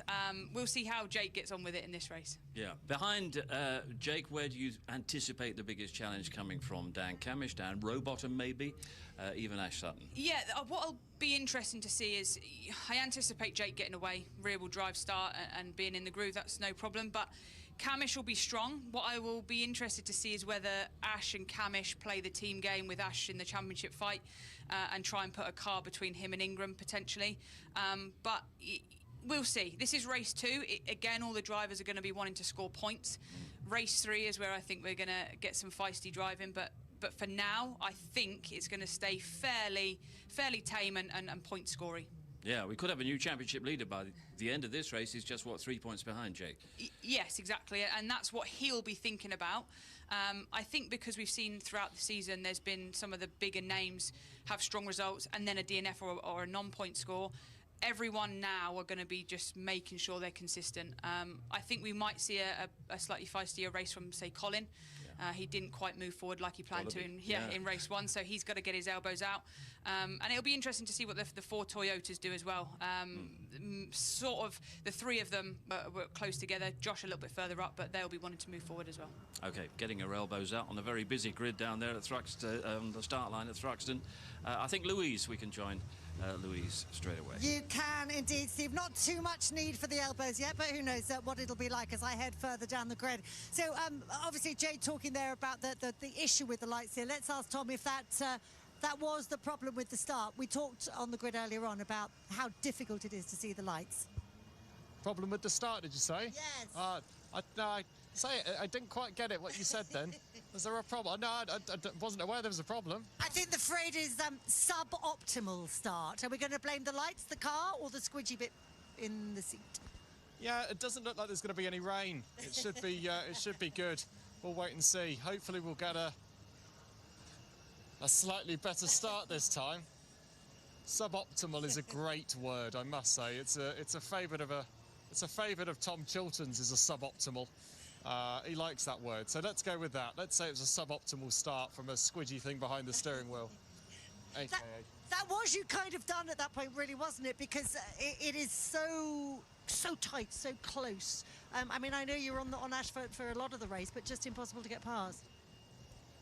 Yeah, and the trouble is we get this aero wash thing, which you hear all of the sort of the F1 lads talk about it, and you wouldn't think that we would get it. But we're house bricks travelling through the, through the wind. We create turbulence. And what happens is when we hit that turbulence at the front, it feels horrible. The front of the car feels like it's lifting off the floor. So as you get into the high-speed corners at the back, you turn in, and initially it can feel okay. But if you hit that turbulence, it's like somebody's just taken the front wheels off the floor, and you just go, you know, you go skating across. Sometimes you hit it and you'll get oversteer. Sometimes you hit it, you get understeer. It's really unpredictable. We don't really get it, well, we don't get it anywhere else. A little bit at Silverstone, but that's it. This is the only place we experience it. So the first lap is key. And unfortunately, the BMWs this year are so fast off the line. So fast. Yes, I messed up. That's fine. I'll hold my hands up. That was my fault. But they're crazy fast off the start line this year. We've seen it at every single race. But track position is key. Yeah. You get a good start, you've got track position. The race is done by the first corner. Well, I hope you don't muck this one up. Right, let's go and have a word with Thomas Chilton, who, as we've just heard, it's one of his favourite phrases, suboptimal. And he's actually having a bit more of an optimal time in this car. Tom, I think it's fair to say you're really starting to feel really comfortable in this Hyundai, aren't you? I am indeed, yeah. This is my third year with the team and in this car, and made a couple of big changes this year, and obviously Barry Plowman, my engineer, is an absolute legend, and I'm very comfortable in this car and having a lot of fun. Got a great start in race one, and looking forward to a bit of a battle in race 2. Well, tell me about race 1, because you had a little bit of a coming together with Robo, didn't you? For which he's been given a penalty for overtaking you at the under the yellow flags, as it were. But that damaged your car, I understand. Yeah, absolutely. On the safety car restart, you're not supposed to overlap. Yeah, and he ended up, he knew exactly what he was doing, getting the nose and up the inside for turn 1 meant that he'd overtaken before the start line, really, because I had nowhere to go. And not only did I get the marbles on my tyres, which take a couple of laps to clean up, but he obviously hit me twice on the exit, so damaged the car a bit. So it wasn't 100%, but managed to fight through and get the 6th place at the end, which we very much deserved.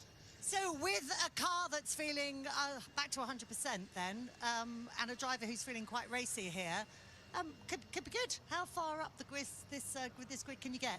As far as I possibly can, Louise. I kept the BMWs behind at the end of the race, which is really good because they're naturally better on their tyres. So I'm confident with the car. We've got a good race car. Let's keep it out of trouble in the first few laps and make up some place on the start.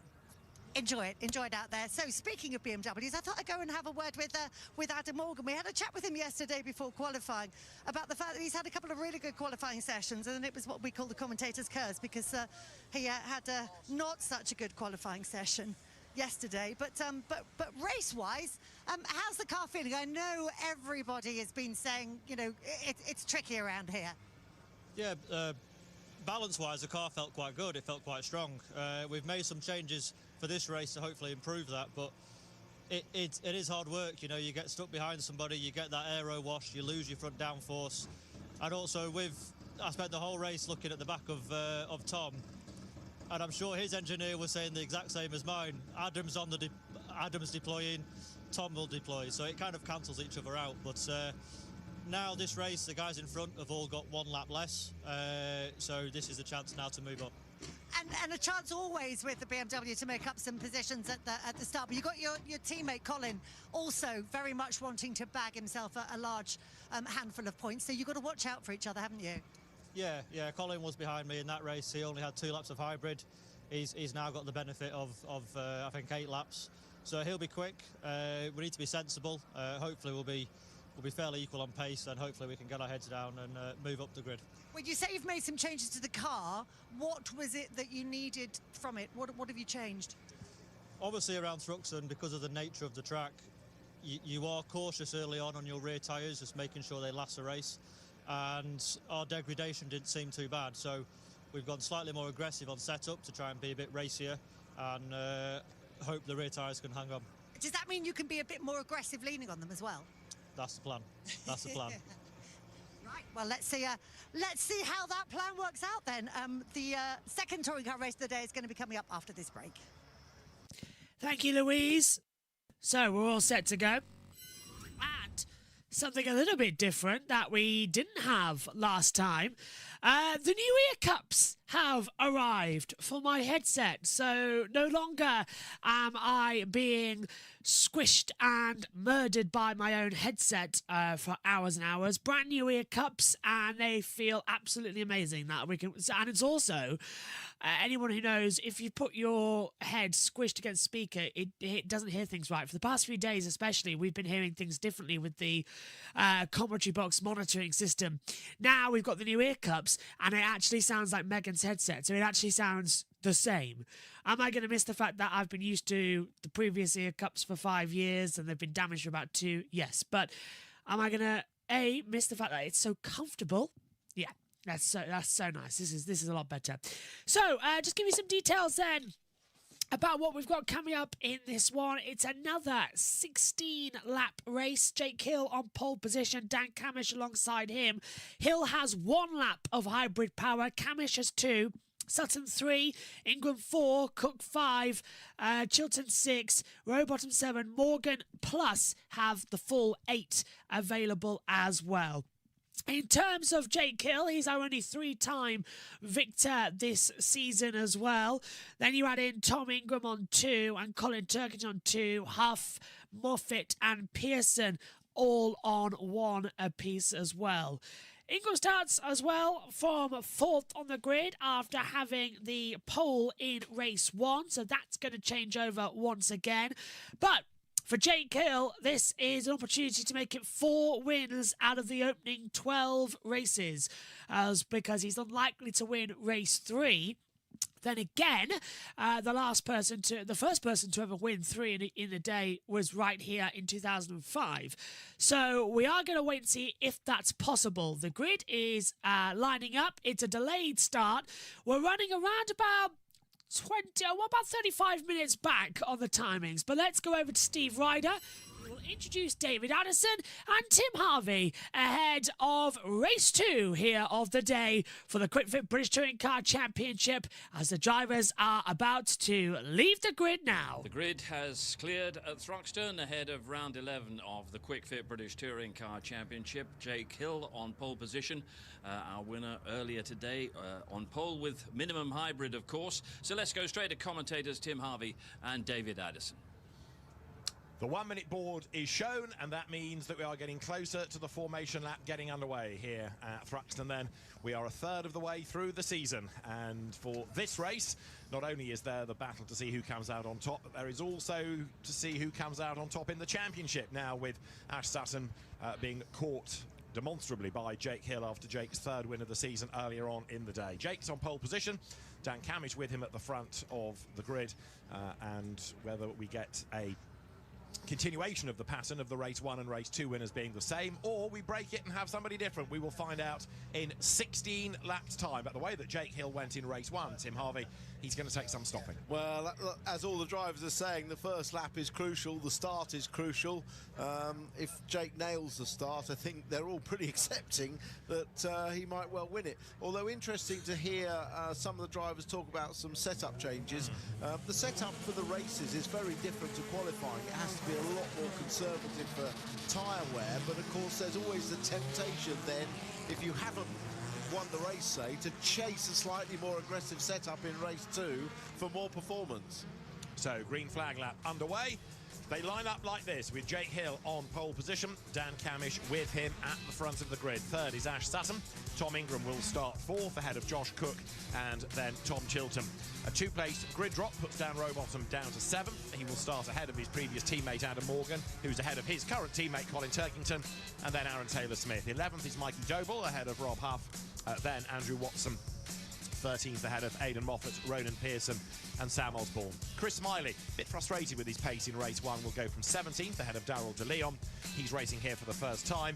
Nick Halstead is 19th ahead of another driver racing here for the first time, and that is Scott Sumpton, who picked up a little bit of damage in the first race, a legacy of Andrew Watson hitting the tar stack at the chicane and him getting involved to a degree in that. So as the cars make their way through the complex, we've made the point already today that it is the fastest circuit in the UK, and therefore hybrid in theory should play quite a big part in this, and Jake Hill has just 1 lap of it. It's the 2 of Camish, the 3 of Sutton. Ingram's on 4 laps of use. 5 laps for Dan Rowbottom, because that's where he crossed the line. 6 for Josh Cook, 7 for Tom Chilton.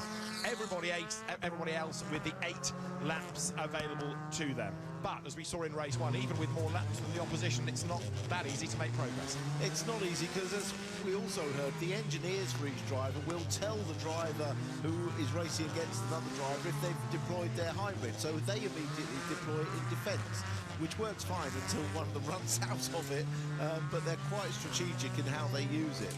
But it can be quite powerful on the long straight up to the chicane if they've saved enough seconds of it to deploy then. Well, there's Dan Camish, who I think was a bit frustrated in that first race not to have been able to take the battle to Jake Hill. He tried with the hybrid allocation, but on laps where he wasn't using it, so the gap stretched out once again. And with a BMW, a rear-wheel drive car that always makes demons starting on pole position, we're not suggesting this is Jake. Oh. We'll have to work very, very hard. Yeah, and the other thing is when we used to run the medium tyre here on occasions, or even before Goodyear introduced the latest tyre with a slightly stiffer construction or durable construction, we used to get a lot of the tyre deterioration. You know, lap times would drop off by 2.5+ seconds in the race, and we always had that fear of punctures. Well, I haven't seen a single puncture this whole meeting, and in free practice qualifying or the first race. I don't want to jinx it by any means, but you know, the tyres and the consistency and the performance is so much more consistent across the race now that we don't get that differential of speeds at the end of the race that used to promote some overtaking. That's true. Don't get that at the moment. Tension begins to rise then here for round 11 of the series. Another 16 laps ahead of us. Drivers are really going to have to throw this one around as they come out of the club chicane. They'll line up on the grid, and we will get ready for another race to kick off and the blast-off effect down towards turn 1. So they line up. Jake Hill on pole position. He's on the left-hand side of the track. On the right-hand side is Dan Camish. Then Sutton, Ingram, Cook, Chilton, Rowbottom, Morgan, Turkington, Taylor Smith, Doble, Huff, Watson, Moffat, Pearson, Osborne, Smiley, Dion, Halstead, and Scott Sumpton lining up in 20th position. I miss the days of when it used to be 30 cars on the grid, not 33 even at one point. Not just the 20. Gets a little bit easier, though, when you're walking down the paddock. Eyes to the lights, then. Ready to go racing with Scott Sumpton lined up in the back. Green flag. The Quidfit British Touring Car Championship 11th round of the season is under starters' orders. The lights go red. Engine notes rise, and it's blast off. Good start from the BMWs once more.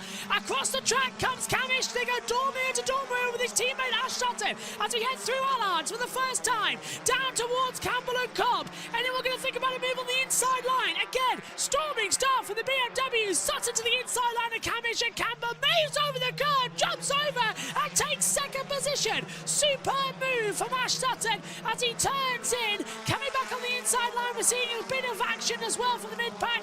Cook and Chilton still getting it through. Brilliant start from everybody. They've all made it through as now we see Morgan and Chilton side by side as we come through Noble. Back towards Goodwood. Hill leads, Sutton, Camish, Ingram, Cook. So at the moment, not much change from the top 5, but then it's Chilton who's jumped down to 7th. Rowbottom got the jump on him as well, up into 6th position. They've changed as well from the 4th row and 3rd row to the grid. Morgan and Chilton now repassing each other as well. Morgan getting ahead. Chilton drops back to 8th place as Ingram tries to go out the outside of Dan Camish. Sutton taking 2nd position as well, so now they've changed over places in the braking zone. Sutton's all over the back of Hill. Napa haven't won a race so far this year. They want to win one here at Thruxton. Off the track goes Ingram, gets forced off by Camish through the club chicane. Down we go, lap 1 complete then, and it's Hill leading Sutton by 0.194 per second. Josh Cook, the master of Thruxton, he's starting to come back into it as well. He's side by side with Dan Camish. Camish. Camish comes back through the inside line, down towards the braking zone for Campbell and Cobb. Sutton's trying to go around the outside of Jake Hill, the same part of the track. Camish defends his way through on the inside line, holds back on Josh Cook. Rowbottom's coming back in now for a party, and off goes one of the Toyotas further back. I think that's the number 11. So I think Watson has gone off the track. We'll wait to see. It is, yeah, Watson's off the track. You can see on the driver tracker he's stationary down in the first sector. That's going to cause a safety car. He's gone off at the Campbell Cobb chicane. So Sutton, tyre drifting on the rear. There's Watson. No rear bumper there. It's on the other side of the track. So Watson's had a big impact there. We'll maybe have to have a safety car. We'll wait to see what the stewards say about that one as they come through. Again, through Church. Sutton going defensive. Tom Ingram's coming in the back of him there as well as they come down towards the club chicane. Ingram using that toe. Tries to look to the inside line. Sutton, meantime, trying to have a go at Ingram. Sorry, at Hill at the same time. Hasn't done it. Ingram goes defensive, trying to stop Camish coming back through. Really insane start. Oh, and Hill goes wide. Hill's wide, coming out of the club chicane. He gets on the grass as well. The BMW not having the exit power he wanted. And here comes Sutton and Ingram and Camish. They're all together as we come down. There's the Toyota standing in the middle of the racetrack as well. No sign of the safety car. Down to the Campbell Cobb chicane. Hill goes defensive. Wow, this is like race 2 at Donington when they're all slow, close together. Lap after lap, they passed me when I was standing down in turn 1. And lap after lap, it was absolutely entertaining stuff. And we're getting the same here. A 4-way fight beginning to break away. Josh Cook now trying to get ahead of Rowbottom, has done so. Can he claw his way back into the mix as well? Sutton all over the back of Jake Hill as well as they come down through Goodwood Village, then in towards Church, the fastest corner. Hill again going a little bit wide. There's Andrew Watson. He's out of this race. No sign of the safety car because it's outside of track conditions. Gives himself a wave. Wow.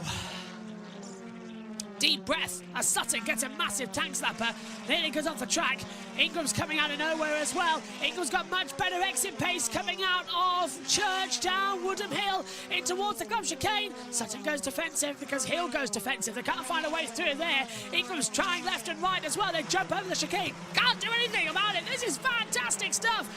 Exit the last corner again. Hill goes defensive over the line down towards turn 1 at Allard. They move into the right side. Sutton rear twitching his way through. Camish under attack, under braking. Late on the brakes into the Campbell Cobb chicane. Sutton looks to the inside line as well, can't make it through. Hill jumps over left, jumps over right. Still holding that advantage. The top 4 separated by 8/10 of a second at the moment. 2/10 separated the Meach as well. 2, 4, 6. Camish dropping back ever so slightly. He's at a 3/10 advantage at the mark, but if you add it all up, it adds up to that magical number as they come back through once more then. Into that braking zone, through Goodwood, into Village. Oh, and Sutton gets a massive tank slapper, takes too much curb, coming through Village, rear stepped out on him, and he's lost a couple of tenths of a second to Hill. So that's both the front leaders having trouble. Reminder all on the hard compound tyre. Thruxton is a type of circuit that doesn't have optional medium. It is all hard tyres in such a fast abrasive circuit, the fastest circuit in Britain. Ingram's looking to the inside line now, coming under braking as well. Sutton locks up, goes defensive. Ingram locks up as well. They both want to return that Napa Ford. The front wheel drive car so much heavier, running so low to the ground compared to everyone else. The Napas really haven't been that adventurous so far. Ingram in 3rd, Camish 4th, Wheatley's out, they haven't changed over that much.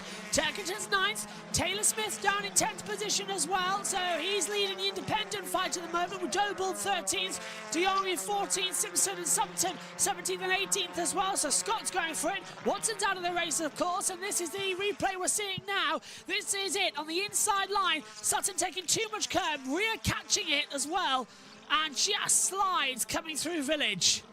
Forget Cody Brown going down towards Church and having that happening as well. That's a red alert situation that he would have been literally having an open faucet or open tap, as those are calling it. There's smoke coming from the front of Sutton's car. Has Sutton got a puncture? No, he's still... Something's smoking. Something is broken on the front right. Yes, Sutton's got a problem. Sutton's got a problem. The floor's flapping around like crazy on the front right side.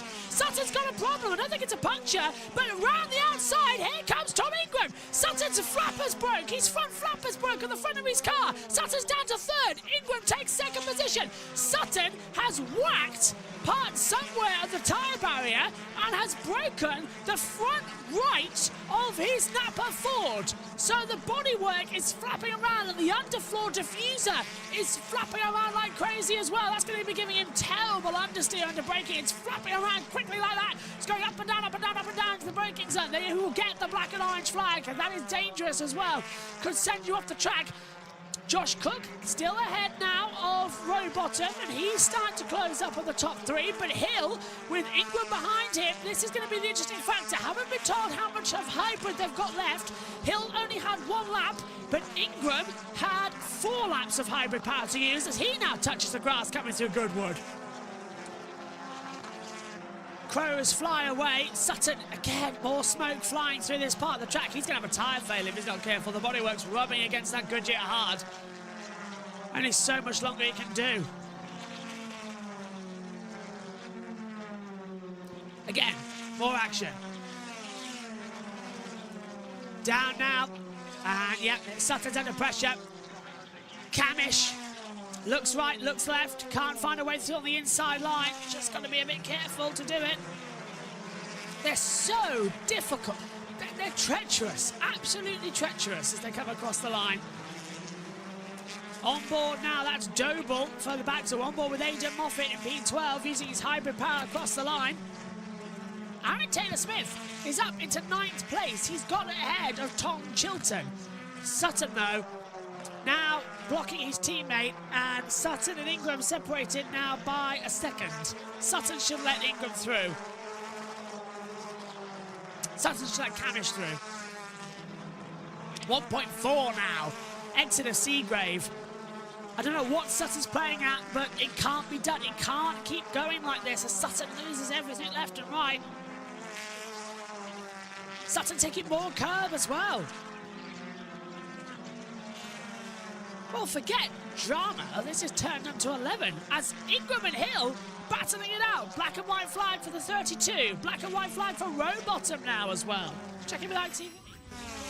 He's not losing a huge amount of pace, is he? But he's determined to get by as long as he goes to the outside. Camish is on the outside and he's done it. And Sutton didn't put up huge resistance that time. So Dan Camish goes through.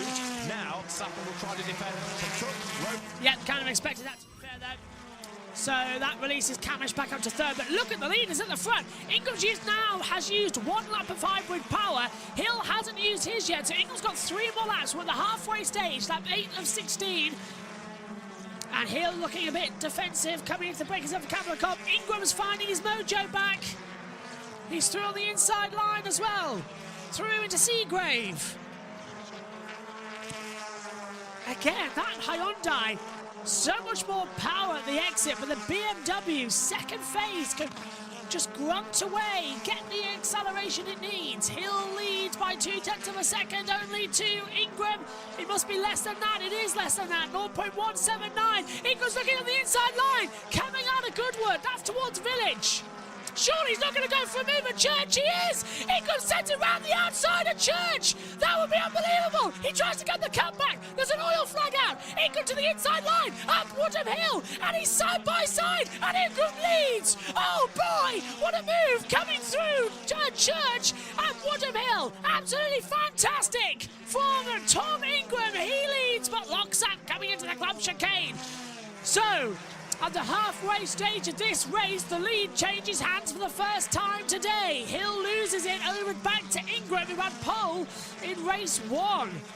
Only these two have led, but Hill took the lead immediately off the start in race 1. No other lap has been completed today without Hill leading it up until that point.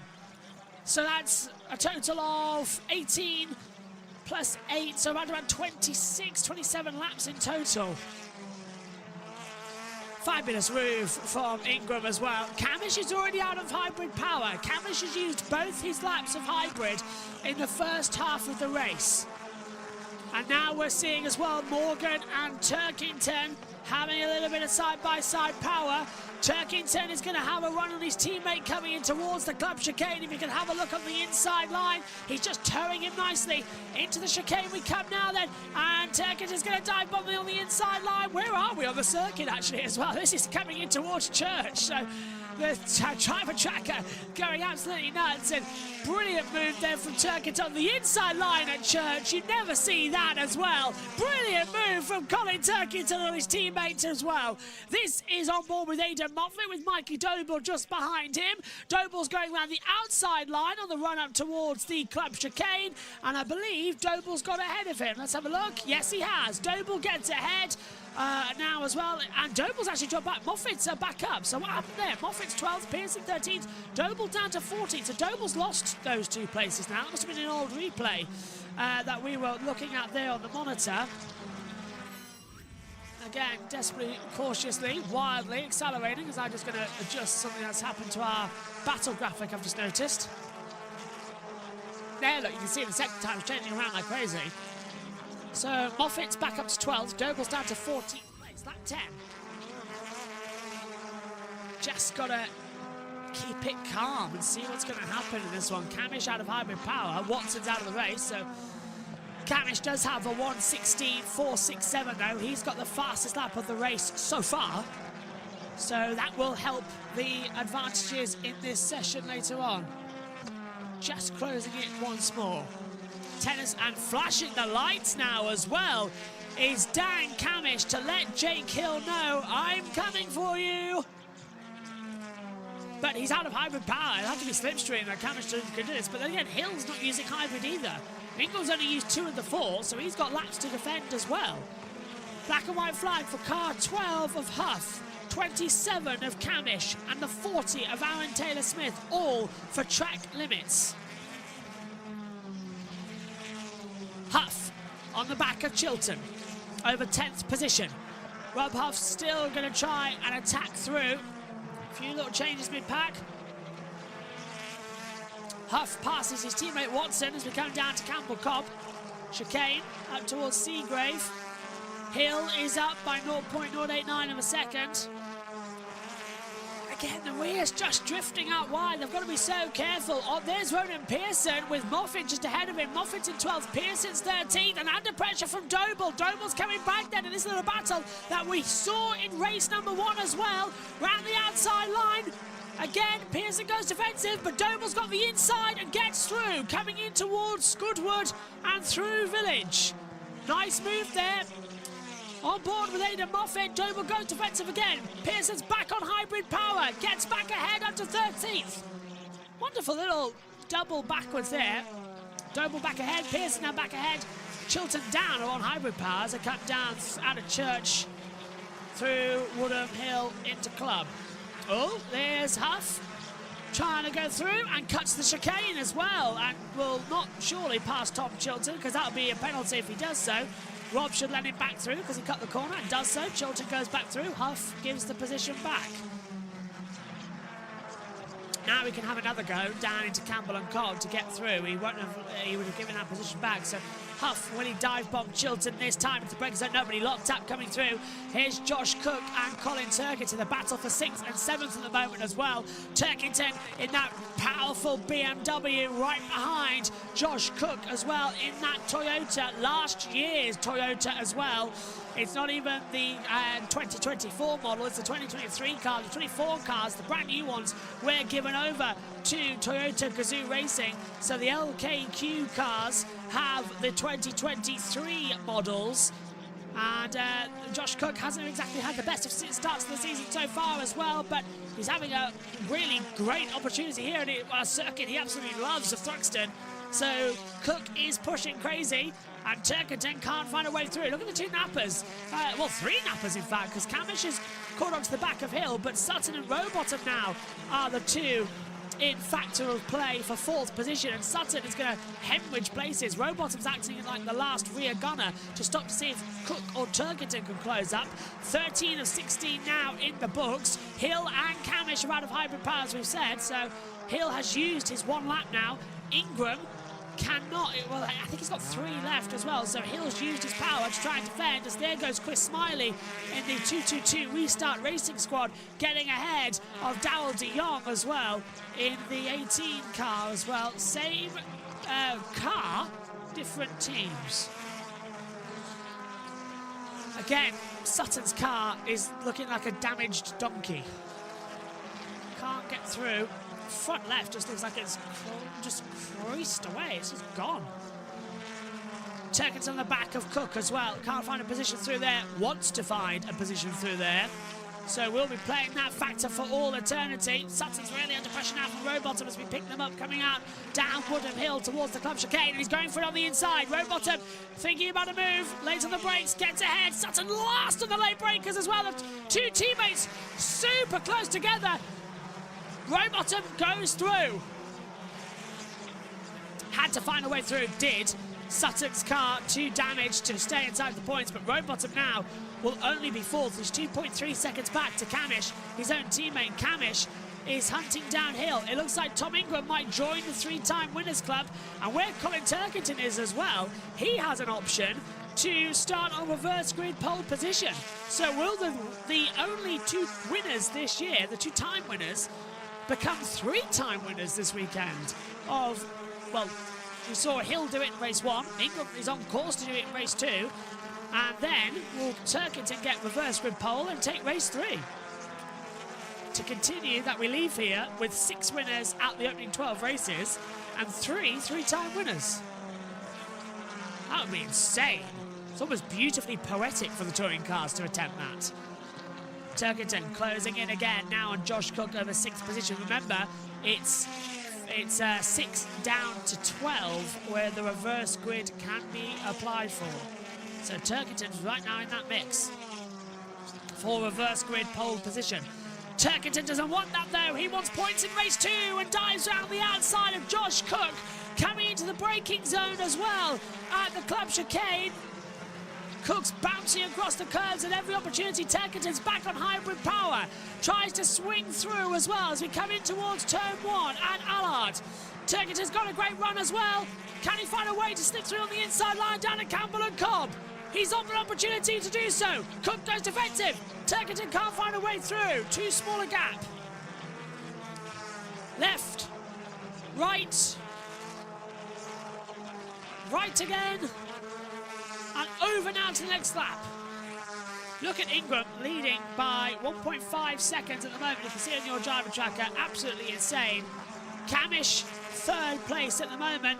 Turkington's moving left and right as well. He's trying to find a way to position his way through on that car. It's not working the way you'd think it would. Just got to be so careful. This is an entertaining race. It's the penultimate lap already, by the way. 15 of 16. Does not take long, British touring car races, which is why I'm not so worried about the race taking longer later. That will still be on air for our scheduled time for Formula 1. Schedule's going to get cut down a little bit anyway with everything else running here. Ingram on course for the final lap. Rob Huff this time tries to go around the outside of Tom Chilton, coming down towards the Club Chicane. Huff sends it around the outside. Chilton gets flustered, jumps the curb. Huff goes through. Great move there. Rob Huff and Tom Chilton doing battle again in the touring cars. Haven't said that in a while, have we? Rob Huff gets ahead of old rival and current rival Tom Chilton. And he moves up into 10th position. Chilton down to 11th. Still on for reverse grid pole position, however. Huff did get reverse grid pole at Donington in race 3. Lost it though, and the race win went to Aidan Moffat. Ingram pushing around like crazy now. This is the last lap. He's pulled 2 seconds to Hill. Well, another 3-time winner. It's a day for them here at the 4th weekend of the QuickFit British Touring Car Championship. As the checker flag is made ready. Hill won race 1. Ingram will win race 2. For Hill, it was his 3rd victory of the season.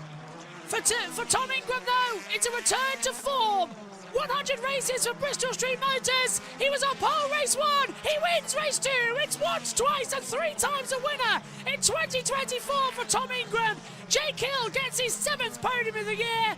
Dan Carriage finishes 3rd with the fastest lap. Rowbottom's 4th, Sutton 5th, Cook 6th, Turkington 7th, Morgan 8th, Taylor Smith 9th, Rob Huff takes in 10th, Chilton at 11th, Pearson 12th, Moffat 13th, Doble 14th, Osborne will get the last point in 15th, Smiley 16th, De Jong, Sumpton, Holstead the finishers. Watson was out of the race.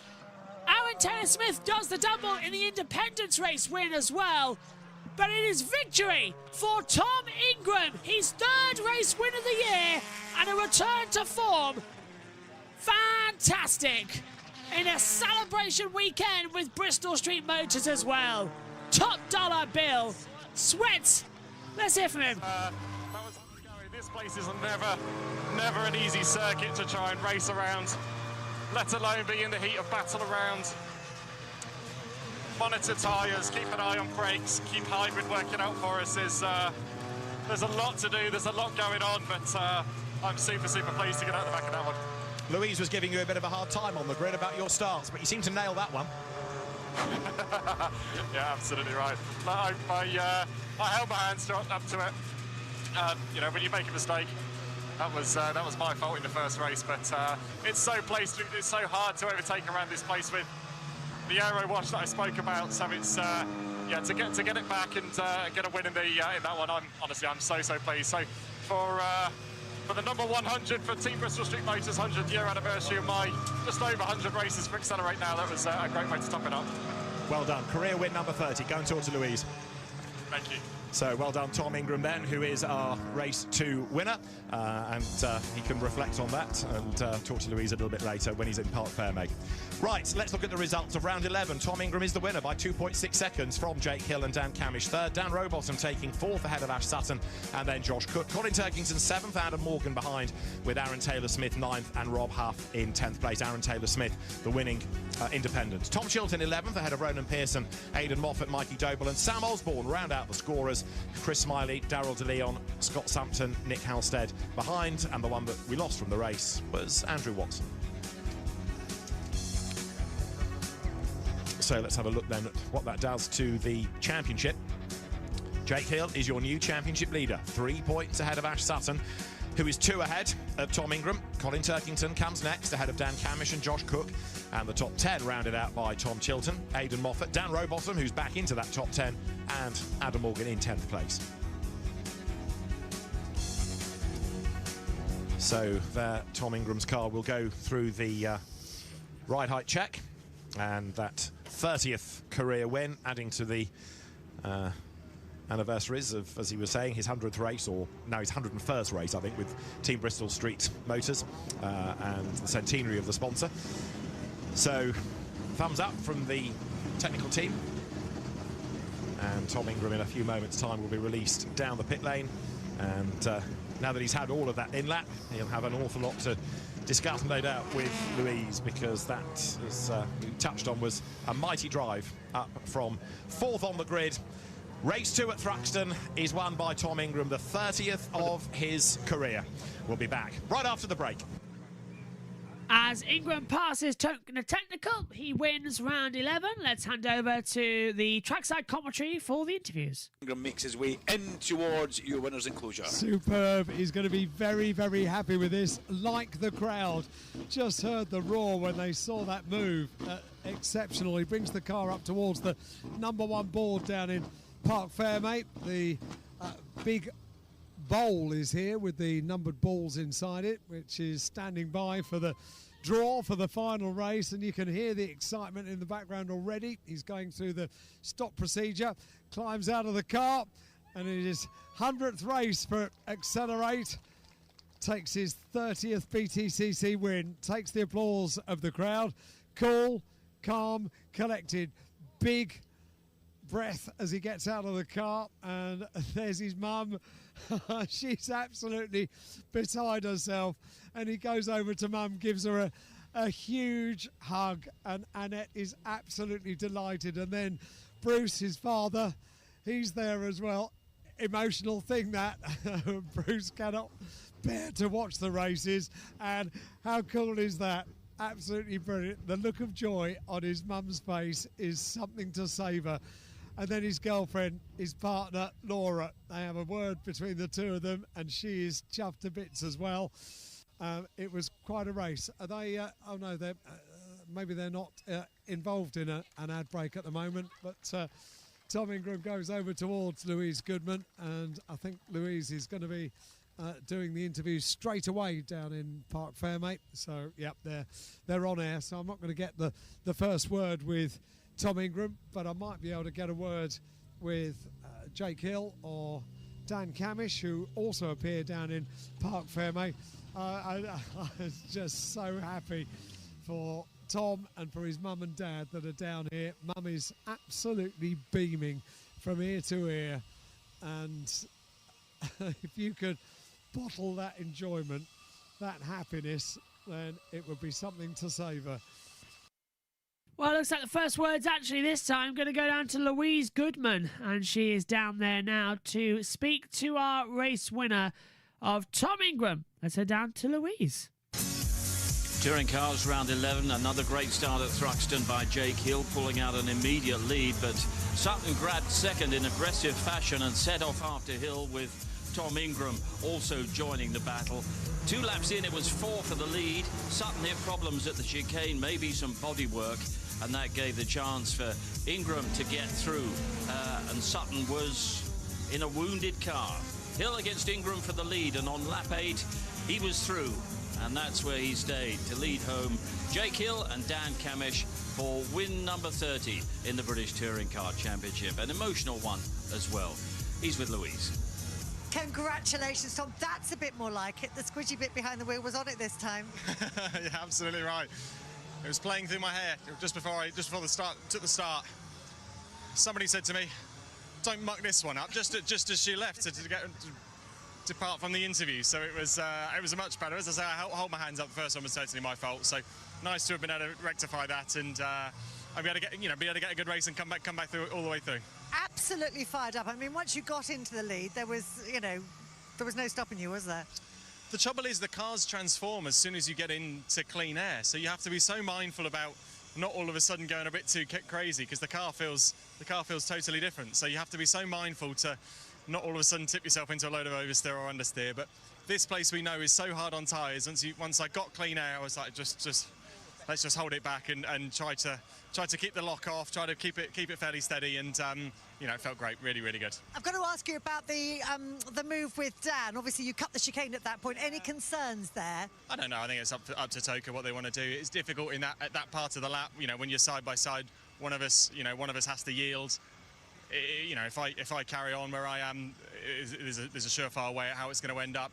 Same as for Dan. So we'll leave it up to Toka and let them decide. Fingers crossed for you. Let's bring in our man who this time didn't get the dream double, but it was a harder fight, that one, wasn't it? No, I'm cool with it. I mean, a second still fantastic result. Tom was on a mission. He had a really quick car underneath him, and obviously he had an awful lot more hybrid than me. And it done exactly what it was designed to do, right? It just had so much more go in a straight line, and I couldn't defend against it. So yeah, good job by Tom, but I'm pleased for ourselves. Felt like pressure throughout in that race, because there was somebody chasing you down the whole way through. Yeah, I mean, Ash obviously had a good go in those first couple of laps, and he hit me pretty hard at the complex, and I'm guessing that's what broke his splitter. So I saw it dragging on the floor. So hey, that happens sometimes. It's just a bit of damage there. So yeah, and then this man, Dan was giving me a good go at the end there. I was like, please, holding on, but yeah, it was a good race. I'm really pleased. And it's put you in the championship lead, so early days yet, but still worth having nonetheless. And congratulations, back on the podium again. Another really strong race. Really strong. We're sort of coming on form now, aren't we? Which is nice. I think this has been coming for a while. Third podium, which is it my third? Lost count, I don't know. Maybe it's second. It's been a long day, long weekend. But yeah, that were good, I thought. We had some changes. I thought we were very strong early to mid. When I think I got the fastest lap and I actually came at them because they sort of gapped me a little bit, and I came back at them, and then I thought I was like the fastest guy in the train for a few laps. But you kind of hurt the tyre, and then unfortunately I deployed passing Ash, which was a bit of a shame because it meant that I'd kind of shot my go really, and then that with that. Let's see. I mean, I'm intrigued to see what the bus has to say about Ingram overtaking me, because he did it off the track, so that's a bit of an interesting precedent if we're doing that. But let's see. I made the corner and then skipped over the curb and had a right. Well, wasn't very clean, let's say, and actually lost one to Josh Cook. So I've been massively penalised for not cutting, and he's won the race. But let's see. what'll be will be. We'll see what race 3 brings. I'm sure that will be looked at up in the Joker Bus. So right now, though, we are going to go over to Steve, who's going to look after the reverse grid draw for us. Yes, we're Tom Ingram. In order to do that reverse grid draw, what's the new phrase in your vocabulary now? Super optimal, is it? Yeah, well, it was at the start. It was suboptimal based off the first start. Let's say this is super optimal. Let's go with that. We seem to be coming up with plenty of new phrases this year. The points is still not in the English dictionary yet, which I'm most concerned about. Yeah. But I'm sure, give it time, it'll be there. Yeah, reverse grid draw certainly is in the English dictionary. And any thoughts on a favourite number to draw out? Well, last time, Rob Huff slipped me 500 quid to make sure he got on pole. Is that all? I see he's in the mix, although I am still waiting for the payment. So I'm going to say that it's double or quits now for Huffy. He can go again if he likes. Right. Nothing strange about the British Touring Car Championship, is it? Right, in the fishbowl here we have the numbers relating to drivers who finished 6 through 12. A reminder, number 6 will be Josh Cook, number 7 will be Colin Turkington, number 8, Adam Morgan, number 9, Aaron Taylor-Smith, number 10, Rob Huff, 11, Tom Chilton, and number 12, Ronan Pearson. On you go. Well, I'm sure 11 or 12 I'll be very popular in the truck when I get back. You might need a bit of a rummage, but let's have a look. Let's go with. Do what you can. I'm going to go with this one. This one feels quite a good one. Oh, it's number 8. Adam Morgan. Adam Morgan. There we go. Pole position. You're welcome, Adam. Yeah, that was a suboptimal draw.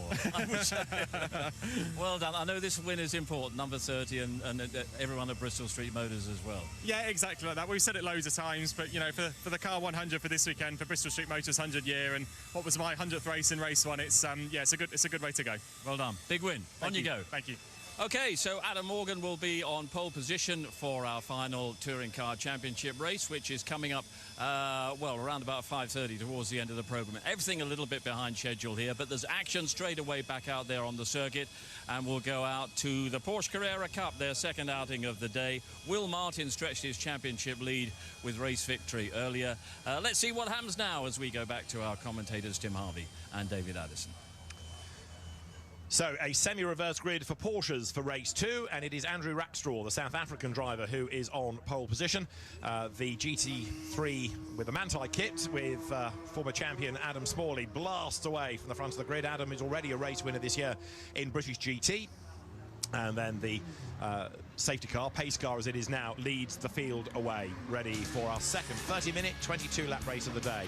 They line up like this. Andrew Rackstraw is on pole with Harry Foster lining up second. George Gamble is third, and the race 1 winner, Will Martin, fourth. So it's the top 4 reverse. Fifth, Dan Lloyd, and Charles Rainford will go from 6th. 7th, Matthew Rees ahead of Hugo Ellis, and then Angus Whiteside. James Wallace comes next ahead of Will and then Ross Wiley. Angus Whiteside having been the Pro-Am winner earlier on in the day. Row 7, Oliver White ahead of Stephen Jelly, and then Sid Smith. Ollie Jackson is behind him. Then it's Will Burns and Abby Eaton completing row 9. So the Porsches head out onto the circuit, and we'll sign off then here for the end of the race. Not going to lie, I was in the middle of thinking, oh, well, it'd be nice to sit down and watch a race for a change. Forgot we were still on air. So we'll be back then for the final race, as Steve says, at about 5:30. See you soon. Bye-bye. Final race of the day then here for the Quick Fit British Touring Car Championship here at Thruxton in Andover, Hampshire. Tom Ingram has been penalised from victory in race 2. Jake Hill promoted the winner, so we keep the same race 1, race 2 winner of the season as well. 4 victories now. Let's go over to Steve Ryder, who's alongside Jade Edwards. An overtaking offence at the chicane. Here it is. Take a look at it for us. Yeah, so we can see here on the screen, they both go into the chicane sort of side by side, so they're the second set of cars. Ingram's on the outside. He then dives to go through, cut the chicane essentially, and gains not only the position but also a time gap. The thing that I think stands out is if we watch the Camish car, he actually stays away from this second apex now, gives him room, which hugely compromises his exit, which then sets him back into the Josh Cook car. So the frustration from the Camish camp will come from the fact that he actively tried to give him room, and there was room for 2 cars to get through there. The Ingram camp will say that you've got to make a decision at some point, and he's opted to cut the chicane because he didn't want to cause an incident. But the way you look at it from my side is that Camish gave him room and compromised himself by doing so. So like I say, Ingram gained a position and a time gap as well. So I personally think, from watching just from the TV screens, that the decision is correct. But there is no doubting that Ingram had the pace to win that race. So regardless of whether he cut the chicane or not, I think he would have passed Camish and still gone on to win. So it's a really unfortunate situation for Tom. He's had a win taken away from him, and I never want to see that. But that incident isolated on its own, I think it was the right decision. Okay, let's get Tom's reaction. Louise talked to him just a few moments ago. Well, Tom, we suspected they'd be looking at it in the bus. They've penalised you. I guess sometimes you just have to take it on the chin, huh?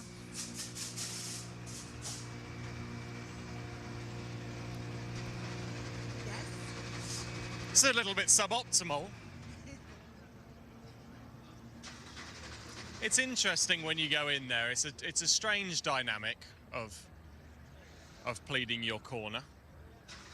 One thing I have seen, though, is it looks very different from a TV to what it does in car. Never mind. Yeah, we've been told about these overlap rules this year, and I think they're all coming back to bite us to a certain degree. I jumped the chicane as I went around the outside of Dan, because it was the safest thing to do at that point, because Dan had rolled out of the brakes to try and get back inside to claim an overlap. But then as we then turned left, I had an overlap on him. I thought it was safer to jump rather than make contact and fire us both off. But it sounds like doing the safer thing of jumping the chicane was the wrong thing to do. I should have stayed on the track and made contact with the other cars, apparently, which is news to me. But yep, it's not ideal.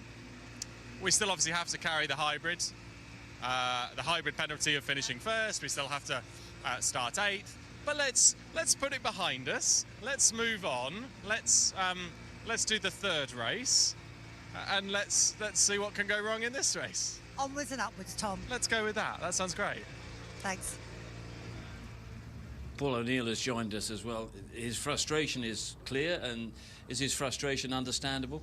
I think so, but I think for me the other problem is that there's another overtake involved in it. So it would have been easy to swap it, but you can't when someone else is overtaking behind. So you can see side by side, not a problem. But then again, did he have enough of a nose down the inside? And yeah. I'm going to talk from experience here. I know where Ingram's coming from. Basically, within the drivers, we have an agreement about an amount of overlap. What's tricky here is it's a chicane. So one has an overlap, then it switches to the other, then to the other. So it's very hard to police that within a chicane situation. So I see Tom's frustration. He's basically saying, I've gone for the safer option rather than contact, and I have the overlap that we agreed was enough. But it's so hard to police when it's 3 corners so very close together. What sort of part did those much maligned tyre stacks play in the options that Tom had? I understand where it comes from. I do. The curbs that we used to have, that you've probably driven around here as well with, they were big curbs. You didn't go anywhere near them, or you rip your sump off. It was game over. But now having those tyre stacks there, you just don't want to damage the car. You see what's happened to Ash Sutton's car. I mean, that was from Jake Hill, but you touch them and it's game over. They did play a part, but the curbs don't do us any favours. They really don't.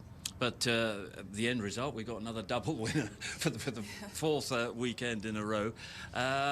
Problems for Ash Sutton as well. There was a lot more damage on that car than was first thought. We thought it was just a splitter, but it's a much more fundamental job they're taking on down there. Yeah, it is. I think I've just seen his car being released, actually, so he should be fine. I thought he was going to start from the pit lane. It was all the ancillaries, I think, had been pulled out of the bottom of the splitter as well. So, yeah, that team are going to be absolutely on it. So he's on the grid, and they only had like 12 minutes to sort that out. It was 17 people around there, so fair play to them. Yeah, it looks like they're still checking a few things. Half the time, if you do have a bit of an issue, you take the car to the grid to maybe just finish off a few aspects, which they look like they're doing now. That's close, that, isn't it, that roller? The dreaded roll. Oh, there you go. It'll go under now. Go under with the jacks up, yeah. Well, I don't think we've ever had such a complicated build-up to a reverse grid race. Let's go down there, and I think Louise is not far away from Ash. I know what you mean, Steve. I'm exhausted, and the race hasn't even started yet. Yeah, nervous times on the grid here for the Napa cars. So much going on in that garage when I popped in earlier on. The guys have done a stellar job, haven't they? You never want to put them under this stress, but they are in their absolute element, and credit to them boys and obviously everyone that got involved. There was ultimately 3 car crews that were on my car. I think I counted 15 or 16 people. 17 we counted. Well, there you go then. Yeah. So I miscounted, but yeah, huge credit to them. It's just it's such a shame that a very small bit of damage or a very small touch on track causes such a knock-on effect. But look, we're here. The car seems to be running fine, and can't thank the guys enough. How do you stop yourself getting stressed at that point? Or is it just, I've been here, done that, they're doing what they're doing, I can't control it, so I'll just sit in the corner and watch? Ultimately, I get paid to race a car. They get paid to mechanic car. We're both good at our jobs, so I leave them doing what they're best at, and then it's down to me to try and reward them now. It was incredible, actually. I mean, with a damaged car in that race, the pace was still there, so now it's all back together again. Starting where you're starting.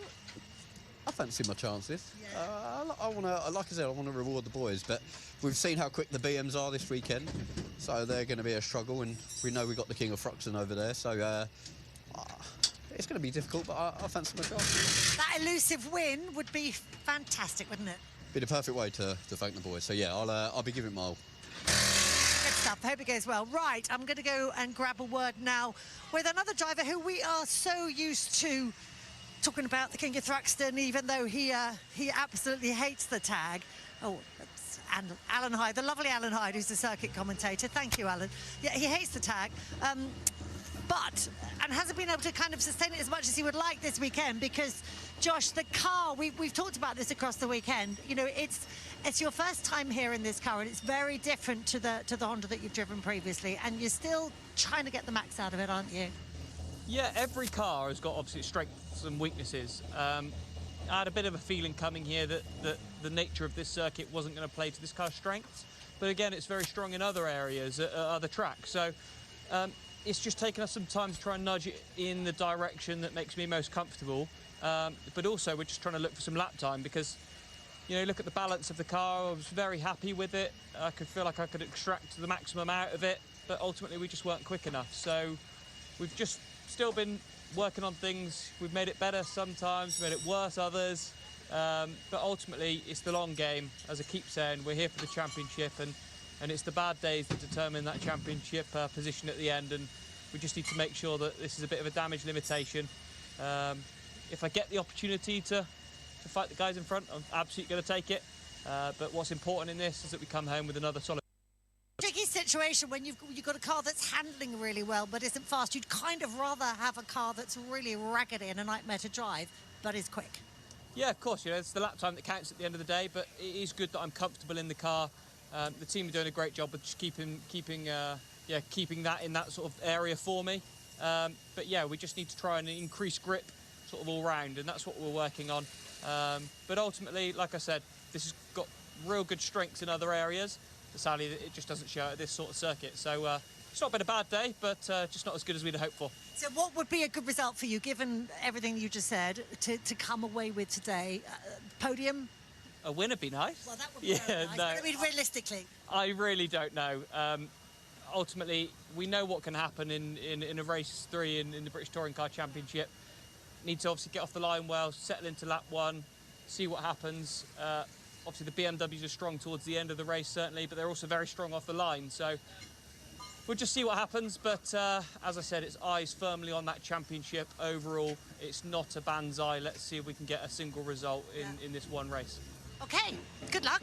Right, let's go and have a word with one of those BMW. Well, actually, we've probably got time to have a word with 2 of them, but I will start with Colin Turkington, who, you know, we've chatted to him across the day. He's gradually been getting this car more where he wants it to be, and I think it's fair to say, looking at at that last race, Colin, it was. Oh, sorry, I didn't realise what you were trying to say to me, Louise. Colin's just trying to get a clear track, a clear sight across the track. I don't know whether you can turn the camera and look across there, but it's really quite difficult here. You can see the amount of people on the grid, which is absolutely fantastic. It's lovely to have so many people here, but it's clearly seriously important that Colin is finishing in the right position or coming back to the right grid slot.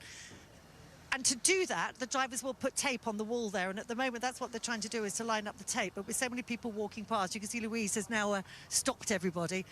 So many people walking past, it's difficult for Colin to get that line of sight. That is some stopping traffic, Louise. Well done. She's stopped the entire grid. Are we right to chat now? Yeah, she's just stopped the entire grid, so good on her there. We have just about the car, the fact that you've just been fine-tuning it. It's a lot more where you want it to be now. Yeah, it's taken me the whole weekend to get to the front of the grid, but it's nice to be here. And race 2, the car was feeling more like my race car. I was much more confident with it. I could do what I expected of it. So my pace was really good in race 2, but we'll see for this one. You know, we've tried to again nudge it in the right direction, another small step. And have a good set of tyres actually on for this race. We've sort of saved the best to last, but it's going to be about the start. You know, it's how well we get off the line between Adam and myself, but also the 2 guys are probably, let's say, the 7 guys behind are all very fast. So yeah, I'll do my best. I will let you get your head down there, and whilst Colin gets his visor down and gets ready for the race, we are going to go off for a break, but make sure you come back for our final touring car race of the day from Thruxton. See you in a few minutes. And because it might be the last time we'll hear from them today, let's check in with trackside commentary and see what they are going to say about all this, apart from the fact that you can probably hear they're not in my ears. So that was a great start. They're not coming through the laptop ears. Right, let's check in with Darryl. Always get away, and when you go to a race meeting, you don't really get the chance to catch up with people because you're there for work, and work is so busy, and that's just how it goes. But yeah, Alan Gow has set off minus Alan Hyde. He doesn't have Alan Hyde in the car, or does he actually? No, he doesn't. He does. You're joking me. Alan Hyde has just given us a big wave. I wonder if he's got Slim Dusty on playing Duncan on the way around. That's what I really need to know. That's brilliant. Absolutely fabulous. He never misses a trick, does our Heidi, does he? All this way. In fact, that's me that's come all this way. I could have got the lap. He's just come down the road. Alan Gow could have picked me up from the back and said, come on, Dunk, let's go for a quick hurl. But here you go. We're looking forward to this one. I'm happy to see that we have a full complement of 20 cars on the grid. I'm happy to see that we have got Andrew Watson on the grid, albeit he's at the back of the grid, but they did get that car ready in the Speedworks tent out the back of the back of the garages in the tented village that we do have. Okay, Josh, I'm going to throw it towards you. Who do you predict will go away with the honours in this one, considering we have got a West Surrey Racing lockout on that front row of the grid? I think I might go Colin Turkington, because he looked like he had lots of pace in that previous race, and he managed to pass Adam Morgan in that one. So, and he would very much like to close that championship gap back down again, wouldn't he? The 4-time champion Colin Turkington. So that. Yeah, you know what? I think that's a safe 50 pence. It really is a safe 50 pence. I'm looking at the grid sheet. Mr. Thruxton's on the second row of the grid. Yeah, and getting used to this Toyota all the time, Josh Cook, but he'd been clearly the fastest Toyota driver all day, hasn't he? And he knows how to win around here. He's had 10 wins. But saying that, Adam Morgan knows how to win around here because he's had 5 victories, so that's more than anybody else but Josh Cook. So this is a happy hunting ground for Adam Morgan. And he was a race winner here previously. It was indeed. We're all set then for what's going to be a very interesting race. That's handed down then to Steve Ryder to introduce David Addison and Tim Harvey as we get the build-up for the last race of the day here for the Quick Fit British Touring Car Championship. Well, an awful lot has happened on the build-up to this reverse grid race at Thruxton. Tom Ingram has lost his race 2 win after being penalised for problems at the chicane. Jake Hill has been given the victory, which makes it 2 out of 2 once again for Jake Hill and gives him an extended lead as the new championship leader, a 6-point lead over Ash Sutton. What can possibly happen in the reverse grid race itself as we go to our commentators, Tim Harvey and David Addison, for one last time. So it is 4 wins now this season for Jake Hill. Another extraordinary day of racing is about to come to a close here at Thruxton, but yet again, it's a really interesting topsy-turvy grid, and it's been a good day for rear-wheel drive cars thus far. Yeah, I mean, I said at the top of the programme, I wonder who would come out on top as being the standout driver this weekend after having 3 different drivers. And it's Jake Hill again, isn't it? And it's catapulted him into a 6-point lead in the championship, which he'll be very happy about. Yeah. And very clearly, this is not a front-wheel drive circuit anymore. The balance of power is very equal, because on the road, Tom Ingram won that with a better pace than Jake Hill, so it's on as even now. It is. I mean, Tom Ingram, having had that win taken away from him, is most definitely a rabbit of negative euphoria, not a happy bunny. A fired-up Ingram from 8th on the grid will be well worth watching in this, I would have thought. Let's look at the grid. Adam Morgan and Colin Turkington are at the front. Josh Cook 3rd on the grid ahead of Ash Sutton, and then Dan Rowbottom and Dan Camish on the 3rd row. The 4th row is where you find Jake Hill and Tom Ingram ahead of Aaron Taylor-Smith, and then Rob Huff. Tom Chilton 11th from Ronan Pearson, then it's Aidan Moffat and Mikey Doble. Sam Osborne will be 15th from Chris Smiley, Daryl DeLeon, Scott Sumpton, with Nick Halstead and Andrew Watson rounding out the grid. So we've had 2 BMW wins thus far, 1 on the road, 1 in the stewards' room. There's Andrew Watson's Toyota repaired, that is going to be at the back of the grid after its dramas in race 2. Now then, can we get a 3rd BMW win of the day? Let's ask Adam Morgan. He's the best placed BMW driver on the grid. Adam, what are the chances? Well, hopefully pretty good, David. You know, it's always nice to have 2 BMWs at the front. Me and Colin have had a good chat about what we need to do, so hopefully we can just get off the line and disappear. And you've got plenty of hybrid to use as well, haven't you? Yeah, that's it's nice to have that in our pocket. So we need to make hay while the sun shines and try and go. Excellent. We'll let you crack on warming up the tyres. Good luck. Thank you. So Adam Morgan, the man on pole position then on this green flag lap. I've touched on the fact that Adam Morgan has got lots of hybrid to use. He's got the full 8-lap allocation. 7 laps for Turkington, 6 for Cook, 5 for Sutton, 4 for Rowbottom, 3 for Camish, 2 for Hill, 1 for Ingram. It's, of course, as you cross the line, you can't prosper from a penalty. So that's the same in terms of your grid position for a reverse grid race and the hybrid. Just because you fall further down the order because of the penalty doesn't mean you should have more hybrid to use in the next race. So only 1 lap for Ingram, plus he starts further back on the grid. So it is this, what, triple whammy? It is, but I think the penalty was correct, if I'm honest. But it'll be a fascinating race. He's going to be fired up to charge. I fancy Ash Sutton if he's got a good set of tyres left. And his dander is up, having lost the championship lead. We could be on to see his first win, but we heard a confident Colin Turkington also saying he had a good set of tyres left for this final race, and that's partly due to where you qualified and how many sets of tyres you used in qualifying. Dan Camish there, who's had 2 second places today. Adam Morgan, the man on pole, 2 8s. Colin Turkington with him at the front of the grid, a 9th and a 7th. Josh Cook for 3rd on the grid, a 5th and a 6th. And a 3rd and a 5th for Ash Sutton. Dan Rowbottom, 5th, has had a 7th and a 4th, and then Camish with that brace of second places. So consistency from pretty much everybody in that leading group on the grid. Yep, and the fans are all set. We're all set to go then as well. Who's going to get the final wins?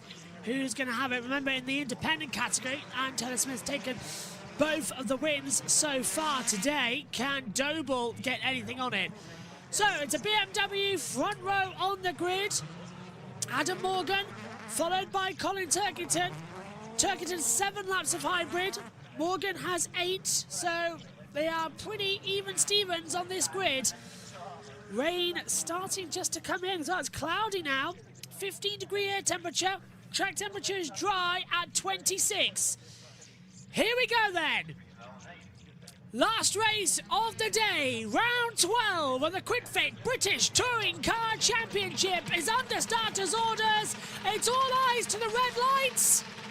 Lights out, away we go here at Thruxton. Great start for the BMWs as always. Cook is not getting a great start. Hill's been boxed in by the 3 nappers. Hill's trying to go on the inside line. He'll take 2 nappers going through as as well of Camish and Rowbottom. Sutton, though, gets a demon start. He moves up. Now Rowbottom up into the position. Camish now alongside Hill. Sutton's dropped back on the way down to Campbell and Cobb. Already Rob Huff is in a bit of a sideways spin. He's dropping down a couple of positions and off backwards. It's down Rowbottom and into the tyre wall as well. It's just going to bring out a safety car. It's not too badly damaged. They might be able to reverse that one, but into the tyre barrier already goes Rowbottom. Hill trying to look up the inside of Sutton. Meantime, Turkington's dropped back. Turkington's dropped back as well. So it was Turkington who hit the contact because Josh Cook is up into second position. Dan Camish is up to third. Turkington's dropped down to fourth place as well. Dramatic start here at Thruxton in the final race. No sign of the safety car just yet. Rowbottom is now, he's out. Rowbottom's out, so no need for the safety car. Rowbottom has got back on track. He's in sector 2, as you can see. He's found reverse. 4 cars separate as we come down towards Club at the inside as well. More, that's Turkington trying to have a go. He's trying to look more the inside line. Lock up from Camish as we come through. Josh Cook, though, the master of Thruxton, is right at the back of Adam Morgan. Well, Turkington, I think, made contact with Rowbottom. That's the reason that he dropped down the order. Jake Hill's being swamped by Tom Ingram, who lost his victory from race 2 as well, was demoted 2 places back for jumping the course, as Nick Holstead has had a spin in the other Accelerate Bristol Street Motors car. He's coming back in towards pit lane. Jake Hill's gone round the outside as Ingram's going to try and force his way through on the inside at Campbell and Cobb. Forces Hill wide. He'll have the inside line coming back into Seagrave. Ingram's going to try and hold around the outside line, getting forced out. Aaron Taylor-Smith is coming back through on the inside line and takes the pair of them as they head down towards Noble and Goodwood. Fantastic move from Aaron Taylor-Smith. Jake Hill still battling as hard, and now he's under attack from Ingram's teammate of Chilton, with Moffat skippering back behind as well. Moffat's going to the inside line, trying to get through Chilton as we head down towards Church as well. Moffat's on the inside line at Church. He gets ahead of Chilton. Chilton does back. Moffat's off into the grass at Church. That's going to be a big one if he can't get it slowed down. Moffat spin round and round and round and round and round, and just comes to a rest before hitting the tyre barrier down at Church. Not the place you want to go off or have a spin. Didn't get forced off by Chilton. He just got on the grass on his own accord. Now, Camish in third. Sutton is fourth at the moment as well. I believe that's changed with Sutton going up. Yes, Sutton's up to third. Camish down to fourth. Turkington's now in fifth position as well. Chilton up to ninth. Huff down as well. Pearson down. Moffat dropping down after his spin. And Josh Cook lunges out for a move. And Campbell and Cobb, he can't get ahead of Moffat. What a start. The opening 2.5 laps. I don't know what had a better opening 2.5 minutes as well. Saving Private Ryan or British Touring Cars round 12 with Thruxton. So much action. Tom Chilton is now having an attack on Jake Hill as well. That battle still closing up. Ash Sutton with that repaired front diffuser as well, the flapper. He has set the fast lap of 1:15.753. Now this is Chilton. Moffat's going to come back on the inside line, coming through Village, and then as he come down towards Church, so there's Goodwood, there's Village, Moffat goes through. Oh, when he gets a tap from Chilton and gets sent round, so Chilton, when he tried to do the cutback, did tag him off. Moffat was very lucky there. Rob Huff also got hit by Tom Chilton on that opening lap skirmish, coming through Campbell and Cobb, and there's the contact with Colin Turkington touching the rear right of Dan Rowbottom, sending him into the tyre wall. Luckily, it didn't cause a safety car or a red flag. We've had enough of those today in the support categories as well.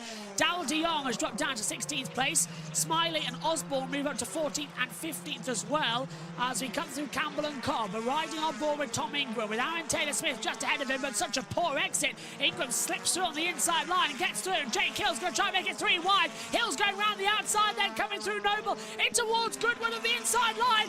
Ingram goes through, so does Hill. Taylor-Smith drops down in the Vauxhall into 7th position now as well. Now, Danton from 7th to 9th. He couldn't get ahead, and Ingram gets ahead as well. Hill now on the back of the BMW. The lights are coming on here as well. The clouds just starting to shake up. Hill's in 7th position. Taylor-Smith is in 8th. Cook's using hybrid power because Morgan's pulled out the gap to a full second at the moment. BMW might sweep the day, but Adam Morgan knows that Josh Cook is in a car that can win. Remember race 3 back at Donington Park with Adam Moffat. Josh Cook is looking to get his first win of the season after a miserable pre-season and a difficult start to the season as well. Josh Cook loves Thruxton, and he is on a mission right now to regain a position and regain an opportunity to take a race victory. Down towards Campbell and Cobb, and Cook closing in as well. Sutton is also involved in the top three. 1:15.753 for Sutton. He's got the fast lap bonus point. Camish is just sitting behind these top three, so it's a little bit of a change around. It's a similar aspect to what we saw in race 2 at Donington Park, as into the pit lane has come Darryl de Jong. So de Jong is in the pit lane as well. That will promote Robot and Moffat and Holstead. The 3 spinners on the opening lap will gain upper position as well. De Jong will go down. Scott Sumton, though, running in 16th place behind Chris Smiley in a battle as well. 9 tenths between those two, so we'll keep an eye on that for the final points-paying position. Remember, in 15th place as Robot now goes ahead of de Jong, so does Moffat. So they're all behind the timing data screens as well as we head up towards the chicane for the 5th time. Leading this race is Morgan. Cook 2nd, Sutton is 3rd, Camish 4th, Turkington 5th. Ingram, only having 1 lap of hybrid power, has already used that hybrid power as round the outside, Rob Huff trying to make a move on Tom Chilton. It's like race 2 all over again, and does so. Chilton's teammate now in last year's car, Ronan Pearson, trying to come through on the inside line, and he does it up the inside. Pearson passes Chilton as well, so Huff to 9th, Pearson to 10th, Chilton down to 11th. Now cutting back to the leaders. Morgan leads by 7 tenths of a second, but Cook has actually got Sutton and Camish now directly behind him as they come through Seagrave. Down towards Noble now on this circuit as well. They've got to start being a bit careful. That's Noble down at turn 6 and 7. It sort of doubles up on you here as well. Morgan leads a 4-way fight. Turkington's starting to come back into this mix as well. It's lap 6 of 16. We're approaching half distance as well, which will be lap 8. If they can close it down together. Sutton goes a little bit defensive. We're riding with Camish as we head down towards Church. Is Camish going defensive from Turkington into Church, the fastest corner in Britain? Throws it on the inside line. Yeah, I know he's saying Cobb's corner. No. Even Stone. No. This is Church. That's the fastest one. And Morgan's under pressure this time from Josh Cook, who tries to round the outside, climbing into the club chicane. Can't get away through there. Cook's going to try and come back through the chicane, across the line. Allard is turn number 1 as they shape up. Can Morgan just get the grip on it as well? It's a 5-way fight now here in race 3 as the clouds start to loom over Thruxton. Can we see a move on the inside line? We're riding again with Camish. I'm looking 2 cars ahead as well. Morgan's got the braking line. Doble's past Chilton for 11th position as they come in now. Sliding through. Morgan keeps the lead of the race. Cook's still right there. They're all trying to follow it together. Through we go into Seagrave. Lights still on though for Tom Ingram as well. And the same for Tom Chilton. So both of the Bristol Street Accelerate team have those lights on as Watson looks to go to the inside line and gets ahead of Tom Chilton. Chilton must be carrying some form of damage. The amount of times he's been going wide, and now Cook versus Sutton side by side coming through Noble into Villager Goodwood, and Cook's going to drop down 2 places. Sutton goes through. Cook tries to shut the door. Camish finding a way through as we head down towards Church on the inside line. Sutton 2nd, Camish 3rd. Cook is relegated down to 4th position, and now the Nappers might sense their first race victory of the year as Turkington comes back to the inside line as well, trying to get on the inside line and does so. So from 2nd down to 5th position, Turkington to 4th, Camish is now up into 3rd, and 2nd position goes the way of Ash Sutton, and he's already right on the back of Morgan. As we come across the line, Sutton is going for it. Hasn't even used any of his hybrid power. They're coming across the start line. Camish and Turkington did, but these cooler conditions suit the front-wheel drive Nappers more than the BMWs. And this is what happened. Josh Cook going a little bit wide. Sutton just got so much momentum coming through Noble, and he made that move into Goodwood stick. Perfect move from Ash Sutton. Just sent it up the inside. Sutton has no fear. He barged Josh Cook out the way, coming through Village, down to Church. That was cheeky there from Sutton. Cook then tries to shut Camish off and does the same thing. The law of diminishing returns, one of them were always going to lose out. Oh, Chilton's out! Chilton's out with a fiery car. Well, unfortunately, that was something wrong because the amount of positions he was losing, we guessed something was wrong. So Tom Chilton's out of the race. That might require a safety car to get out of the way as we're at half distance. 3 laps added to the 16 will take us to 19. We'll see if that gets changed around in a second. As we're riding on board with Adam Morgan, and now we're riding, there's Jake Hill under attack as well from Tom Ingram. Ingram trying to go on the outside. This is for 6th position. Hill can't get through. Hill gets the tap from Josh Cook. Is that, yeah, Cook, he's dropped back massively. So Josh Cook is down to about 8th position, 7th position. Ingram 5th, Hill 6th, yellow flag at turn 1. There's Tom Chilton's car blown up at the side of the road. 9 and 16. Into the second half of the race. Let's do a quick run through. Morgan leads, Sutton maybe not, because Sutton is coming through on the inside line. Ashton takes the lead on the inside line at Seagrave. And is he going to be followed by Dan Camish? Can that BMW have any traction? Morgan's on hybrid power. He can't do it. Camish goes through, but Moffat is going to be. Morgan's right there on the inside line. Camish goes through. BMWs. Wow, they don't stand a chance. And Napa, for the first time this year, are starting to show why they were the touring car champions so dominantly in 2023. So Sutton gets a great exit coming through Campbell and Cobb and just dives through the inside at Seagrave. Move over, I'm here. A perfect move and a wonderful move. And it's still going on as the clouds start to come over here at Thruxton. Sutton leads this race. Are we getting rain? That's the question. No sign of it, but there is a big black cloud directly above the circuit. And that is Dan Rowbottom into the pit lane and a lap down now. So Rowbottom, not a great weekend for him. So let's do a quick run through. Oh, Turkington locks up big time as he nearly whacks into the back of Morgan in 3rd place. His own teammate nearly having problems down there at the braking zone for Campbell. Into Cobb, then Seagrave. Sutton leads, Camish 2nd, Morgan's 3rd, Turkington's 4th, Ingram 5th, Hill 6th. Ingram and Hill out of hybrid power for the rest of the race. Cook 7th, Taylor Smith is 8th, Huff 9th, Pearson 10th, Doble's 11th. Safety car's out, safety car deployed. Now, why is this? Is it for Tom Chilton's car, or is there something we are yet to see on the driver tracker? Nothing yet so far, but safety cars deployed automatically. Interesting call that is out, so safety car's out. And that's because Tom Chilton's car is stuck on the side of the track, yeah. So Chilton's car's stuck at exit of turn 1 into turn 2, coming in through Allard, so safety car's out. 10 and 16, race will get extended to 19 laps. We have 3 laps under the safety car, remember? And they go to an ad break. Now, I'm just going to be cheeky here, but considering they're also on TikTok, does that mean that they're actually on a break on TikTok as well? How does that work? If it's you know, like constant. I mean, ad breaks in safety cars, even during a race, that should not be a thing. But in that case, I'm going to hand over to Trackside Commentary. You've got a better picture on this. Is retired, other than Daryl De Leon. When I wonder if that car had a misfire, because when he did come out of the pits briefly, it sounded pretty poor. So Daryl De Leon's had to end his day in the pit lane, I think.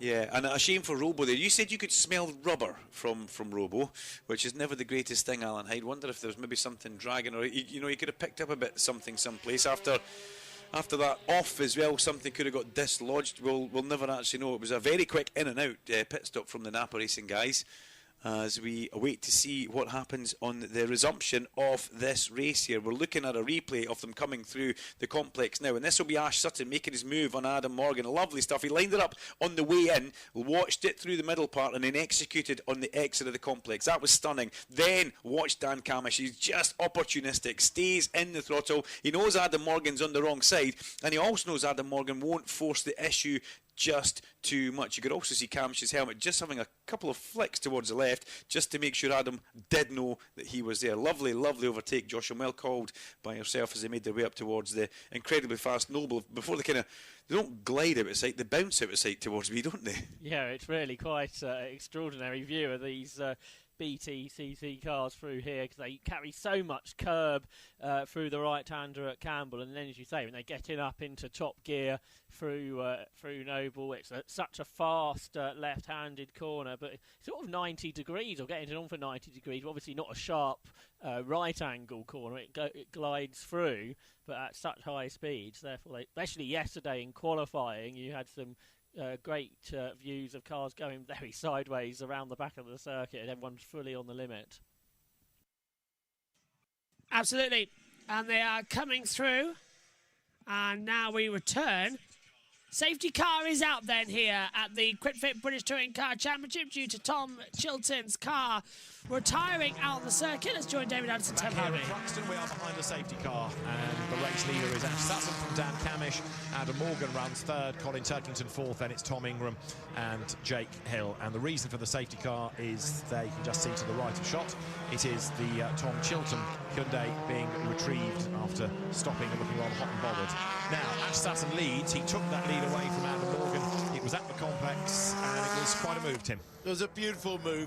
You always go a little bit slow around this left-hander to set yourself up for the last part, but Ash Sutton carries his speed through and slides down the inside, which compromises your exit speed, but he gains the position and in fact compromises Morgan enough that Camish can get through as well. So this was from another angle, and Ash Sutton. Look how close the back of Morgan's got to the front of Sutton. Times out. Blast through on the inside, job done, and Dan Camish sees a gap open, and he goes for it. Good opportunistic driving by Camish. Definitely, yeah, and that would have been very nice for Sutton to see. Look, that's what I was talking about, really close. Morgan taking the slower line to build up the exit, but then the exit isn't there because Sutton's filled the gap. And I wonder if there's been a little chat on the West Surrey team radio during this safety car between Dick Bennett or West Surrey and Adam Morgan and Turkington, because I'm sure with the pack closing up, they would like Turkington to have a go at the two Fords, but Morgan at the moment is holding them up. Here's the touch. Now, think hybrid. Ash Sutton has forced his way through to the front, and he's got 3 laps left of hybrid. Camish has got 1, Morgan's got 2, Turkington only has 2. So not only does Sutton lead, he's got more power available, more extra power to the end of the race. Yeah, that's a very nice position to be in, because his engineer Tony Groves will have told him that exact stat, that he has more hybrid available. So as soon as anyone uses it behind, he can use it to defend and pull away if he needs to. Steve Farrell with his back to you in the Team BMW clothing on the far left. That's Adam Morgan's engineer. Dick Bennett's the brains behind WSR, will be in conversation with him, and they'll be working out what best to do now. It is a team, but equally at this stage of the season it's every man for themselves. We would like to think so, and Adam Morgan, I don't think he's just going to let Colin Turkington breeze by. He wants as good a result as he can get. He does. I guess the team know better certainly than we do what tyres they've got underneath them and what pace they've got amongst them. But certainly there's some conversation between Dick Bennett and Steve Farrell, isn't there? And it can only be about one thing, I would assume. It's not about dinner, is it? No. No. Although, no, Dick Bennett's likes to drop a line. Okay. Look at the eyes. I've never seen anyone with eyes as wide as Adam Morgan's when he's racing. Yeah. This time the safety car. Goodness knows what they look like on a qualifying lap. So there's Tom Chilton's car out of the way. We can't be far, therefore, off getting the race back underway. We're going to be up to 19 laps now because of this safety car period, and we're on lap 13, as you can see from that graphic. The TOCA Incident Support Unit then takes the Hyundai off track. Pat Lately from Thruxton there makes sure that it's away from the circuit. He wants to get this race back underway as quickly as. So it's off the track, it's out of harm's way. Darryl De Leon is back into the pit lane, having a pretty horrible race in the Duckham's Racing with Bartocard Cupra Leon. So now we need to see where the safety car is, and indeed where we are in terms of getting the race back underway. The track is clear, so we can't be far off a restart, I would have thought. No, they're coming in now. We're restarting now. The safety car's coming in, and that's a very late restart call, but we are racing once more. Sutton leads, Camish, Morgan, Turkington, Ingram across the line. It's a 19-lap race as we restart And no one's going for a move in towards that first corner. Thought they might do. New race distance in 19 laps. And a big lock-up for Ingram as he comes into the braking zone at Campbell and Cobb. Turkington doing much the same thing. I thought I had 30 seconds to catch my breath. Haven't. Rain cloud still above the circuit though. Hasn't broken just yet. Taking a look to the windsock. Blowing around like crazy out there. Still, safety car was only out for 7 minutes. So the race only lasting, what, 14, 15, 16, 17, 18, 19, 6 more laps. That's at least another 7.5 minutes as they fly through.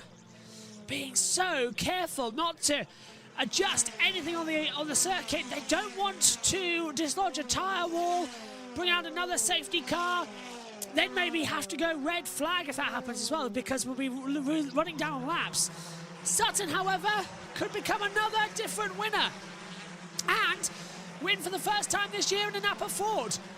So far this year, we've had Hill 4 times, Ingram twice, Turkington twice. Then we had as well coming into there, Pearson, Moffat and Huffle with 1 each. Hasn't been as Napa we were expecting it to be. Dow de Jong is a lap behind Chilton. He's been out for 7 laps. That's how long Dow de Jong was in the pit lane for, was set backwards in time. They're still closing in then. Hill right to the back of Ingram. Is he going to make a move? Thinks about it on the inside line, coming through Goodwood. Can't make it there. Village is next, the immediate corner afterwards, and then Church, the fastest corner in Britain, we're approaching now. Anyone going to go off? No. Battle, Sutton and Camish, 6 tenths difference. I don't feel like Camish is going to go for the move. Sutton still very much in that title hunt. Hill leads from Sutton's second title. Sutton may not have won a race this year, but he's been remarkably consistent. And with Jake Hill, he's going to want to gain as many points as possible. Ingram, however, being just ahead, is going to help close down the title fight. Ingram with 153 points, 6 points clear to Sutton. There's the way things stand in the championship right now as well. They're going to leave here, I think, level on points, which will make Oulton Park very, very exciting in, I think, 2 weeks' time, maybe 3 weeks' time. Still closing it in. Don't forget, next week, we've got the Le Mans 24 hours, all our coverage, starting on Wednesday with practice, right up until the 24-hour race, where all 24 hours will be live. Can't wait for that. Oh, and Camish at the restart. Who jumped the restart here? Go. Camish telling Sutton to go. So Camish is playing the team game and has told Sutton, you go for it. I'm happy in second. I'll defend. Ash, you go for the race win. That is team game there from Camish to Sutton. Meantime, Turkington is under pressure from Ingram, who's sending around the outside, coming towards the club chicane. Morgan was backing him up. Turkington gets dislodged on the curbs, and Ingram sliced his way through. The 3 BMWs are right up with each other, but Ingram is picking them off one by one. Lap 17 of 19. We're into the extended distance now. Sutton with the fast lap as well, 1:15.753. It's going to be another winner this year. 7 winners in 12 races is what we're shaping up to have. And this was Ingram right round the outside into the club chicane. Just a little tap twice to Turkington. Made it through. Now that's fair game. I hope the stewards don't penalise him for that. Morgan's under pressure. Maybe even third will go the way of Ingram. Bouncing back from losing the victory in race 2 with a third. Let's see what he can do. He was 4th in race 1. He was winner in race 2, but got demoted to 3rd. Now he's currently 4th again in race 3, but he wants that podium. He needs as many points as he can. He wants as many points as he can. As they hurtle down now. Light on the brakes. Flick the car in. Don't be too scared to let it jump around. Morgan's holding it nice and dry. This race is just giving us everything at the moment, isn't it? Lap 18 of 19. Penultimate one. Sutton and Camish 2%. Well, it's actually Sutton's 2.5 seconds ahead now, so he's won this race. Camish is 2.3 seconds ahead to Morgan, so he's second. The battle we need to watch out. Ingram locks up massively. It's the final podium spot that's going to give us all this drama. Morgan third, Ingram fourth. Now back down to 29 career victories. He wanted that 30th, he wanted that 100th. Didn't work out. I thought maybe the luck had changed when he won the previous race. I thought maybe we don't have to be on site, but it looks like we might need to be on site. Next time a JB Motorsports member is on site, it's not Kill. So, yeah, got to get through Alton and Croft before we get to Not Kill. Then he's got to get through Silverstone and Donington GP. And then we'll be there again. Not at Donington because of Silverstone. Morgan going defensive. Ingram trying to go around the outside. Late on the brakes from Tom Ingram into the braking zone for the chicane. Oh, and Moffat hits him once and hits him twice and forces Ingram to cut the chicane. Now, Tom, will you remember to give the pace back? He does, but in my opinion there, Morgan forced him off the track. Let's take it from Tim Harvey. Morgan was ahead.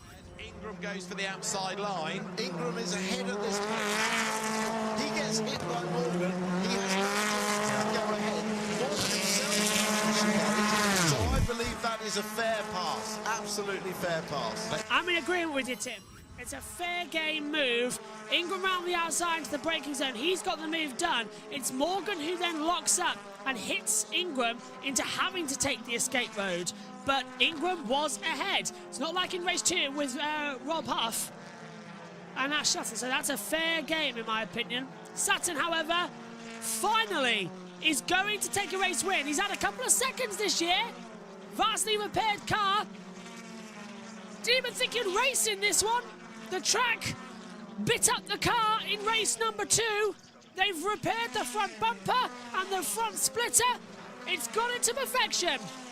The reigning champion, 12 rounds and 4 weekends in, finally wins. Ash Sutton wins for the first time in 2024 here at Thruxton. And that's a crucial win. Second is Camish, and Tom Ingram is third across the line. No, yes! It's a photo finish across the line. Ingram by 77 thousandths to Morgan. And Hill is in 5th. Oh! And Nick Holsted's had a massive accident. Front right has been smashed in. Driver's door as well. He looked to be okay moving inside the cockpit, but a huge accident for Nick Holsted. I don't know where he is. It's coming out the last corner, so it's in that 3rd sector somewhere. So I hope Holsted is okay. It did look a big one there. Ash Sutton, his first win of the year. He's had 6 thirds, 2 seconds, and now a race win. 40th career win for Ash Sutton. Fastest lap to boot. And he is our winner for round 12 of the QuickFit British Touring Car Championship as well. That is 7 different winners in 12 races. 4 wins for Hill, 2 for Ingram, 2 for Turkerton, 1 for Pearson, Moffat, Huff and Sutton. What a day. What a day. Let's hand over to the boys in the box. Lap of the race. Let's look at the result then of the final touring car race of the day here at Thruxton. Ash Sutton the winner from Dan Camish and then Tom Ingram. Adam Morgan 4th from Jake Hill and then Josh Cook with Colin Turkington 7th. Yet another independent win for Aaron Taylor-Smith, 8th ahead of Rob Huff and then Ronan Pearson in 10th. 11th, Mikey Doble from Andrew Watson. The last points going to Sam Osborne, Chris Smiley and Aidan Moffat. Out of the points, Scott Sumpton, Dan Rowbottom, Daryl De Leon. We lost Nick Halstead into the barriers and Tom Chilton with mechanical dramas as well. So as Ash Sutton makes his way to the pit lane and then to the celebrations, his first victory of the season and a 40th win as well for Ash Sutton in the championship. Now this is the last corner. You're looking back from Adam Morgan's car. And on the run to the flag, Jake Hill goes one side. And a bit of contact with Tom Ingram just as they came over the line, but they'd slowed down by that stage. Yeah, whether there's anything in that, discuss, but it may just have been one of those things. Yeah, Ash Sutton, 40th career win, so he'll be happy and with the numbers. And he passes the right height, thankfully. The roller's absolutely fine. Yeah. That'll be a relief for the team. Worry not. We should never have doubted them, such a professional outfit. Well, I think they may have been slowing down as they crossed the finish line because of Nick Halstead's car, and it was an inadvertent rub. I think you're probably right, indeed. So the only things that race control may have to have a look at were elsewhere. But for now, Ash Sutton, Dan Camish and Tom Ingram's cars will go through that technical check. And then they'll be released from the Tokyo technical area down to Parc Fermé. What we do want to see, though, of course, is what's happened in the championship after a really tumultuous day. And as Dan Camish's car is brought forward, Ash Sutton makes his way under the drone, down the pit lane. And he will not only arrive as a 40-time race winner, but as the new championship leader, with Jake Hill second in the standings and Tom Ingram third. Colin Turkington fourth from Dan Camish, and then Josh Cook with Adam Morgan, Tom Chilton, Aidan Moffat and Rob Huff rounding out the top 10. So Ash Sutton, career win 40 and the championship lead. Pretty good way to round out the day here at Thruxton. And he will in a moment wriggle clear of the car. So there is the Ford.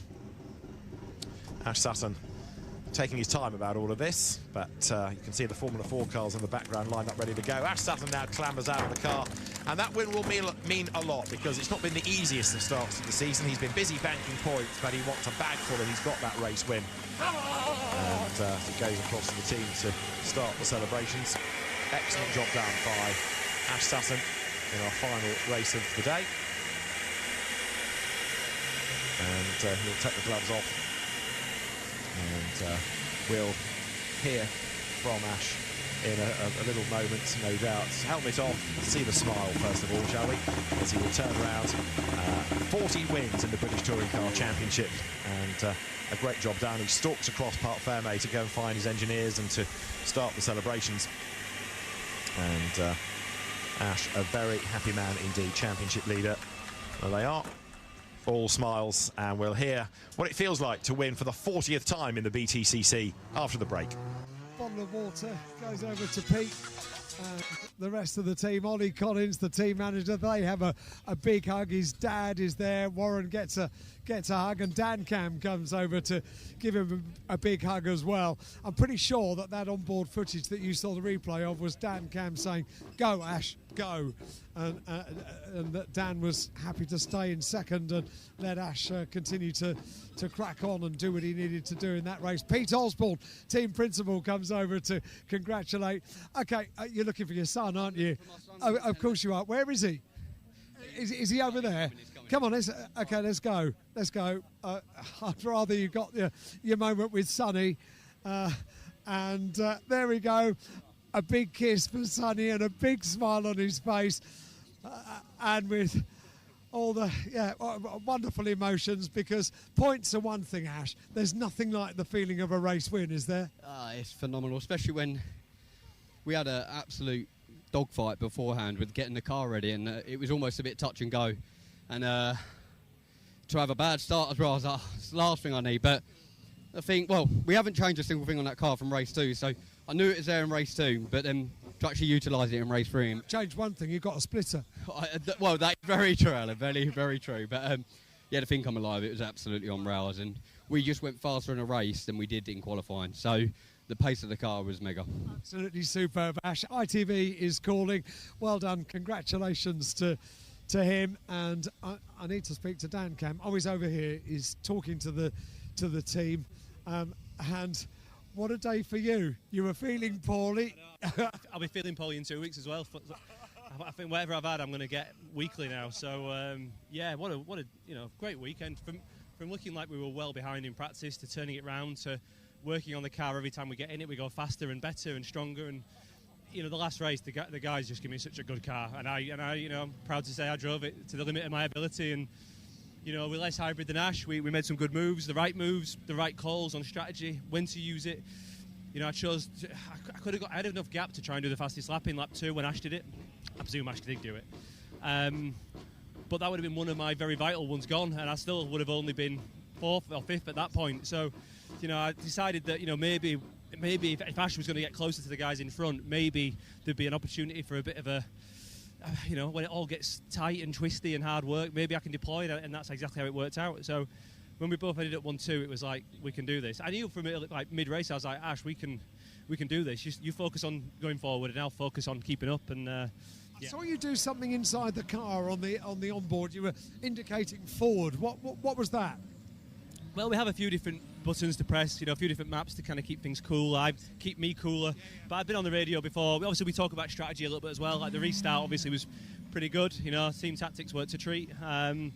So we have an idea of what we're trying to achieve. I'd already said from early on, look, I'm not trying to take this win off you. I've only got 2 laps of hybrid. Maybe that's what it looked like. Ash has got 4, and the guys behind have got a couple more. So my immediate threat is I need to make sure I don't get overtaken, and then I'll think about the podium. So happy with the result. 3 seconds is a hell of a day, so happy days. Top man, Dan, absolutely superb. Dan's going to go over to ITV. Seems like the commentary's gone dead. It took us a while to get our headphones back. Because Sorry he's about that, getting everyone. his father, Bruce, as we come into it, that's always nice to hear that it goes completely silent. Well, what a round of the touring cars we've had. A double up as well for Jake Hill, and going in for a lot more excitement for Ash Sutton, claiming his first win of the season. We'll be back very shortly as we gear up for Formula 1. But we'll be back at Alton Park in 2 weeks' time. Take care. Goodbye. The QuickFit British Touring Car Championship moves away from Thruxton in Andover and over to Cheshire. Welcome to Alton Park and the Island Circuit for the halfway stage in 2024. Hello everybody, welcome to Alton Park. Rounds 13, 14 and 15 of the season. We are halfway in 2024 already for the QuickFit British Touring Car Championship as well. Been on site for the season launch for race 1 and race 3 as well in terms of the season. Now, we've got a couple more coming up. Knock Hill and the season finale at Brands Hatch will be on site for as well. Alton Park here today though, once more off site because of Formula 1 and their Spanish Grand Prix. I'm with you for race 1 and race 3 today. Josh T is with you for all 3, and he's leading the commentary on race 2 as well on a solo. JT was commentating yesterday as well on qualifying, which saw Tom Ingram on pole position with Ash Sutton alongside him. Fully believe it's only when the Tom Ingram fan club roll around that he does well. But hopefully JT is looking to capitalise on what was an okay weekend last time out at Thruxton, and also welcome back. You weren't with us last time out. You were actually there. Yeah, I was there at Thruxton on the Saturday, then I was just non-existent on the Sunday. But yeah, it was good for Ingram, but also, Josh, some big surprises in qualifying, like there normally is. Hill and Turkington didn't get into the top 12. Hill, massive surprise. Hill starts 7th, Turkington starts 9th. Yeah, major turnarounds as well from qualifying once again. High drama and high altitude as well coming up. 75% humidity, track temperature 38.9, air temperature 20.7. It's definitely the hottest race day we've had so far this year. Let's hand over to Steve Ryder. A warm, sunny, gorgeous day at Alton Park and a stunning grid for our opening touring car race, which is just a few minutes away. Louise Goodman is waiting for the arrival of those cars out on the grid. Thank you, Stephen. Yeah, I can see Tom Ingram just making his way up here. Actually, I'm going to grab a word with both the Thomases, Ingram and Chilton, especially Tom Ingram after that amazing performance yesterday in qualifying. It really was something else. Talking to him, if you saw our qualifying report, you could tell just how happy he was with the car. And as always, I'm around the wrong side here, Rob. So let's shuffle round.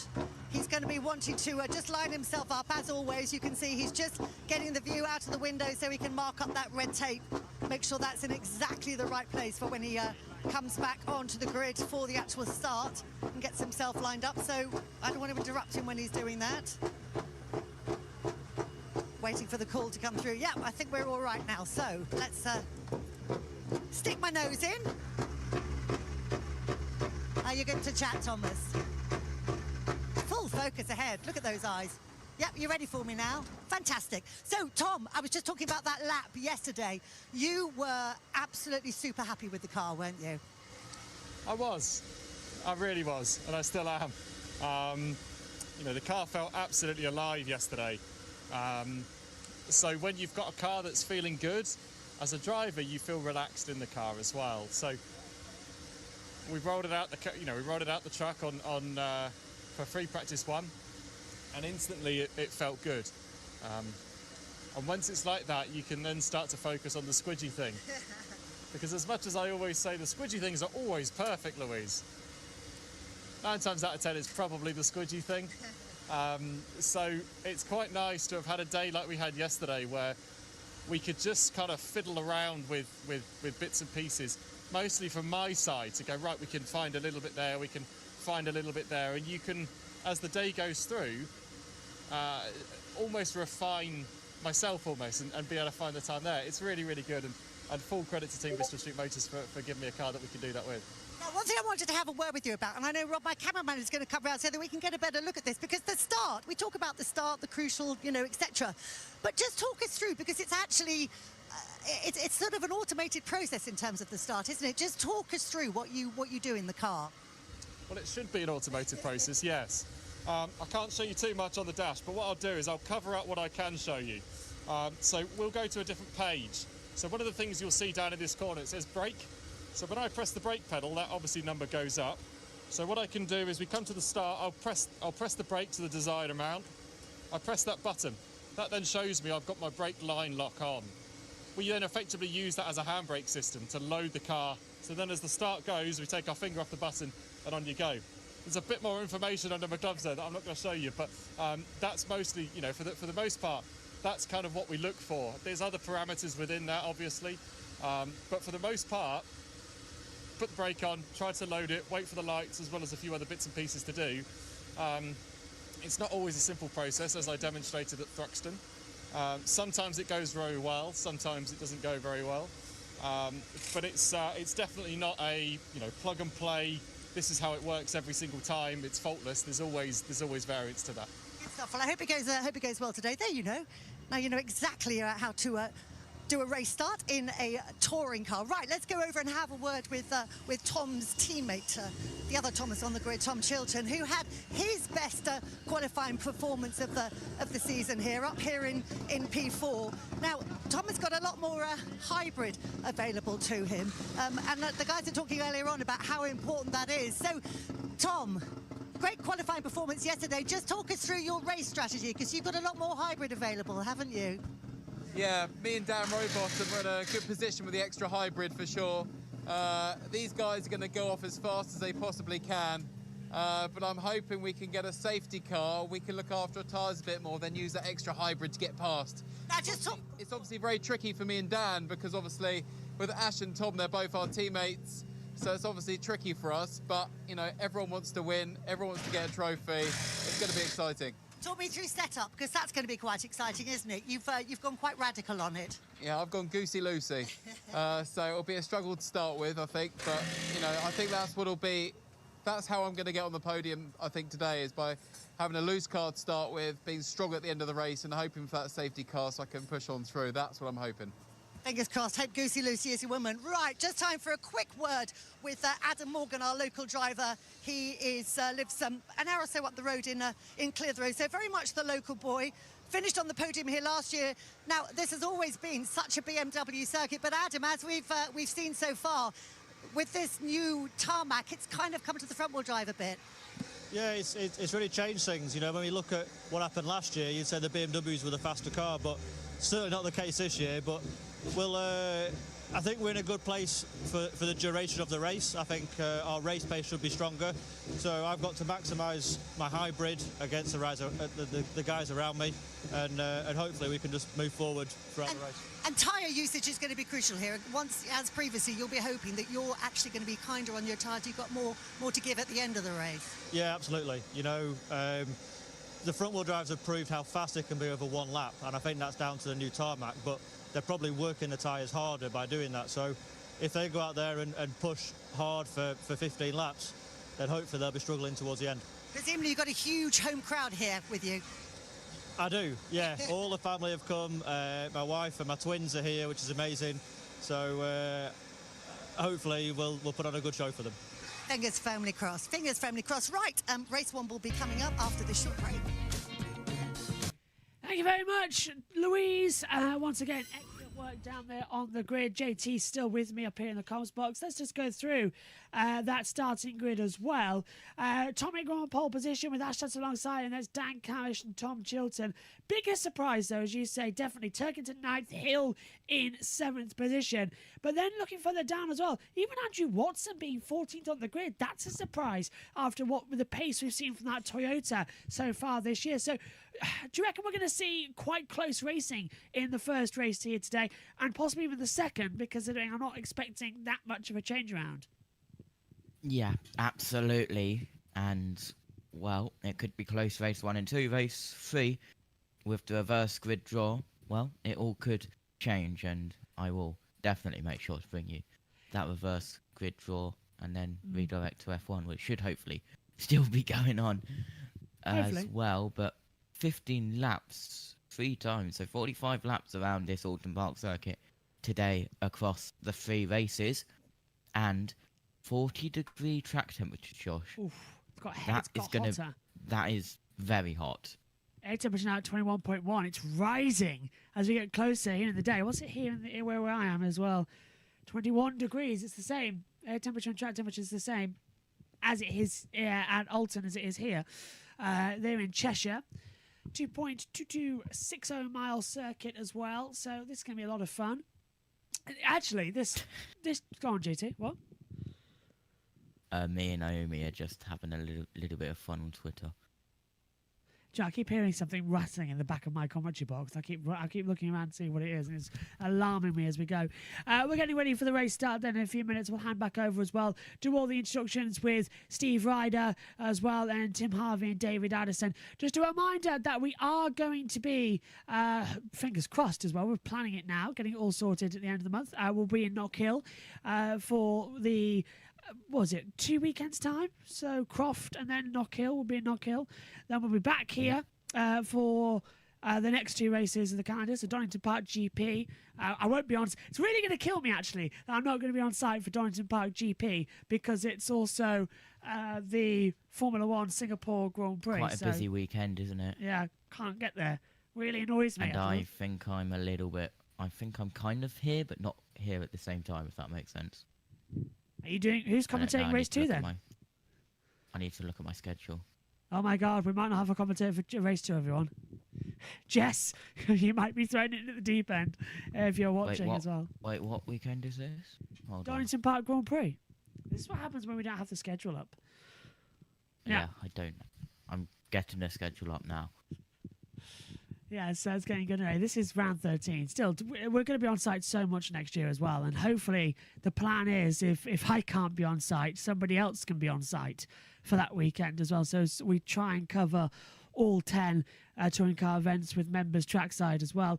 Don't forget, we've also got Jackson Lambros this weekend. He's trackside for us at Laguna Seca. He'll be bringing his information throughout the IndyCar race later on tonight. And also, we've got NASCAR coming up this evening as well. Go on, GT. It's that one which I put in the schedule, but I put in the brackets, can miss if needed, depends on JB Motorsports. Donington. Big one. It's a 2-hour race. Can't miss. Can't leave F1 for 2 hours because Megan would kill me in that one. I can miss MotoGP. I can miss any other, but 110% I cannot and would not be allowed to miss Formula 1. That would be a travesty. Even if it's a parade for 2 hours. Singapore's one of the best races on the calendar. Yes, it normally is. If it was a track like, I don't know, Miami, I might reconsider. That's interesting. It's the first time I've seen the other side of the ITV studio. Say again? Paul O'Neill has just tweeted what it looks like from where they sit in the studio. Oh, I know. I've been there as well. I was with the ITV team as well. Not to rub it in. If you need me for race 2 that Singapore weekend, give me a shout, says Jess. And Adam says NASCAR at New Hampshire with the trophy is a giant lobster. That'd be quite fun. Anyway, I'm going to hand it back to Steve Ryder as we get ready for round 13 of the Quick Fit British Touring Car Championship. In the gorgeous Alton Park sunshine, we're about to start the day's racing with round 13 of the Quick Fit British Touring Car Championship. A fascinating grid and some interesting tyre strategies as well. Let's go straight to commentators Tim Harvey and David Addison. In glorious sunshine then, and in front of a huge crowd, as is the tradition at Alton Park. We are set to go racing, and Tom Ingram looking for his 30th career win on pole position. He thought he had that at Thruxton, but it was taken off him, but he aims to take that win in this first race. Yeah, I'm sure he does. This is a great opportunity. Not surprisingly, those at the front of the field are all going to start on that soft tyre. So green flag lap underway, except there's one car, which was Colin Turkington's BMW, that it was a bit reluctant to... Yeah, did not want to leave there, JT, did it, off the grid. It was very much not reacting the way we thought it would. Yeah, absolutely. We'll have to keep an eye on that, and hopefully that doesn't happen on the main start coming up in a couple of minutes' time. But are we going down to talk to a driver? We are. Robotham, I think. On the grid, not bad, but yesterday's qualifying session didn't quite deliver what you were hoping for, really. Hi, David. No, not really. You know, we had great pace all day. F2 was really good. We're getting points or positions for that. Quali was a bit of a mixture. You know, we had great pace, just didn't put all the sectors together. This little Ford, she's a tricky old thing to drive at times, and I just didn't put all the right bits together at the right time. But we've got pace, which is encouraging, you know. Soft tyres, like many of those around you, but more hybrid. So there should be some progress here, yes? That's the plan, you know. We've had too many weekends this year that just have gone a bit, you know, very, very average. We're not here to be average, so let's try and turn this into some decent points and decent result and set ourselves up for the day. Excellent. We'll leave you to it. Good luck, Dan. Thanks, guys. Here's the grid, then. Making his way round to the grid. It is a very warm day, and the drivers, having been sitting in the cars on the grid, finally get to start moving and get some airflow through. In terms of tyres, in terms of hybrid, well, you can see the number of laps: 3 for Tom Ingram, 1 for the championship leader Ash Sutton, 5 for Dan Camish, and 8 laps of hybrid for Tom Chilton and Dan Rowbottom. And all of the first 7 on the grid: Ingram, Sutton, Camish, Chilton, Rowbottom, Adam Morgan, Jake Hill, they're all on the soft. You've got 1 or 2 drivers electing to get the hard tyre out of the way early on in the day and then try and make progress. So, for example, I'm being told that the Toyotas have had a lot of work done overnight. They're trying to get the hard tyre used up and reverse engineer the weekend. Yeah, very much so. The big reason for that is, of course, the top 10 in race 1 will have to start on the hardest available tyre in race 2. So they're banking on finishing sort of around the top 10, but getting the hard tyre out the way. It's going to be another fascinating race, and as you've been saying, it is not the easiest of tracks to overtake on. Cars over the years have got wider, so a lot of the effort had to be done yesterday in qualifying to determine the grid. We'll see how much shuffling we get in this first race of the day. Tom Ingram starts on pole position for the 3rd time this year, with Ash Sutton with him at the front. Lining up 3rd is Dan Camish, and Tom Chilton will start from 4th. 5th, Dan Rowbottom. 6th, Adam Morgan, ahead of Jake Hill, 4 times a winner this year. Remember, Aaron Taylor-Smith comes next, with Colin Turkington only 9th, a man to watch, a winner here last year.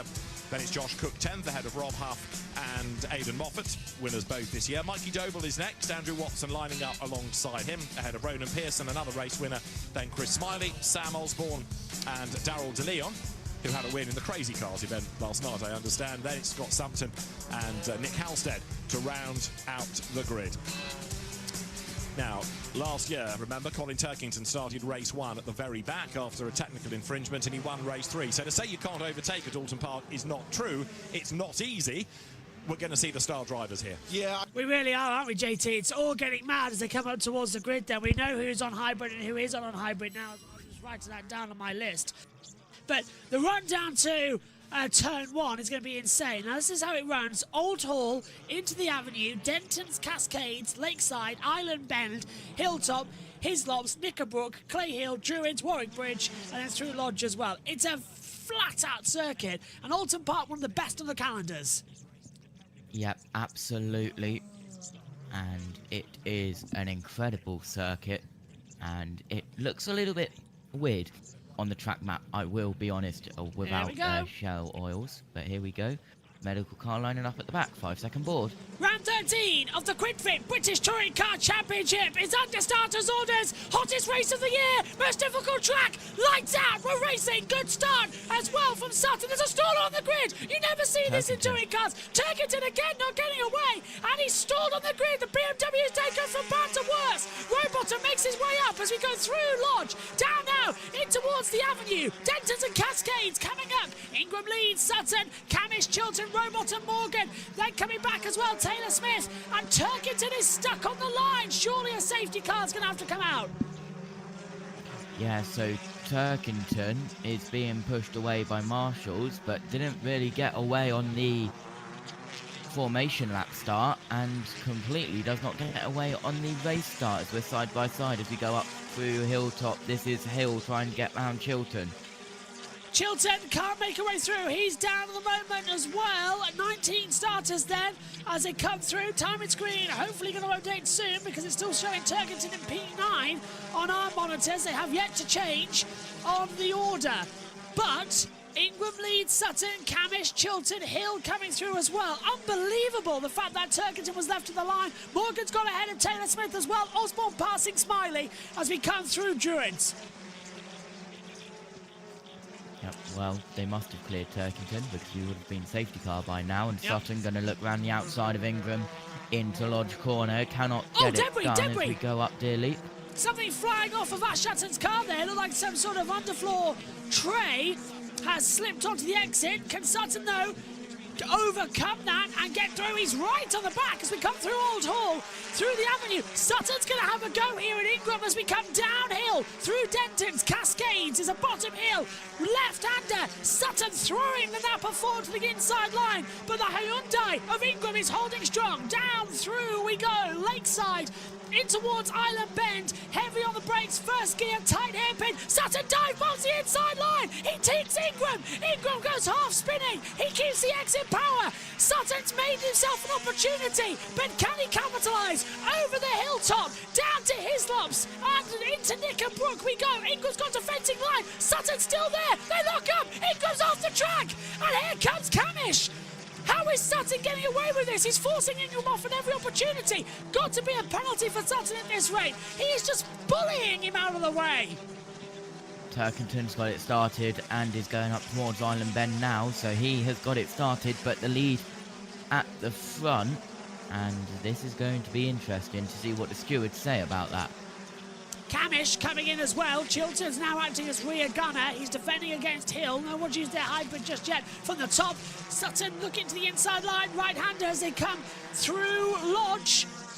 Up the hill we go, and into the third lap of this event. Downhill towards turn one. Hill going defensive because he's got Rowbottom sniffing around the outside line. Oh, and Rowbottom taking the rallycross line through turn one, cutting the inside grass as we head down into Dentons. And what an incredible first 3 laps this has been. On board with Rowbottom, who's having a look at Jake Hill, but down into Island Bend. Sutton is pushing Ingram and looks down the inside. Can't get through. This time it's not going to be a repeat of the previous lap. Nappers are looking very fast here as well. Top 7 on soft tyres. Hard tyres 8 down to 18. Holston and Turkington on the other 2 softs as well. As we look at it, on board, this is Hill looking ahead to Tom Chilton to 5th place, looking up. Biggest winner at the start, though. Well, it must be Moffat up 2, same as Hill. Up 3 for Osborne. Yep, Hill just gone past Chilton for 4th, so Hill up to 4th place from not the best qualifying, and a time penalty for Watson. Full start, 5 seconds. So Watson jumped the start, gets a penalty. That's fair enough then from race control. As you can see, it's flashing up on your monitor. Over the hill then, down. This is Lodge into Old Hall, turn number 1 on the circuit. Then it's the Avenue. Sutton then coming through. There's the official confirmation for a time penalty, plus 5 seconds as well. Right, and there, that's Osborne getting ahead of Watson. Oh, hello, someone was on the grass there as we cut to a replay. Chilton, though, losing another position, this time to Rowbottom on the inside line down into Lodge. That was a nice actual move there. Yeah, really nice move. Then into the dip and then up Dearly as up Hilltop now. We cut back to live. Sutton trying to catch Ingram once more. Fastest lap, 1:26.162. That was done last lap on lap 3 by Tom Ingram in first place. Oh, side by side. Side by side, Morgan and Chilton. The 3-3 and the 33 going to, yeah, so it's the 33 and the 3. All threes, triples across the board. Morgan gets ahead into 6th position, and he's out of hyper for this lap already. Chilton's down 3 places from where he started at the moment. Top 3 are status quo though, but for how much longer? Sutton is 4/10 back actually as he crosses the line, so Ingram just controlling it. We know what Tom Ingram can do when this goes through. Black and white flag for cars 12 and 29 for turn 1 and turn 8 track limits. That's Rob Huff alongside Scott Sumpton. So they've both got a penalty for that incident on the circuit. So how is turn 8 track limits? That's up at Hilltop. Don't know how, has he been forced off somewhere maybe in the side by side? Sorry, that's down at Clay Hill. How's that? Yeah, how's he done it at Clay Hill? How's that track limits? I've never seen that before. Clay Hill, you can't go off. There's Turkington, 2 laps down. If you go the off field. at Clay Hill, it's barrier. Well, it is. The miserable weekend for Colin Turkington that started in qualifying that you were covering, JT, continues. This is really going to harm his championship, but it's really good news for Ingram, Sutton, Camish, Hill. They can all start closing up, but Turkington needed points, hasn't got any points. How can you go off at turn 2, which is Denton's job? Yeah, this is car 40 now of Aaron Taylor-Smith getting a black and white flag for Old Hall on the Avenue.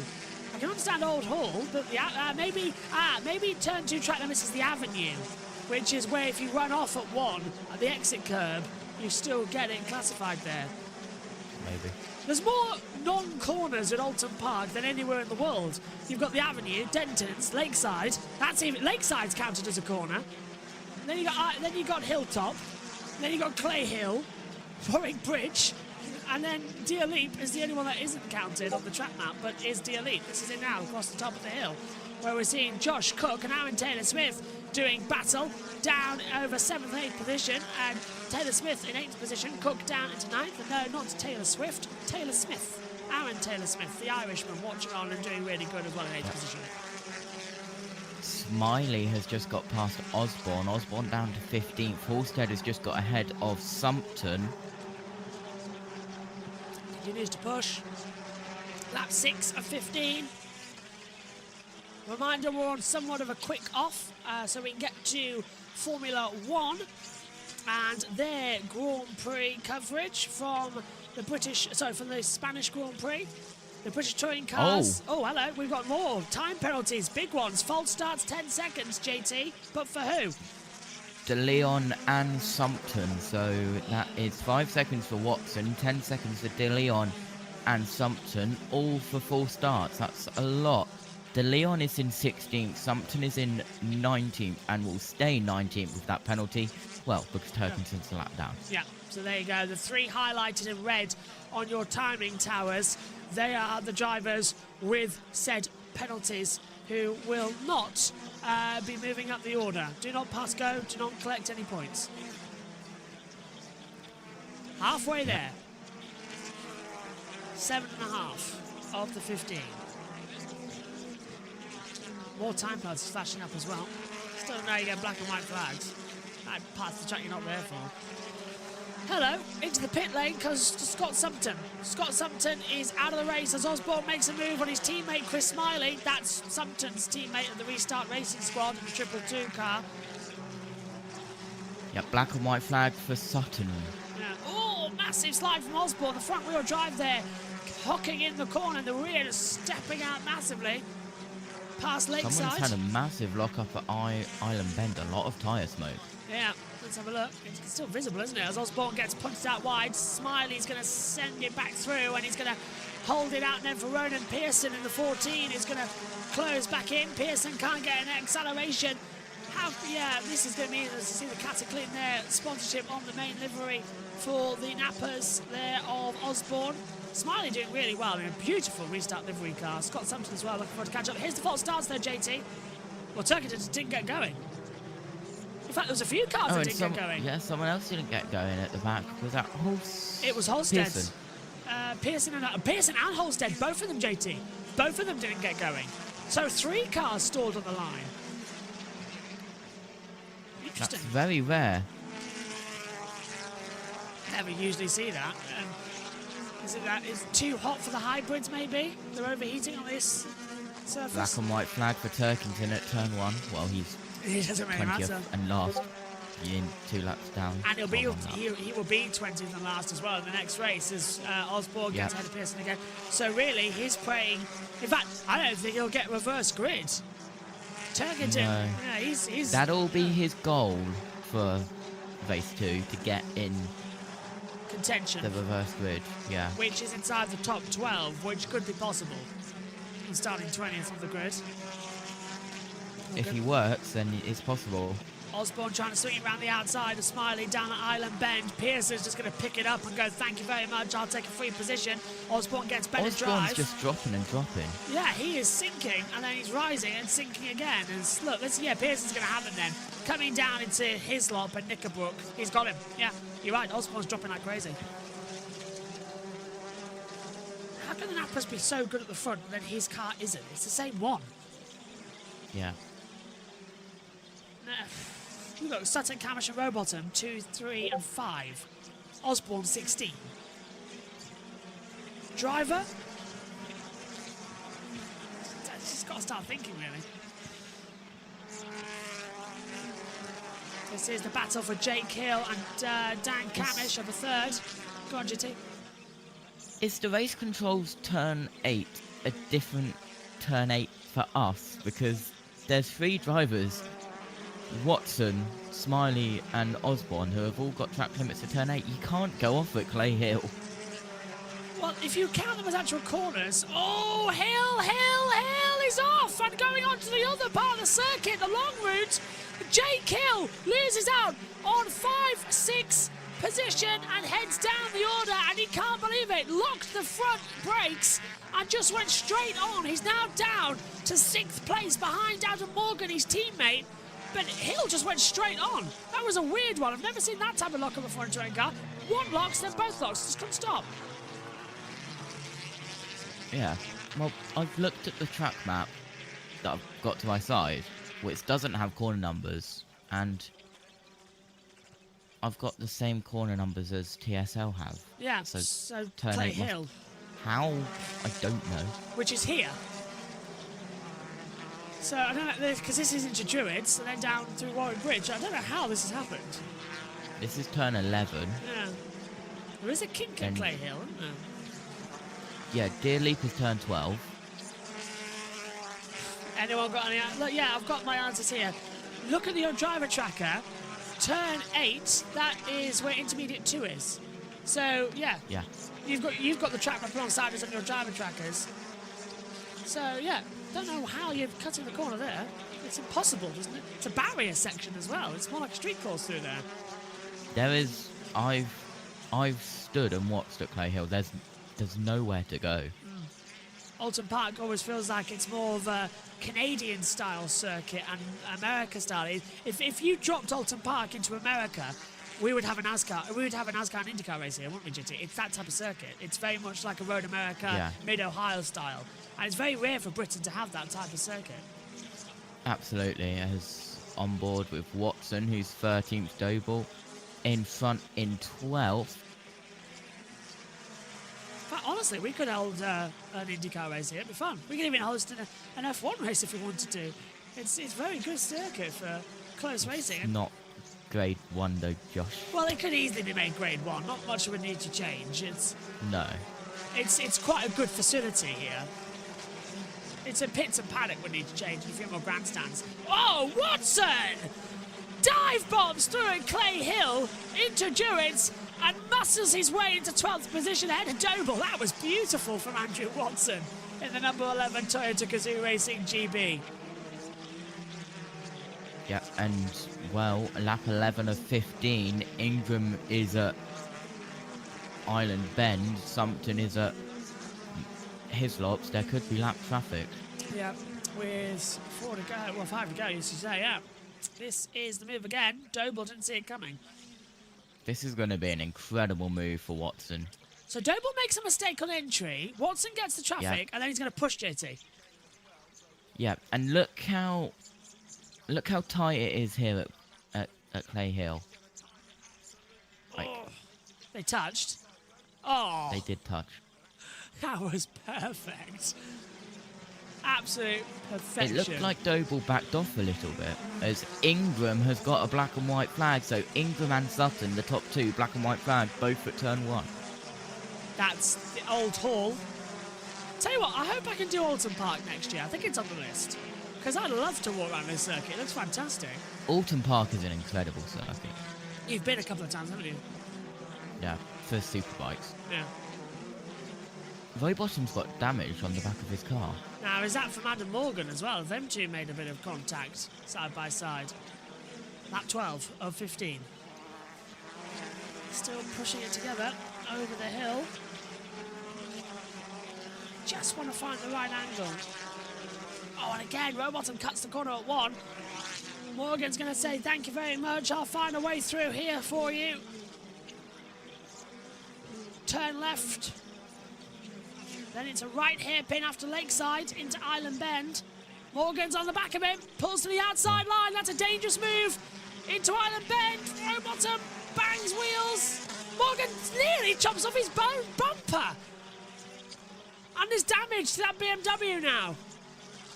Yeah, but we'll have to take into account that the stewards have warned the teams that if there's any flap in bodywork, you risk getting the meatball flag and the mechanical warning flag. And, well, we'll see if that happens. And if it gets any worse, the Leon in 17th is out of hybrid for the rest of this race and with a 10-second time penalty. Holds it so on he for is attack. done. Yeah, he's done. Down de Jong then will go down. He's in 17th position already. Sumpton 19th and a lap down. Turkington is 2 laps down still. He'll remain in 20th position as the calm summer action begins here for the British Touring Car Championship halfway stage of the season. Joshua Smith, nice to see you again. By the way, did you get to Le Mans this year? I'd love to know. Joshua Smith says again, nice to see you again, my friend on the channel. I've watched Formula Palmer Audi at Alton Park and also British Bikes. Great circuit. It is a great circuit. It's on my list. I think I can get there next year. I don't think it clashes with anything off the top of my head. I can check for F1 right now. Yeah, because if it's MotoGP, we can do that remotely. Morgan coming in on the back of Rowbottom. Oh, late on the brakes. Morgan taps the back of him once, taps him twice. Rowbottom is not pursuing. Go on. Jakarta Formula E and Road America IndyCar. Oh, perfect. So it is It's on the the list. weekend after Le Mans. Yeah. Oh, so like now. So it is on the list. Black and orange flag for car 32 of Dan Rowbottom. It's the meatball flag. So it GT. has happened. Yeah. So we'll have to box for damaged bodywork. They're staying true to what they said they would do at the start of the season, and Rowbottom's going to have to box. Unless it falls off on its own. That's going to hurt. Morgan's going to get more points than Team Championship as well compared to Napa Ford. So yeah, there's the black and orange confirmation. So he'll box this lap. He'll have to box this lap. He's got no choice. He's gone through. Oh, so he'll, dear. I bet he'll try and dislodge it on one of the tyres this lap. Knickerbrook. Yeah. There's the flag. It's LED these days. And Tim Harvey is literally just saying the exact same thing. Yeah, it's got to come about in. So get it on driving time. it into a tyre barrier. Morgan might do it for him as well at this rate. Look, he's looking, saying, go the other side. Help me out here, my friend. Go the other side. Morgan is going to do just that. Round the outside, but on the left. Controls it back. Josh Smith says, not this year. Planning on doing next year's race, staying on the private campsite on Porsche curves. Oh, brilliant look, actually. That would be fantastic. Right. Let's have a look then. Go. tyres. Missed it. There's tyres here at Knickerbrook. Did he get it? No. No. He tried. There was tyres inside of Knickerbrook, but he didn't get it. There's none down here at Druids. So, yeah, just got to manoeuvre it. But then he brings the risk of bringing the tyres out, doesn't he? No more tyres at Thruxton chicane, please. Yeah. That caused a safety car last time out as well. No, but the mini crash was totally avoidable. Yeah. I'm glad you caught up on that race. Rowbottom's gone through again. That'll be a post-race penalty then. That'll be something for you to chase up in race 2, JT. Final lap. Ingram is going to win once again this year. He won the opener at Thruxton 2 weeks ago. He's not going to do it this time. He's going to win here and keep it. His third win of the year is on the cards. Morgan desperately trying to go on the outside of Rowbottom. Not working this time. Yeah. Bumps him again. He might take that damage off for him. Not this time though. Still black and orange flag. He's got to take it off this lap, otherwise he's going to get a penalty. He can't go through it 3 times. And this last lap will count. No. Through the tyres. We're watching the wrong angle. Here we go. Through Knickerbrook. He didn't get it. Problem is, it's rear right. It's hard to catch. Checker flag coming though. Well, I already know one person who's going to be very happy. The Tom Ingram fan club. Back in action. Pole position, just like at Thruxton, and a race 1 win as well. Tom Ingram wins for the 3rd time in 2024. A 3-time winner once again after getting his race 1 victory taken away from him last time out. Sutton 2nd. Win, of course. Camish 3rd. Rowbottom, Morgan, Hill, Chilton 7th, Taylor Smith, Cook, Moffat in the top 10 when they finish across the line to confirm that. And as you rightly say, JT, a 30th career win for Tom Ingram finally. What a race. Yeah. But now, what will happen? Oh, Smiley's got bodyweight damage too. Yeah, now what will happen, Josh, with Taylor Smith being the independent winner, but completely different to that, Napa will argue that Ingram skipped the chicane and gained an advantage. Yeah. Ingram will argue that he had no choice because he was pushed off. Here we go again. And Napa will argue that he should have gone through the escape road, which is there, which is, I believe, part of the race director's instructions. But also, we've got that thing with Rowbottom and Morgan with the orange flag and the flappy bodywork. And remember, Ingram lost his win at race 1 Thruxton because he was forced off the track by Sutton as well. So Sutton doing exactly the same thing again. Deja vu. Deja vu. Race 2 is going to be fun. That's coming your way on air at, I believe, 2:25. Lights out at 2:40 British Summer Time. JT take you through that one. That's in the middle of the F1 race as well. Well, shirts off for all the dads out there in the fans grandstand. Let's have David Addison take you through the final results.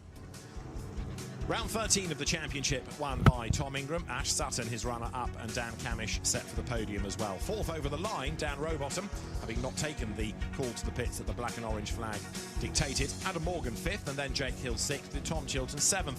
Aaron Taylor Smith isn't just the first driver home on the hard tyre, he's also the winning independent ahead of Josh Cook, and Aidan Moffat in 10th.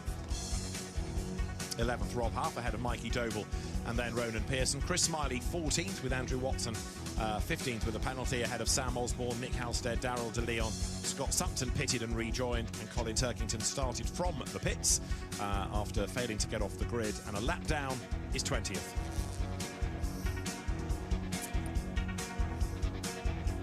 As far as the championship is concerned, it was Ash Sutton, of course, who led coming into this race. He leads the other side of it, with Tom Ingram now 2nd and Jake Hill down to 3rd. It is Dan Camish 4th ahead of Colin Turkington in 5th. Josh Cook next from Adam Morgan, Tom Chilton, Aidan Moffat and Dan Rowbottom to round out the top 10. So the drivers making their way to the pit lane. A wonderful shot from the drone looking down over the houses on the outside of Old Hall Corner and the fields, and then a very, very busy Alton Park. Just out of shot on the left is a hugely busy campsite. The paddock is busy, the car parks are busy, and as ever for, if you like, Alton Park's Grand Prix weekend, a very, very big and enthusiastic crowd. Alton with a great catchment area from Manchester on one side, from Liverpool on the other. You've got people even from Ireland coming across, probably to cheer on Aaron Taylor-Smith, because it's not that far away from the ferry ports. But it's been a really good start to the day for Tom Ingram. He takes race 1 honours, and he can reflect on that after the break. Yes, well, we're concluded here because we've got to get over to the Formula 1 session as well. So, JT, final thoughts from you, please, on that quite good, energetic race 1. Yeah, it was an incredible race 1, and, well, if it's the same in race 2, it's going to be a banger. Thanks, JT. You'll have fun in race 2. I'll see you again for race 3 later on. But JT will take you through the next part. Next up here on JB Motorsports, it's going to be the Spanish Grand Prix. We'll see you later. Tom Ingram, 3-time winner. But it could all change again. Stay with us. See you later. Bye-bye. We move away from Thruxton in Hampshire to Alton Park in Cheshire on the island layout. This weekend, 5 of 10, and it's taken place around this 2.26 mile circuit. It's time for round 14 of 30 of the 2024 British Touring Car season. Hello everyone, and welcome to the second race of the day, and we have one more race coming up later on as well. Race 1 was eventful, just a couple of notes with a post-race penalty for Daniel Rowbottom. That is, of course, for ignoring that black and orange meatball flag to force Rowbottom down into pit lane. So that drops Rowbottom down into 15th. Watson's penalty dropped him down into 14th. De Leon's penalty into 18th, and Scott Sumpton into 19th with those penalties. Of course, those 3 penalties for false start and Rowbottom for breach of Article 12.24.3k, which I believe it has something to do with ignoring the meatball flag.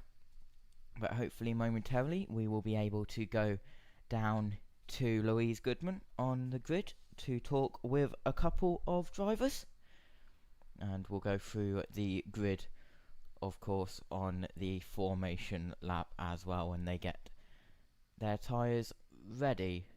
But let's have a replay and highlights of race 1 of the day. Another chicane he has to skip. Oh, lock up, big lock up, big lock up! And a really consummate drive. Tom Ingram takes career win 30 at Alton Park. He wins race 1 of the day.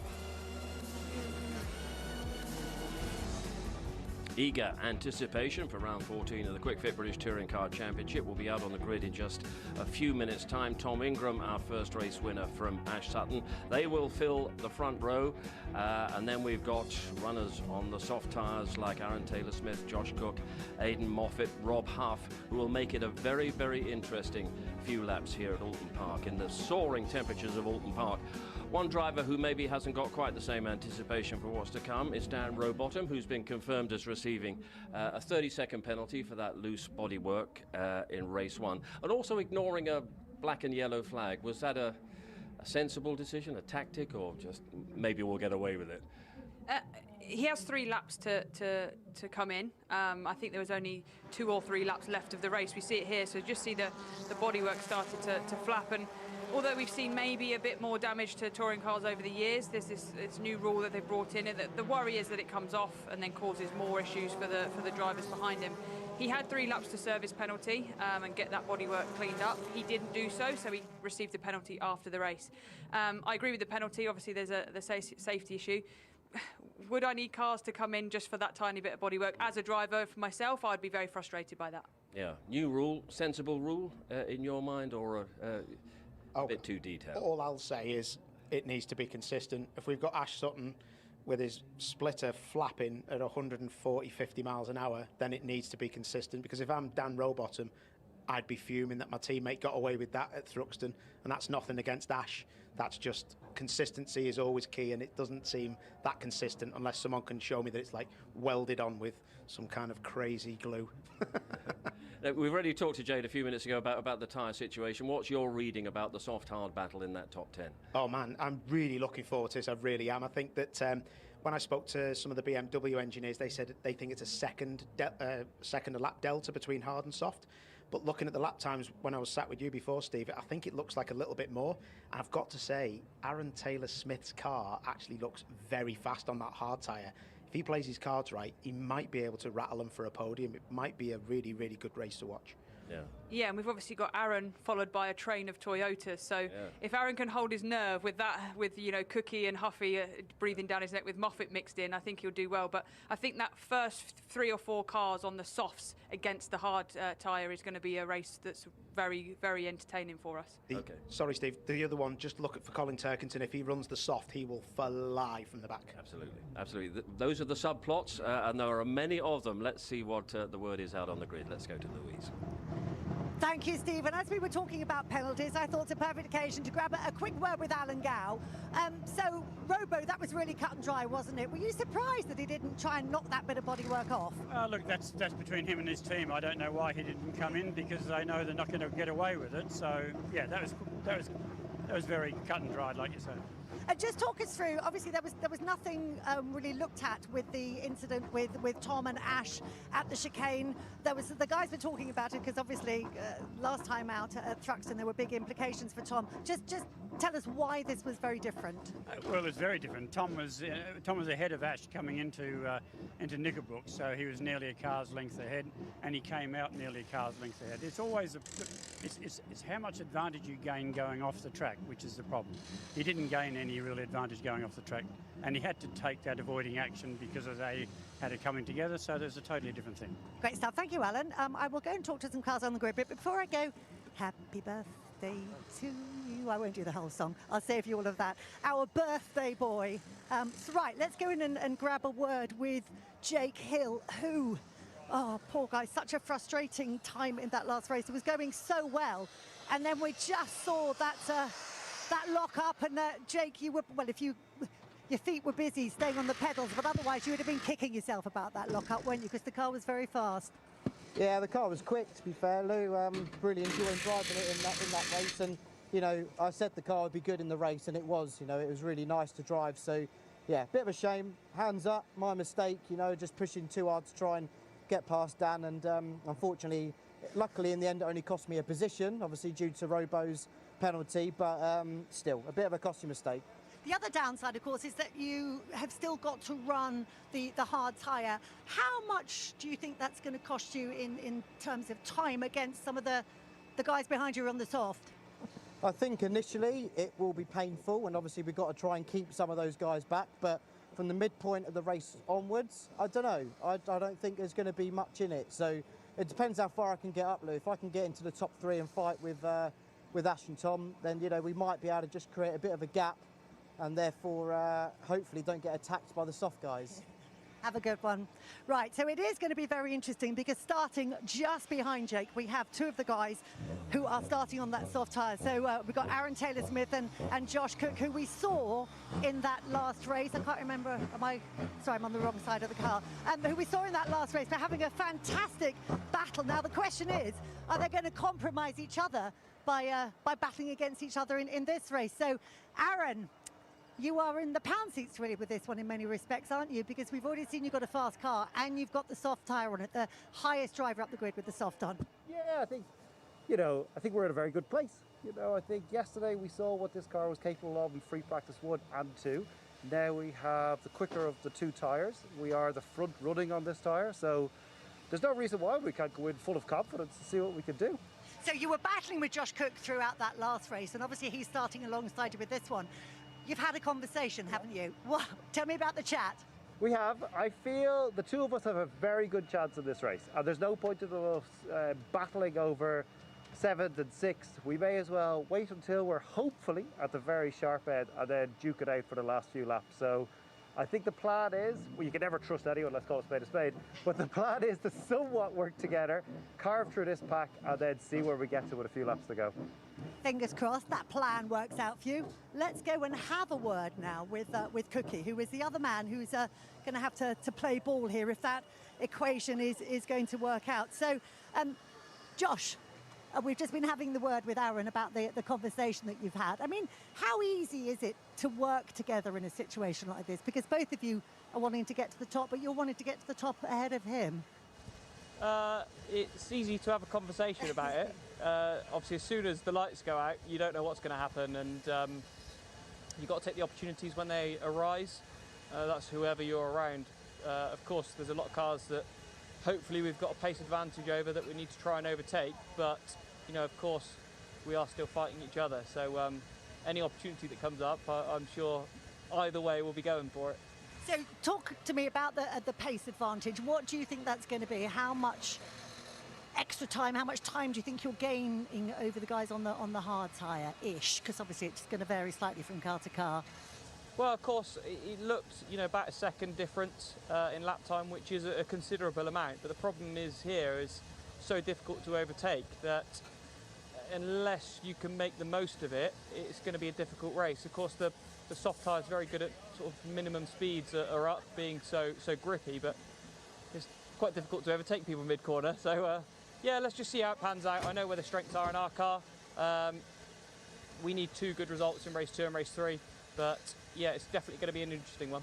We saw a good overtake from your teammate in that last race from Andrew Watson. Where are the good overtaking places? Where are you thinking you might be able to get by here? And where does the hybrid come into play as well?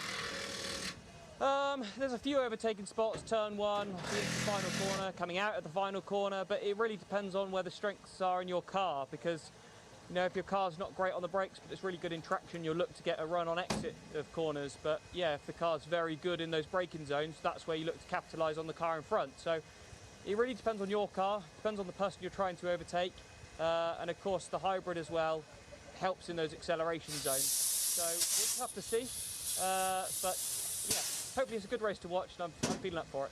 Good luck, good luck. I think we can pretty much guarantee this is going to be a good race to watch. So we're going to head for a quick break.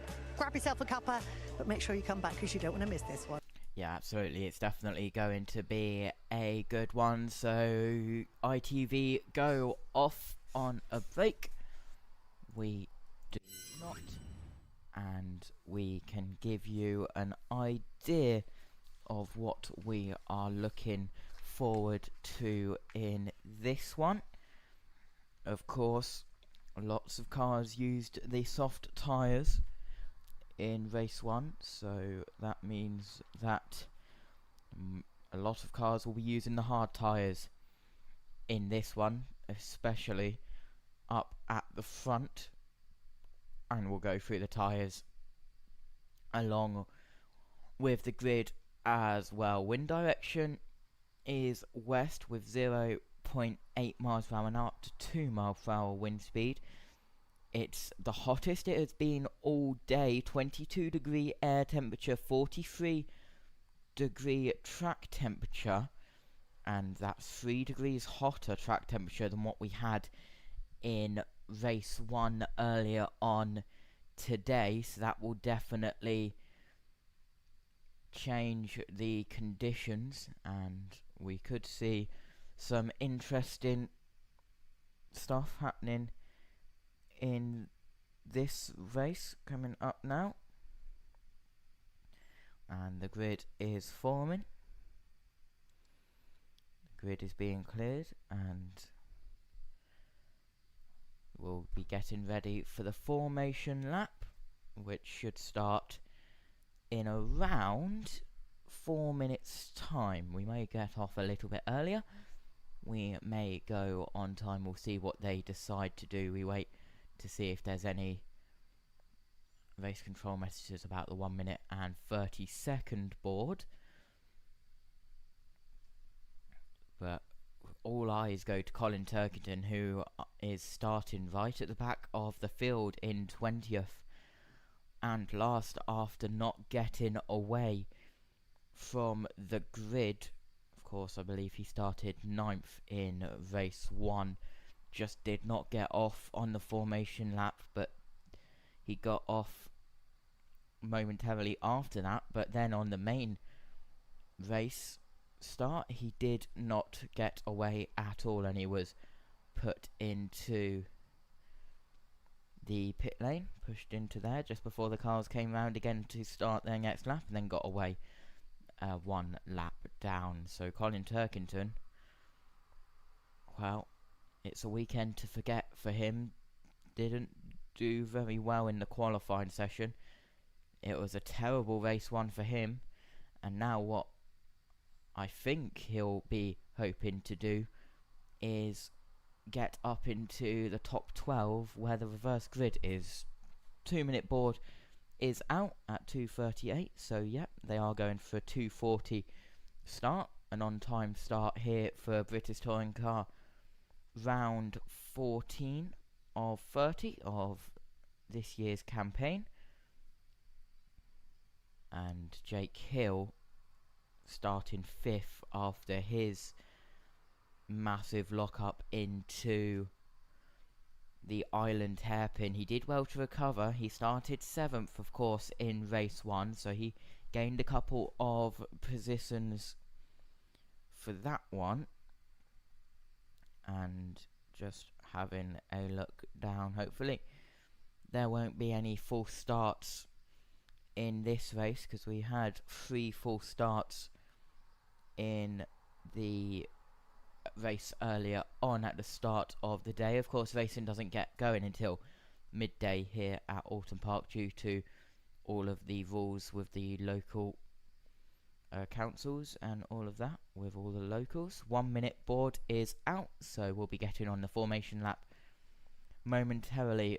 Let's have a look at the Alton Park circuit. You go into turn 1 at Old Hall Corner, then down the avenue, a little right kink at Denton's into a tight left-hander at Cascades, down Lakeside into Island Bend hairpin, up to Hilltop, then down the hill into the Hislop chicane, then the right-hander at Knickerbrook, up Clay Hill, which kinks to the left into the right-hander of Druids Corner, and then under the bridge into a tight Lodge Corner, and then down into the dip and up Deer Leap, which is a left-hand kink onto the front stretch once more. But we are waiting for the green flag to drop from the starter stand. But let's go and quickly get a word from David Addison and Tim Harvey. Yeah, he's had a buckled wheel, which is a vibration he would have felt on the way to the grid. So they've changed that wheel. It's the right front, so he'll get some warmth in it on this lap, but it's not ideal preparation. So the cars make their way onto this final formation lap. It is still a very warm day, and it is going to be Tom Ingram starting on pole position. Now, just before we get into the grid, let's catch a quick word with Mikey Doble, because heading into this race, Mikey, now you're on the soft tyre. Looking forward to it, I guess. Yeah, well, good afternoon to everyone watching on ITV and around the circuit. But yeah, this is the race we've been waiting for. I think this is the first time this season that the new tyre rules for 2024 we're going to see the benefits of it. This is going to be a cracking race, and I just hope that I'm there to score some really good points. It is not the easiest track to overtake around. Where are you expecting your heroics to come? Well, I mean, I've got 3 or 4 cars on softs in front of me, so I'm kind of hoping that they will sort of police escort me through the pack, and I'm sure that there's going to be some cars running wide and making mistakes on those hard tyres. So I think really in the traction zones, these soft tyres are something special compared to those pieces of wood that we had on our car in race 1. So here goes. Let's see what progress can be made. Good luck, Mikey. There's a quick word with Mikey Doble, and we'll get into the grid momentarily as the cars head into the Hislop's chicane. And warming the tyres up to get as much warmth and to get the tyres to warm up. hybrid laps available. 1 for Ingram, 2 for Sutton, 3 for Camish, 5 for Morgan, 6 for Hill, 7 for Chilton. Everyone else is 8th. Rowbottom in 15th is 4th. Top 6 on the grid is all hard. And that will definitely be interesting. Let's have a look at the grid then. Row 1, Ingram and Sutton both on the hard tyres. Row 2, Camish and Morgan both on the hard tyres as well. Row 3, Jake Hill and Tom Chilton both on the hard tyres. Taylor Smith and Josh Cook both on the soft tyres on row 4. Row 5, Moffat and Huff soft tyres for them both. Then it's Mikey Doble and Ronan Pearson on row 6, both on soft. Chris Smiley and Andrew Watson in 7th, both on soft. Row bottom hard, Osborne soft for an all napper. Row 8, row 9, Nick Halstead and Dower De Leon all on soft tyres. And then the final row of the grid, Scott Sumpton and Colin Turkington in soft tyres for both of them as well. So Colin Turkington not really had the best weekend, has he, as cars start to line up on the grid. On board with Jake Hill, who lines up in 4th position.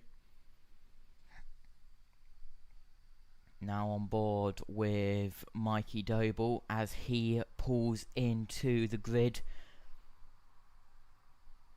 And we look to the rear of the grid to see Dower De Leon, Scott Sumpton, Colin Turkington, who will line up in 20th and last. The medical car at the back, the safety car as well, green flag at the back, and the 5-second board is shown. Round 14 of the season as we look to the lights.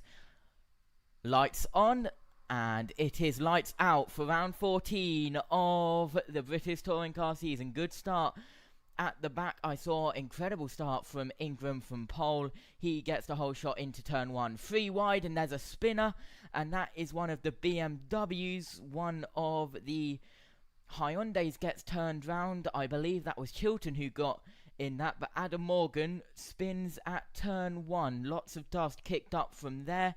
So drama at turn 1, and into Cascades goes Ingram and Sutton. Sutton looks around the outside at the island bend. Sutton gets into Ingram, spins Ingram round.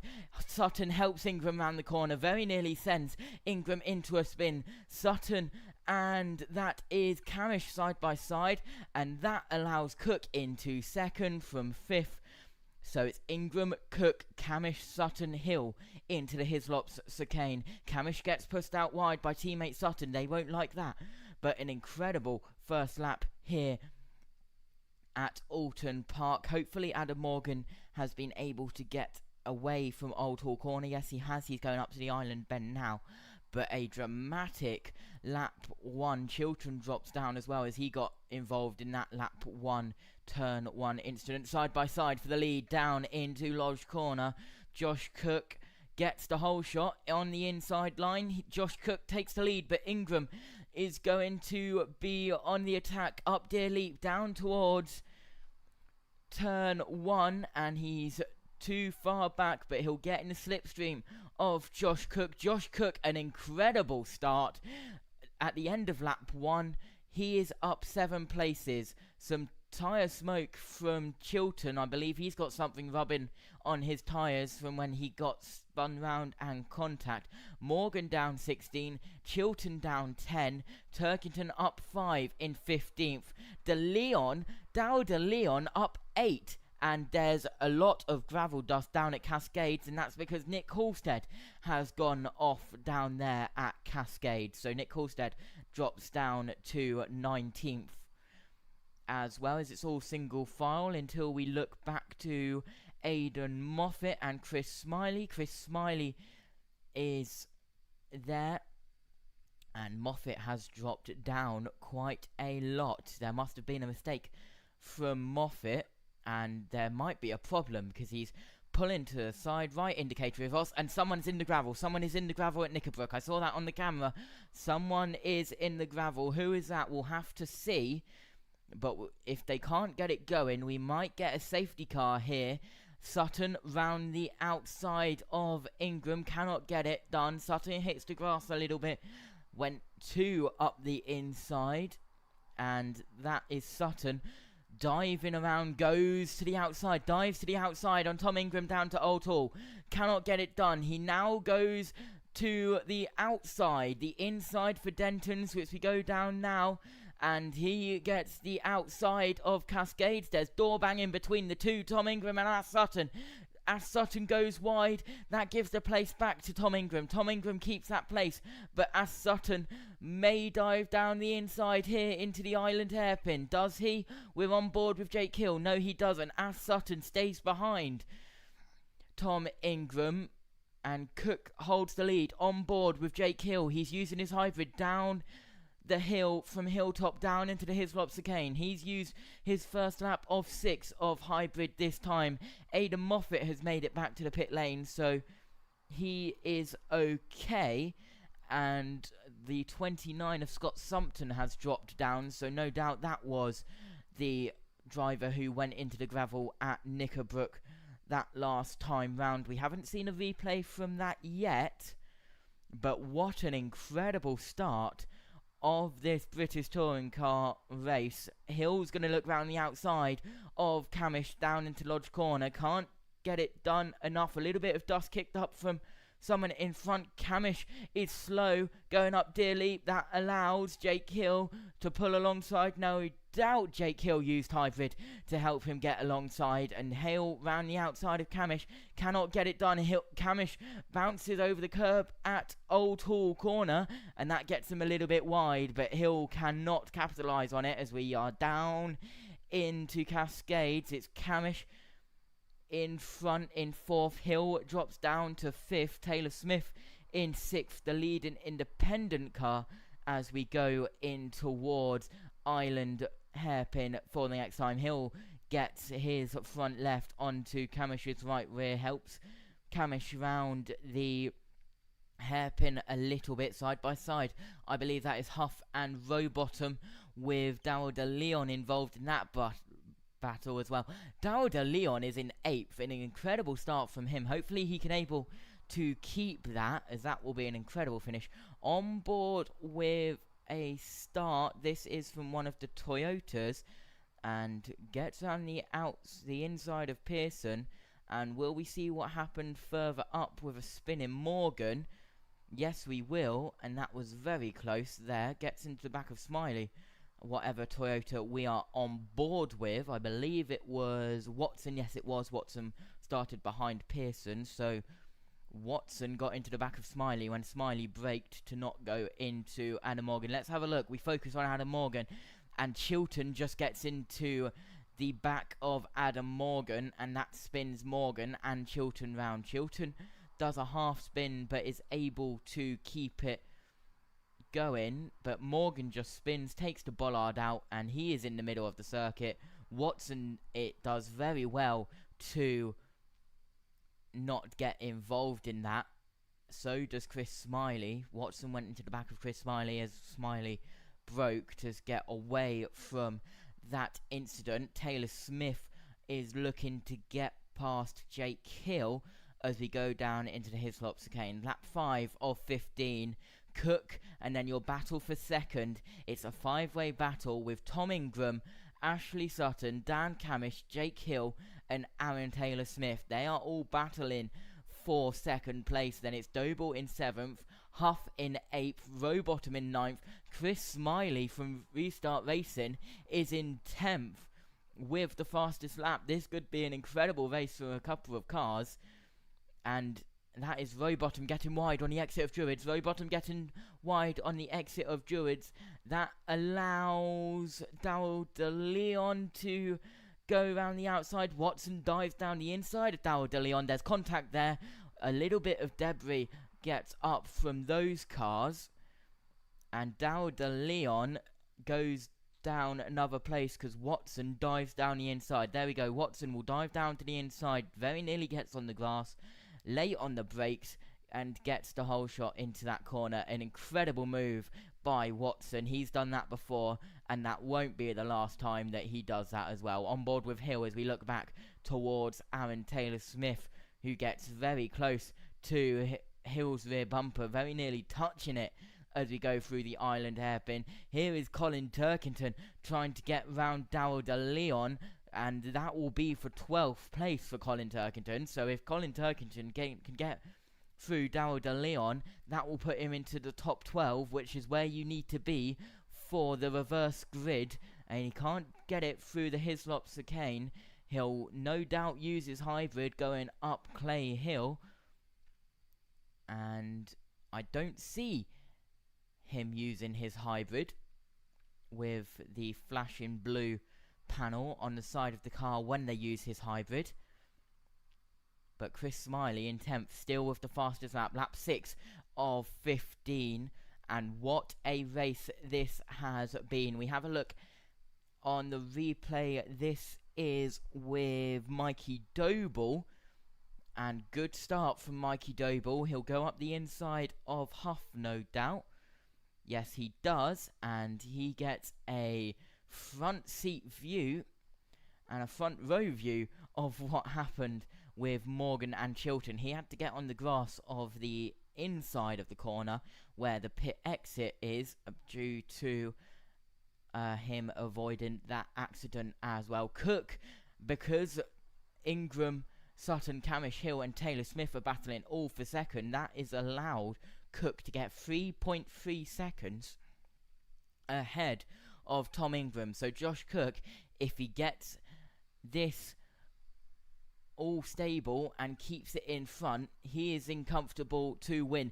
Chris Smiley dives up the inside of Daniel Rowbottom. Chris Smiley gets into 9th. An incredible race for the 222 Restart Racing car. Chris Smiley up into 9th. What a move there from Chris Smiley, back in the British Touring cars this year.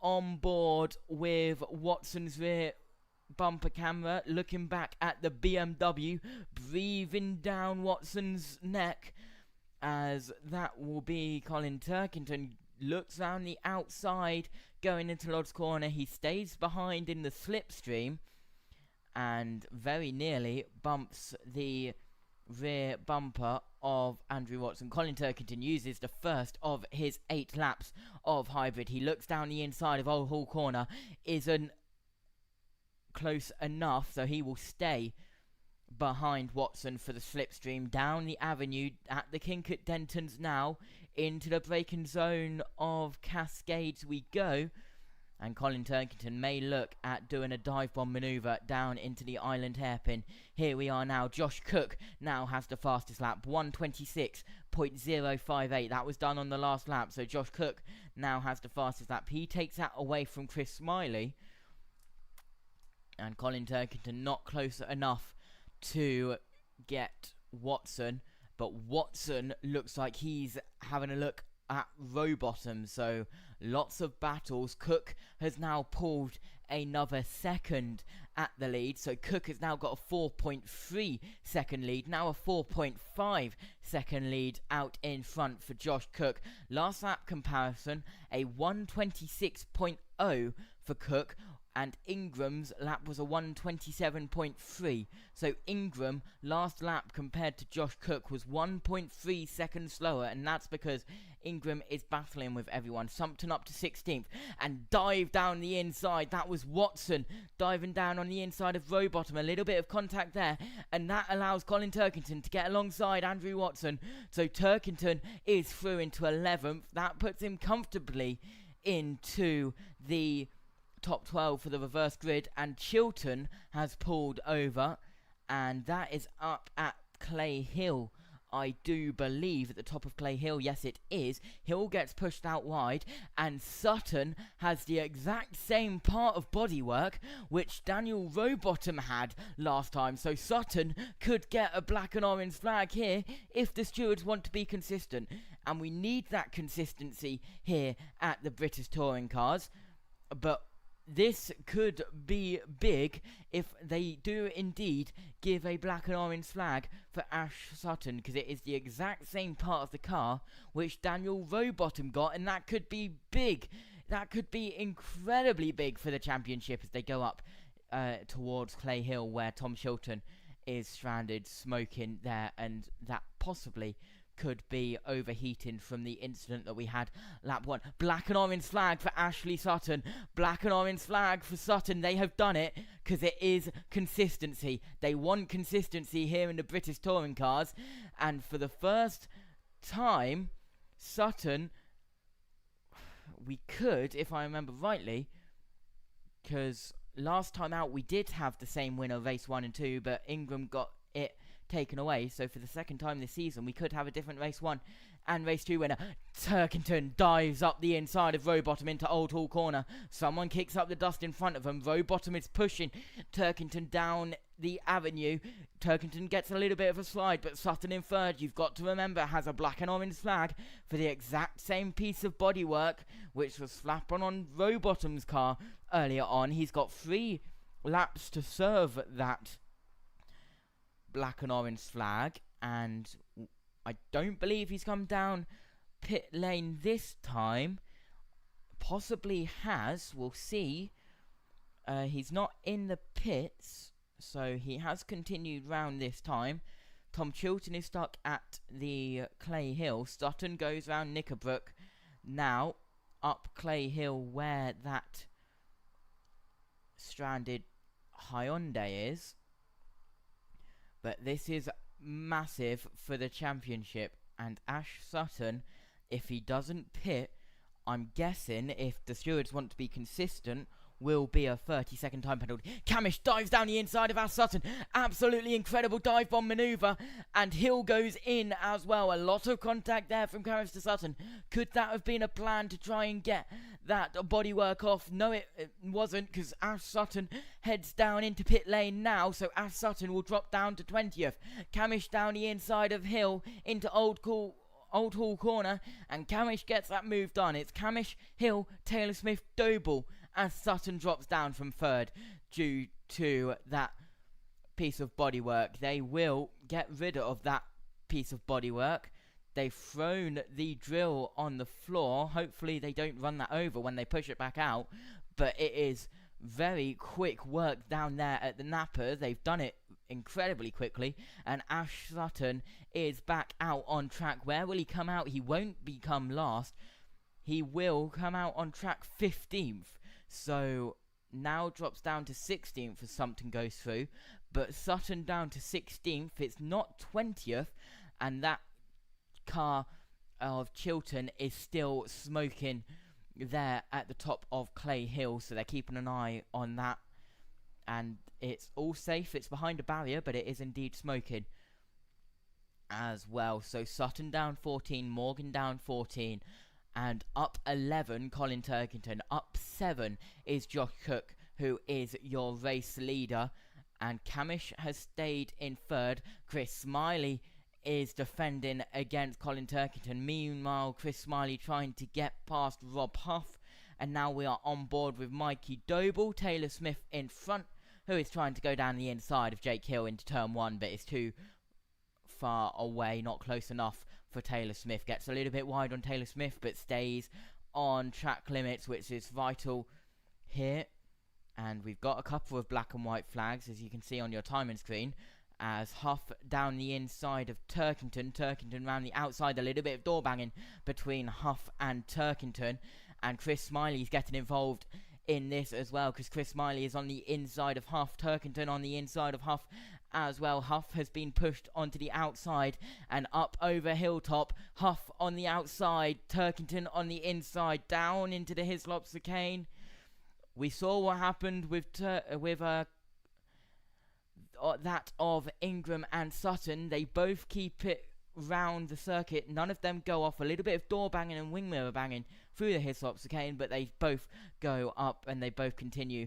Turkington gets through on Rob Huff. Turkington up to 8th. An incredible recovery drive from the 20 of Colin Turkington. Maybe helped a little bit by the black and orange flag for Sutton, and also the incident at lap 1, turn 1, which he stayed out of, which involved teammate Adam Morgan. Lap 13 of 15, starting the...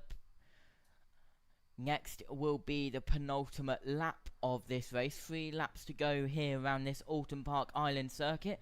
Rowbottom looks around the outside of Rob Huff. Cannot do that, and that will be down towards Denton's and Cascades now. And Watson trying to get through on Rowbottom as they go down Lakeside. Just the lake and the campsite just to the left, and Watson dives down the outside, but that allows Darryl De Leon to dive down the inside of Watson, and Watson and De Leon side by side. De Leon very nearly pushing Watson onto the grass. He does push Watson onto the grass. They are still side by side, Darryl De Leon and Watson going down side by side into the Hislop chicane. Darryl De Leon gets through first, so that is De Leon up to 11th, Watson down to 12th. But let's see if Watson can react as we go up Clay Hill to start the penultimate lap momentarily. Josh Cook will, as he goes across the line to start the penultimate lap momentarily. He does that now. So lap 14 of 15 has started. And this is Chris Smiley battling with Colin Turkington. Colin Turkington dives down to the inside. Chris Smiley makes sure to defend but not cut him off. Chris Smiley keeps that position. Chris Smiley in 7th. He is 3rd in independent. Incredible race from Chris Smiley. And the Restart Racing team, an incredible race on board with Doble. We are looking back at this battle between Smiley and Turkington, I do believe. Yes, we are, as we come down Lakeside. There is Ingram, there is Camish and Hill battling. Side by side we cut to Smiley down the inside of Turkington. Turkington pulls to the inside, up Hilltop, down towards the Hislops again. This is side by side, they are door banging. Chris Smiley and Colin Turkington. Colin Turkington has the inside line down into Hislops again. Can he get it stopped? Yes, he does. Chris Smiley also gets it stopped. Colin Turkington keeps his 7th place. Chris Smiley down to 8th. What a move there from Colin Turkington, and a battle which has been going on for multiple laps. We look back to Darryl De Leon, Huff and Watson, the two Toyotas with the Duckham's car. And Josh Cook is about to start the final lap of this race. It says the safety car is out on the driver tracker. I can confirm we are still green. That's just a bug on the system. The safety car is not out, even though it's showing on the driver tracker, as this is a battle as Josh Cook goes across the line to start the final lap. And Huff very close to the barrier on the inside of Deer Leap. De Leon looks to go down the inside. We cut to Cook, who is going down Lakeside. He's only used 6 of his 8 laps of hybrid because he hasn't had to use them. He's 7.284 seconds in front. But what an incredible race 2 this has been, as Hill round the outside of Camish. This is Hill trying to get 3rd place. Now Hill cuts to the outside. This will be as they go over Hilltop down towards the Hislop chicane. They have a little bit of a bumper tap, and Hill, massive lock up. He bounces over the first Hislops chicane curb, the right-hander. He gets it stopped. He continues. Hill still keeps that, and Hill has got past Camish for 3rd. So Hill in 3rd place. Camish down to 4th, but momentarily we will pick up Josh Cook, who has got a 7.8 second gap. We see him exiting Lodge Corner, down Deer Leap. Josh Cook with an incredible gap and wins an incredible round 14 of 30 of this 2024 British Touring Car season. An incredible race, a clean race from Josh Cook. Tom Ingram comes home in 2nd. Jake Hill in 3rd. Camish in 4th. Taylor Smith in 5th. And in 6th is Doble. 7th, Turkington. An incredible drive from Turkington to go from 20th up to 7th. But Josh Cook is your race winner for round 14 of 30 of the British Touring Car season. Door open with a 23 degrees Celsius air temperature, 44 degrees Celsius track temperature, as I will just double check that the redirect is set up for you, so everyone will be redirected to Formula 1 after this. But Colin Turkington, drive of the day, definitely.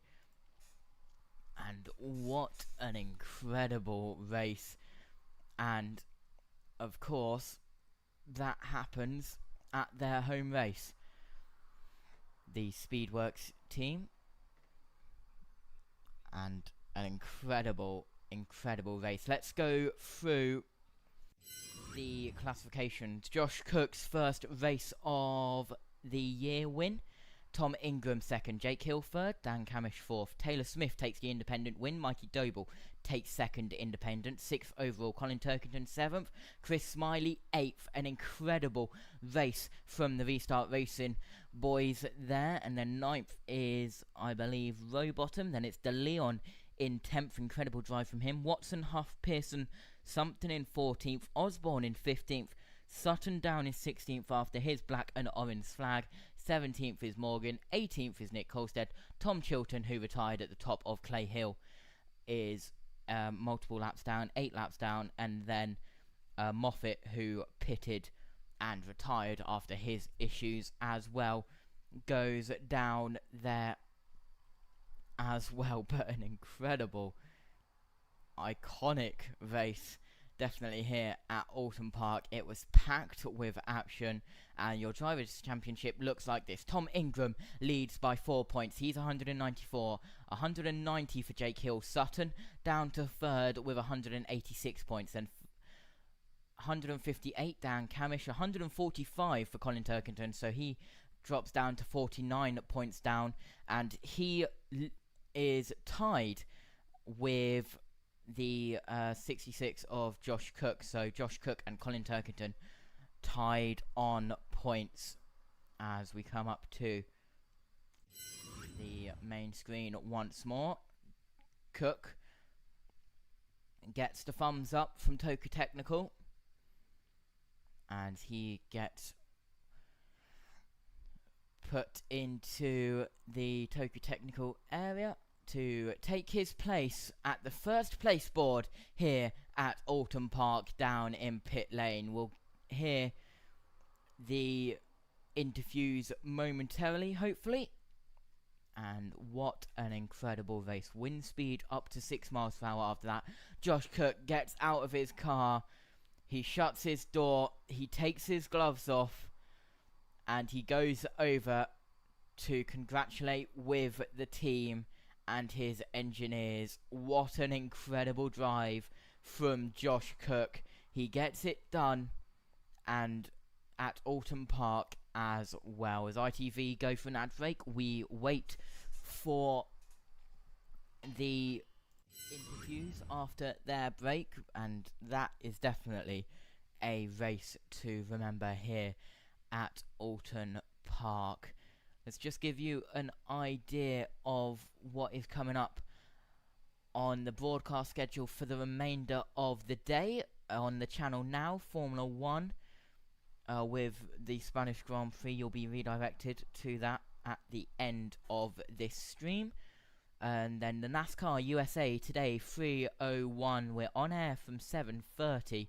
Green flag at 7:35 if it happens, because there's a tornado warning in effect for New Hampshire, and rain and storms in the area, so no doubt we could be going to a Monday race and even a Tuesday race, because tomorrow's forecast doesn't look the best as well. And then IndyCar has the warm-up at Laguna Seca for the Grand Prix of Monterey, which we are on air from 11 p.m. British Summer Time.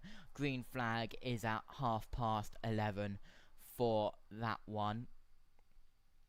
But we'll see what the reverse grid draw is after the interviews. That, of course, gets all underway at 5:25 British summer time, so in a couple of hours time, in fact in exactly 2 hours, we will be on air for that one. Of course, that is pending any delays that happen in the upcoming support races which we have after this one.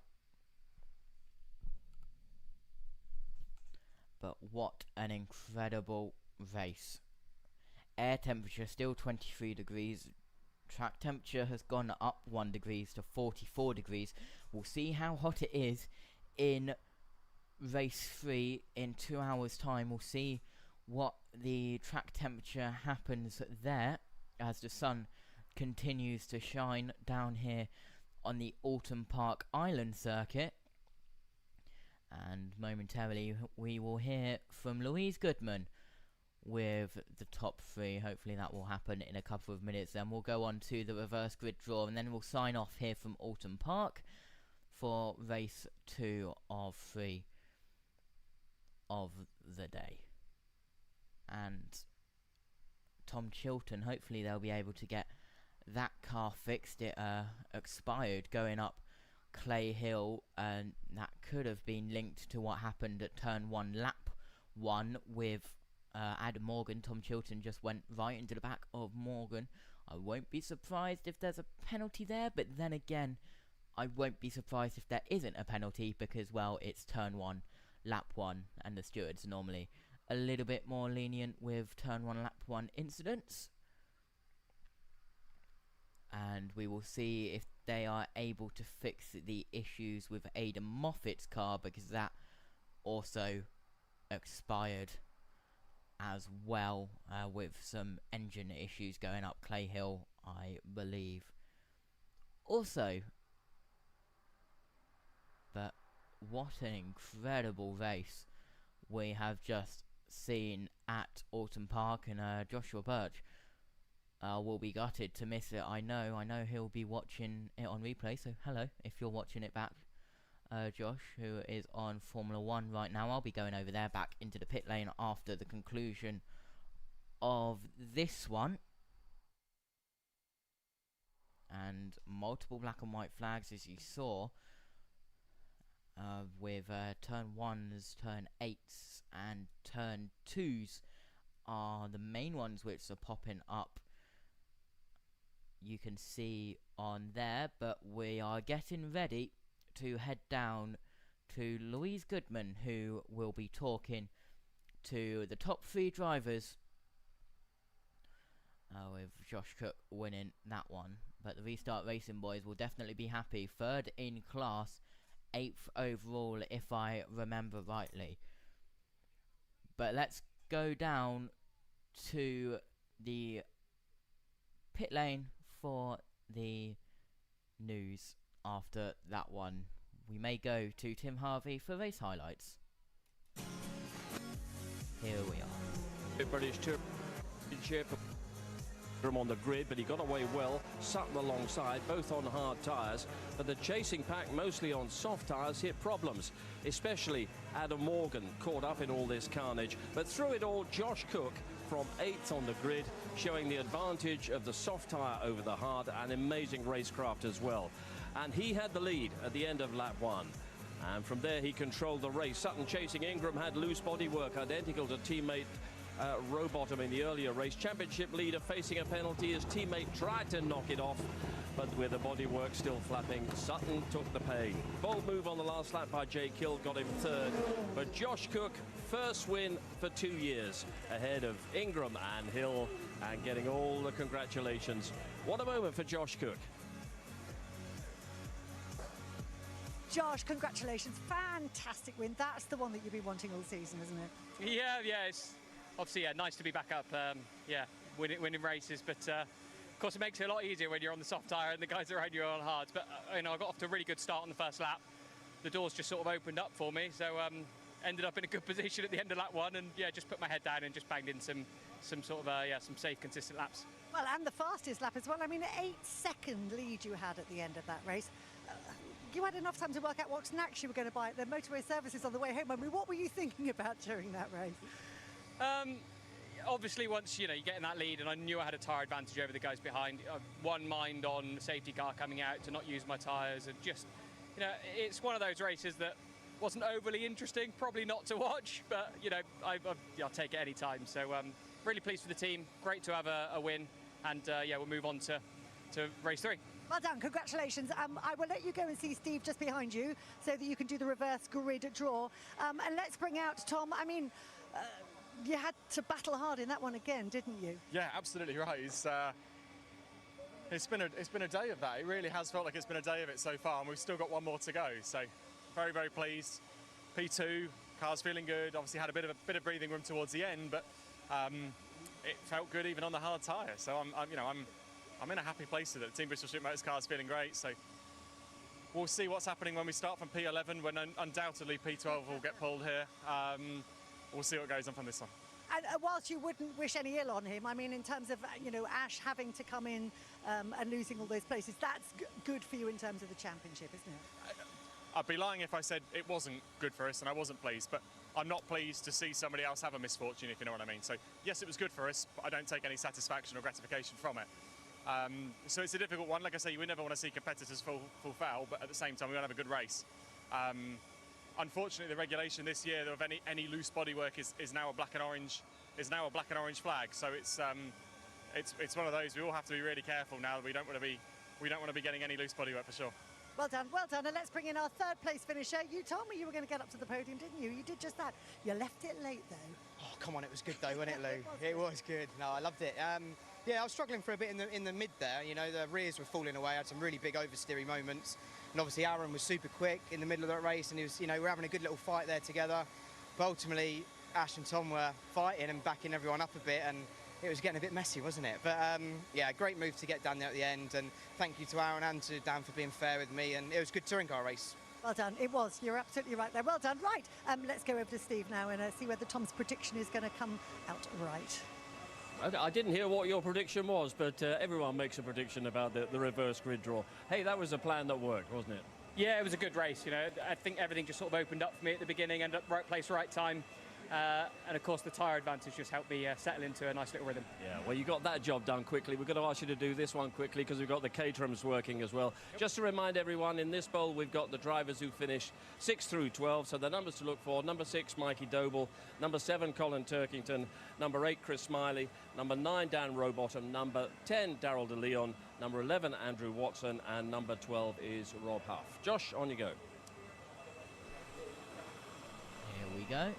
6. And you draw number 6. You're welcome. Mikey Doble and Tom Ingram and Jake Hill are waiting in the wings saying, good man, well done. Terrific win, Josh. Delighted for you. Right, let's get... Mikey Doble goes into that, so Colin Turkington, even with 7th, does not get involved in that, but still good 7th. Mikey Doble on pole for the reverse race. You can join us at 5:10 for British Touring Car Race 3 for the halfway point of the season. We will keep you updated if there are any delays with any support races. You will be redirected to the Spanish Grand Prix for Formula 1. So if you don't want to be redirected for any spoilers, you should leave now. Thanks for watching, and we will see you later. Goodbye. So it's the final race of the day for the Quick Fit British Touring Car Championship. It's round 15. We are halfway in the season of 2024. Let's catch up with all that's been happening and head over to Steve Ryder for all of the action. Here's what happened in race 2. What a lap then. 8th on the grid, lead by long. The black and orange flag is being shown to Ash Sutton. He's in front and he's closed the door. A great manoeuvre. He's looked up. Josh Cook wins race 2 at Alton Park, and he wins it by a mighty margin. Well, it's been a day of feisty driving and flapping bodywork, and now we're set for the climax of it all, the reverse grid race here at Alton Park. Round 15 of the Quick Fit British Touring Car Championship, and that is the grid that will be set in just a few minutes' time. Mikey Doble was number 6 in the draw, and he came out to take pole position alongside Aaron Taylor-Smith, but just look at the 2 rows behind that. Jake Hill on row 2 with Dan Camish, Tom Ingram on row 3 alongside the second race winner Josh Cook. And of course Tom Ingram is now the new championship leader after all those issues. involving Ash Sutton and the bodywork, and Dan Rowbottom and the bodywork. Ash Sutton will start down in 16th. And I know that we talked about it a little bit earlier in the afternoon, but let's just explore everything that's been going on again for people who are joining us all the time. Basically, 2 bits of flapping bodywork on the Napa racing cars. Dan Rowbottom, first of all, and then almost identically, Ash Sutton. Both were black and yellow flagged, both penalised. And it's really cost Ash Sutton dear. It's cost him the championship lead. I mean, we saw this all start actually further back in the year at Brands Hatch, when the 3 out of the 4 Toyotas got brought in for exactly the same little add-on to the rear bumper. And it sort of set a precedent. If you're going to do it to one car and one team, you're going to have to do it to everyone, and that's where it's happened to Napa today. One thing I am happy for is the fact that they're keeping it consistent, but this is what it creates. We can see on the TV there the 2 teammates trying to take off that little bit of extra bodywork. Now this is how easy it comes off. Unscrew, rip it off, and away he goes. It's not an element of bumper that I would be worried about as a driver following a car coming off and causing any more issues. I understand the safety behind it, as I've said before, but I personally don't like the detail of this rule where it creates these black and orange flags. And you don't want to diminish the dangers, potential dangers of loose bodywork, but this isn't open cockpit racing, is it? No, it's not, no, and the windscreens are strong, but like I say, you've set a precedent, like Jay just said. You know, for me, there's a lot more interesting things that go on with safety cars and red flags sometimes not being called, not in British touring cars, but in general in motorsport in the UK. So I think they have to look at this, because it's going to cause somebody... Well, if we get to the last round and it happens and someone loses a championship by 4 points because they get a black and orange flag, or they don't come in, or something happens, it just sets a precedent, and it's just too much, I think. And yeah, safety, I understand that, but like Jade said, it just needs to be looked at. Maybe we've got the summer break now, so let's see what happens. If the championship is decided like that, it'll be a heck of a piece of bodywork for a charity auction, wouldn't it? That'll raise a few bob. Let's see what Ash Sutton's reaction to it all has been. He's been talking with Lou just a couple of minutes ago. Oh, Ash, what frustration. Virtually exactly the same as we saw with your teammate Dan Rowbottom earlier on. The only difference was that obviously you had the time still to come in, but that was your race done, wasn't it? Yeah, ultimately, if we didn't come in and didn't serve the penalty, we would have had to start this race with the hybrid allocation of finishing 3rd if we stayed there. So it was a sensible move to come in, obviously serve the penalty ultimately from the flag, get the bodywork off and get back out. But frustrating nonetheless. Were you tempted to, or maybe you did have a go at actually just trying to knock the bodywork off on the tyre stack? So as soon as I saw it flapping and the guys had jumped on the radio, I spent the next 3 laps driving into the tyre stack at the chicane, and we managed to snap part of it off and bend part of it, but we didn't quite remove it all. So it was a bit of a bummer, but yeah, it's motorsport, isn't it? A tricky thing to do, though, because what you don't want to do is pile yourself in so hard that you do further damage to the car. Oh, that's why we get paid our money. We're playing with fine margins. But no, look, yeah, we tried. You saw Gordon Shedden did it a couple of years ago at Snet, so I kind of tried doing it myself. It's because it's the rear arch. It was bolted down nice and solid. So what are you thinking in terms of a fight back in this one? Well, it's definitely going to be a fight back, that's for sure. It's we know how well this car goes when we get hybrid in it. The car's been mega all day, so starting 16th, if I can get in the top 6, that'll be an absolute dream, but it's going to be a struggle. There's a lot of cars on softs. It's hot out there. The temps in the car are quite high, so it's going to be tough, but it's old Ash time. You'll have fun trying. 100%. See you out there. Cheers, thank you. Yeah, we'll have fun watching as well. Let's bring in Tim and David in the commentary box, see if we can get their thoughts on the issues raised there. I know Tim is opposed to any kind of loose impediment around a race circuit. Thoughts on that? It's a nice attitude from Ash. Yeah, he's putting on a brave face of it. I was down at the team after that race, and it wasn't a good atmosphere down there. They were spitting feathers.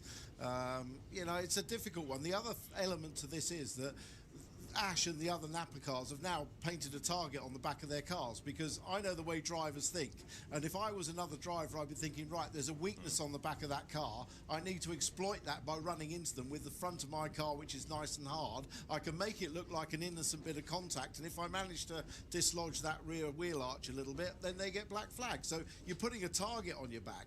But the reality is, I also agree with Jade, this is a small piece of bodywork that's a few 100 grams. It hardly weighs anything. It's not going to do any damage to anybody. It's certainly a lot less dangerous than putting a multi-100 kilo pack of tyres in front of cars. So that's my element on safety. Yeah, interesting attitude from Tim. I thought we'd lost that kind of cynicism from this championship a long time ago. I mean, the other thing to throw into the melting pot, and Tim's right about the size of the bodywork, but heaven forfend it should end up in the crowd, then questions will be asked. But in terms of what you've all been saying about this rule... Are you talking about the tyres or the... No, the bodywork. You talk about tyres, everyone else is talking about bodywork. But in terms of that rule being looked at in the summer break, I'm not sure really whether that's a good or a bad thing, because if it goes away after half a season, that rule, instantly you're penalising Napa and the Toyota teams that fell foul of it here for Ford and Brands Hatch for the Toyota drivers. So it kind of, for my money, needs to stay in place all year, because then it's fair across the whole season, rather than only being there for half a year and penalising some teams but not others in the second half of the season. But they'll all discuss it, they'll all have their own opinion, won't they? OK, we'll leave you to it, and we'll be back with you in about 5 minutes' time ahead of the race. One final thought from Paul and Jade. The tyre issues are sort of off limits now. I think all the various options have been used up. I think Colin Turkington's still on hard tyres, maybe Adam Morgan as well. But I noticed that we had Tom Ingram and Jake Hill standing just off camera applauding when Josh Cook pulled out number 6, because they knew that they would be in with a great shout of big points in this race.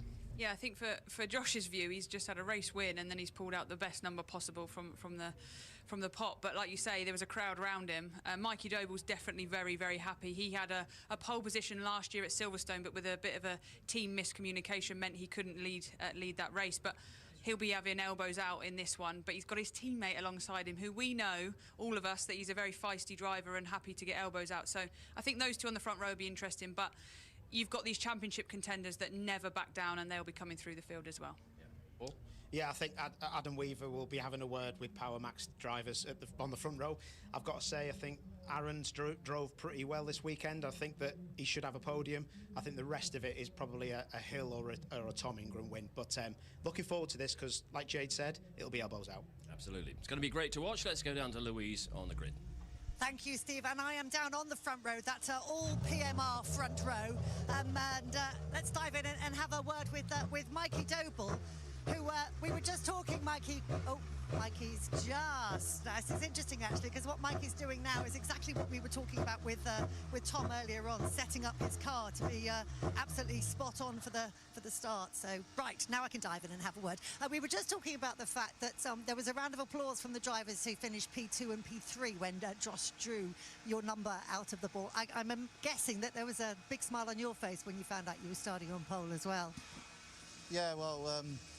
Obviously, they wouldn't start so far back, but I can assure you I'm not going to do 2 green flag laps this time. So if that's what they're thinking, then they'll be mistaken. But no, look, we've got the best seat in the house here. We're just going to try and do what we can. I wasn't going to mention that, but since you have, I mean, we've seen that this car is quick, and the good thing for this race is for you and for your teammates. At the moment, you've got clean air ahead of you, and it's all about keeping that clean air if you can, isn't it?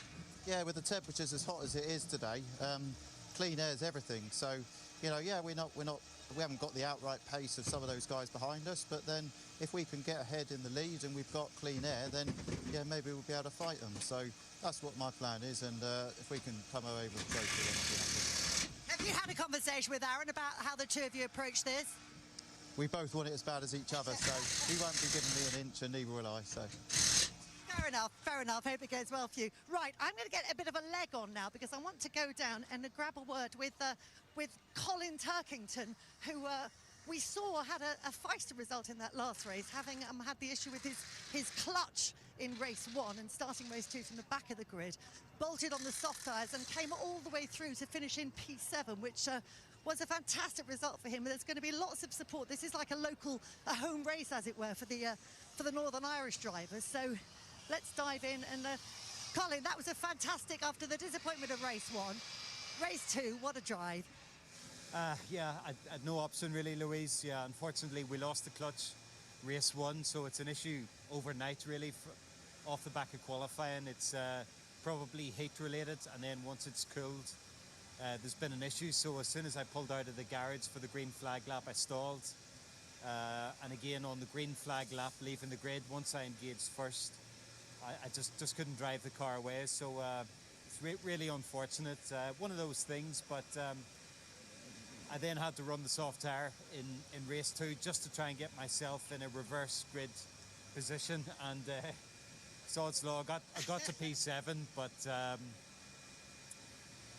obviously, top 6 was reversed, so just missed out. So I'm the lone ranger right here on the hard tire, but the track temperature's up, track grip feels quite good, so I'll just do my best with it. Well, and as we saw with Jake in that last race, there are some good times to be had in a BMW on the hard tyres, so all is not totally lost, is it? For sure not. I'm feeling positive. If track position's worth quite a lot. If I had got the reverse grid and started on the first 2 rows, then you're looking really good. But I think that the first few laps will be critical. If I can get the first 3 laps over me, and once things settle down, I think my pace should be okay. How good do you think your pace will be? I mean, what chance a magical repeat of last year, that back of the grid to a race 3 victory? Or is that going to be a stretch too far given the tyre situation? I think that's a stretch this time, just given that I'm the only one on hard, I believe. So, yeah, it's going to be difficult the first lap or 2. And even the next 2 laps after that. But I think hopefully the race should settle down. And I've still got some hybrids, so fingers crossed. Great stuff. Good luck with that one. Right, let's go over now and have a word with Chris Smiley. Oh, little lad coming up to have a word with me. Now is not quite the right moment. Great result for Chris Smiley. In fact, the best result so far for the team in the result in race 2. It's your best so far, isn't it? Yeah, it's yesterday just didn't go quite right with qualifying, and this morning I was pretty fired up to make ourselves get back up the grid again where we should have qualified. But yeah, race 2 there, we came from 14th and we got ourselves up into the top 10, which is P8. Yeah, it's small steps, but yeah, to have the fastest lap of the race until the last few laps, clearly demonstrates we have a little bit of pace in here. So yeah, I'm feeling good for this race here. Colin's got the hard tyre on, so hopefully that creates a few opportunities along the way for us. But yeah, I'm starting to feel at one with the car now. All these guys here have worked so hard the last 5 weekends to make sure this whole team is running the way it is, and it's just an amazing feeling to be a part of it, So yeah, really looking forward to race 3 today. There's a great crowd here today, and hopefully we'll get a little bit of race 3 magic in this one for everyone. Frustrating to lose that fastest lap, but I suppose the positive thing is the car is quick. What are you thinking? How far do you think you can get up in this one? What's your next best result going to be? Well, listen, these cars around us here have got limited hybrid. So yeah, Josh was only marginally faster than us with a lot more hybrid in race 2. So yeah, I think we get ourselves off the line. You just don't know what opportunities can arise around here. It's Oulton Park. Anything can happen around here. The racing's just fast and furious. Fingers crossed. Good luck for you. Right, I've got that feeling around me when everyone's leaving the grid. Time for me to leave as well. We've got one last break and then join us for the final race of the day. And it's a good time to bring in our co-commentator for this one, of Josh T, who led the commentary in the previous race, and I must say did a fantastic job. Have you caught your breath back yet, JT? It was certainly an interesting session. Hello. Hello. Yeah, absolutely. Race 2 was incredible. It was an incredible race to commentate on, and hopefully you've catched up on it. I have. Josh? Awesome. Very nicely done. Is this on? Am I on? Yeah. Good. Yeah, very nicely done. Very nicely done indeed. To come into it as well. So, one more race to go. Round 15, halfway stage of the season. But so many different winners already this year. I think we're up to 7 now out of the 15. It's just unbelievable as well. And Josh Cook taking that win is brilliant. But for me, personally, what a race for Colin Turkington to go back from 20th up to 7th. He's on it now, isn't he? He is absolutely on it, and he'll be on it once more again. We were talking about it. I was talking about it in race 2. That, yes, it definitely had Sutton getting that black on his flag and the incident between Chilton and Morgan. But you were saying Chilton. It's good to... Tom Chilton, I've just got him on watch, has entered the pit lane before the formation lap begins. So Chilton's going to be starting from the pit lane. His car expired at the top of Clay Hill, so we'll see if they can get it going again. But good to see that the stewards are being consistent. But then, if this happens at Brands Hatch at the end of the year, as ITV was saying, that's definitely going to be interesting.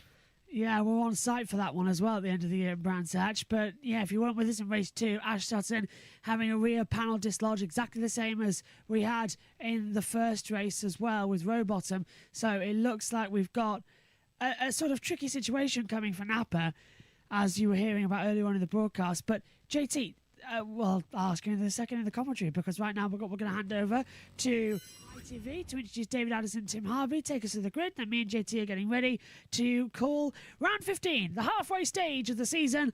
Let's hand it back over to Steve Ryder. This is the race that takes us to the halfway point of the championship season, and it's going to be a great watch. Round 15 of the Quick Fit British Touring Car Championship at a sun-drenched Alton Park, and in the commentary box, Tim Harvey and David Addison. And a green flag is waved to release the cars then, ready for this 15th race within the championship season, and it's an all Power Max Racing front row as the cars accelerate away. Pole position being claimed by Mikey Doble. Aaron Taylor-Smith will line up second, and then fourth on the grid is Jake Hill. Jake, it's been a up and down kind of a day, but you're well placed to work your magic in this, I would have thought. Hey David, yeah, I think so, mate. It's yeah, a little mistake for me in race 1.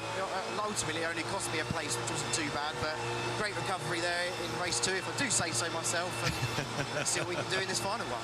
Okay, so what's the prediction of where you're going to be by Old Hall? Because with a BMW style start, you could be in the lead. Is that a bit too much to ask? Let's see what sort of start the Vauxhalls make on the front row. It's good to see them up there, but hopefully we can try and nip through. Yeah, I reckon we can maybe get to second off the line, but let's see, mate. Let's just get involved.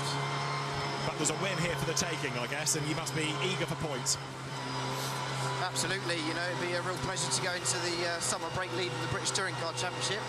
Not everyone gets that opportunity, so yeah, let's throw some cents at it and see what happens. We'll find out in 15 laps time. Jake, good luck. Thanks, guys.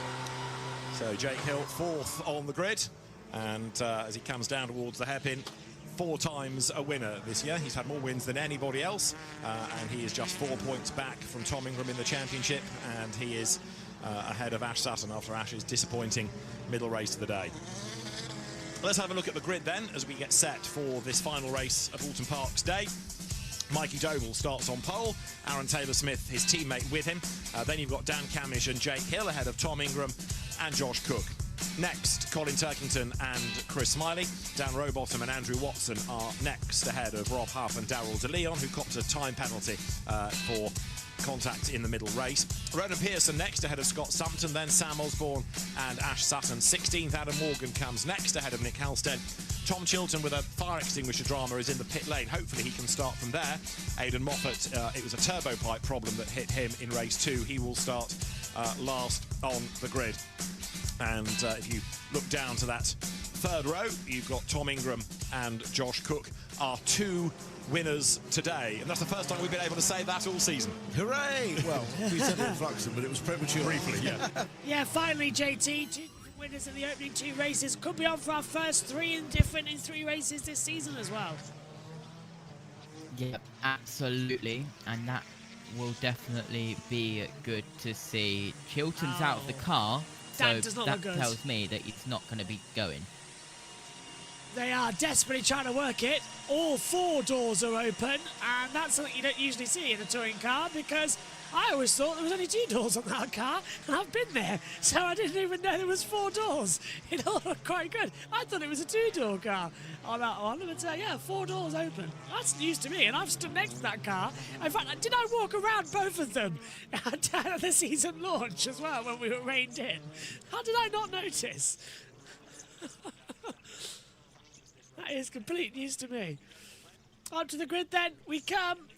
Let's see then. Can Doble claim a victory in the touring cars? Aaron Taylor-Smith has a great opportunity here to win overall and win the independence race. And doing so, JT gets bonus points in the independence, doesn't he? An extra 5. Yeah. Throwing it up then. Ready to go. I mean, he leads the independence massively anyway. It's always going to be about a factor of who's going to have the advantage. It's a sunny afternoon then here at Alton Park. Track temperature is at 41 degrees, air temperature 22. It's the same degree in Alton Park as it is in Barcelona, where Formula 1 just had their race as well. It's one of the hottest here to start summer. Brand new start-finish line here as well. So it's a hot surface, it's a grippy surface, and we should be in for an interesting one. Round 15 of 30. We're halfway in the QuickFit British Touring Car Championship in 2024. Lights out at Alton Park, and it's a good start from the two teammates off the front row. Doble leads Taylor Smith. Camish is going to try and breeze through. Jake Hill's coming round the outside line, though, as we go into Old Hall for the first time. Camish running over the track a little bit. Hill's still keeping there. Onto the grass goes Josh Cook as well. Yes, race 2 race winner from earlier on. Yes, he can do so, but Hill's battling up into third position ahead of Camish as they come through Cascades, through Lakeside, and yes, down to Island Bend. Somehow we've all got through safely, JT. Yeah, absolutely. Doble still leads. Taylor Smith, Hill in third. Camish fourth. Cook fifth. As side by side, I believe that is Camish with Hill as we go up Hilltop down towards the Hislop Chicane. Side by side, Josh Cook and Ingram. Ingram side by side with Cook. I think Cook stayed ahead. He has. Ingram's backed out of it. He's got another one side by side further back. TV camera's been glitchy on our side as we come up through Knickerbrook into Clay Hill. And then Druitt is next up side by side further back there as well. That's going to be... I'm trying to look at stats going down the order as we're one of the Toyotas. Huff and De Jong side by side in battles. Turkington stays in 7th position at the moment, JT, from where he started. He has not moved up places as well. Whoopsies, Josh Cook getting door banged by race 1 winner Tom Ingram's, the 2 race winners. Oh, and giving each other door bangs as well up through Deer Leap as we complete lap 1. Doble leads, Taylor Smith, Hill, Camish, Cook, Ingram, Turkington, Smiley. Rowbottom is in 9th. Huff, lock up further back from Scott Summerton as well, and from Chris Smiley as well. So both the restart racings locking up even before they make the corners. Sutton up 5, Moffat up 6, down 4 is Sumpton as well, and here is Sutton trying to go around the outside of Huff, gets pushed out wide. That'll be a track limits warning as well for how far he went outside of the limit there. It's not too allowed. Ingram in P5. Independence race still being close as well. The 2 independents, Doble and Taylor Smith, battling out hard in the Vauxhalls. I see Vauxhall back up front though. And Jake Hill, the BMW, the MB Motorsports, is going to be pushing hard to try and stop that and try and change it through the chicane at Hislops and then into Knickerbrook, up the hill through Clay Hill. And there's a move going further back. That looked to be that it's going to be... Well, that's going to be Pearson getting ahead of Morgan. And Moffat gets ahead of Morgan as well. So, yeah, they're all moving around safely. Goodyear. Some people already leaving the track here as they've done their racing for the day. Easy to get out. Yeah, I just noticed. What have you noticed, JT? Oh, time penalty. Yes. Go on. Watson in 15th and 77 of Osborne, who is in 17th. 5 seconds. So they are close together, so did they maybe trigger each other even though Watson had started higher up? We'll see. Must be false start. Yeah, false start. So I wonder if they've jumped it. We're seeing them now on the monitor. They've been highlighted red on your screen. This is the lock-up from Smiley and dive bomb from the inside line. Well, which one's this the Nappers were on board with? That was Smiley. Yep. Rowbottom. Yeah. Oh, Watson's in trouble! Watson's in trouble! He's down to 18th. That Toyota going very slow. And moving further down the order, Chilton has not started this race, confirmed. Chilton has not started this race, JT, so he's out of it. Yeah, right, I've got... Hold on. JT has tech problems. Paper. Here it is. Hill comes through again. Now he's under pressure. Doble leads by 9/10 of a second. Yeah. Yeah, go on. Second 5-second time penalty of the day for full start for Watson. Second? That's just madness. How do you get that much on there? Everyone moving around again. So, 6 laps for Doble, 5 for Taylor Smith, 3 for Hill. Only 0 here. It's 4 laps for Camish, 2 for Ingram. This is Pearson under attack. Oh, and that's how Andrew Watson got wide. Touched with Pearson. Got onto the grass at the exit of Cascades and just lost it coming through as well. And just did not have the time or pace to do it. Hill on the back of Taylor Smith. Still, Taylor Smith gets a bit wide. Hill senses an opportunity as we run down Lakeside in towards Island Bend. And he's going to try and hook around the outside line. Not going to pay off there. They've got to be so careful here because one contact on a rear fender, you get the black and orange flag, as we've been talking about all weekend long. Seems to be all season long as well. Now this rule's been put in place. Taylor Smith defending hard from Hill, though, at Knickerbrook. Yep, and through we go now, up Clay Hill, and Doble is getting away because everyone who is battling, and that is the Leon onto the grass. Wrong time for a replay to take a look at Colin Turkington. He's not lost a place to Rowbottom here. He's kept 7th place, but Rowbottom went round the outside. I presume Turkington's going to slip back on the inside. He must have, because he's not lost a position. Where is Turkington? Turkington's down to 12th, JT. Turkington's made a mistake somewhere. Timing screens are not working. Race control, black and white flag for Sutton, track limits. Oh, and Sutton pushes Smiley onto the grass. Responding to track limits by causing more track limits. So Sutton's still going to try and swing around the outside line. Down into turn 1 of the Old Hall, down the avenue. Sutton's got the run, down Cascades. He's next up, Denton's and Cascades, and Sutton's through. At Denton's. Battle for second is hotting up though as well. Doble's put out a second to everyone else. This is the contact. Yeah, that's wrong from Sutton there to block Smiley that much. That's dangerous from Sutton. Oh, car off. And Turkington had a spin. That's why he dropped down. Turkington is 19th. Colin Turkington, who made all the work up in race 2, has gone right to the back of the field in race 3. It's just kickback after kickback after kickback. And the number 12 has got a 5-second time penalty, Rob Huff, for a false start. Has everyone forgotten how to start today? We had that a lot as well in Formula 1. Everyone is just forgetting how to do lights out. Oh, big one! Sumpton. That's got Sumpton. And he just... Hang on a minute. Is there a car on the wall there? The tyre barrier looked damaged. No sign of a safety car or red flag, so we're okay. Scott Sumpton, though, as you say, did go massively off the track.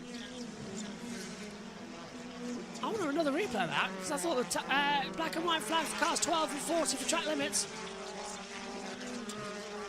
This race giving it all. Just be careful. Yeah, there's a lot of dust still being kicked up, isn't there, around this circuit? Lap 6 of 15. Approaching half distance.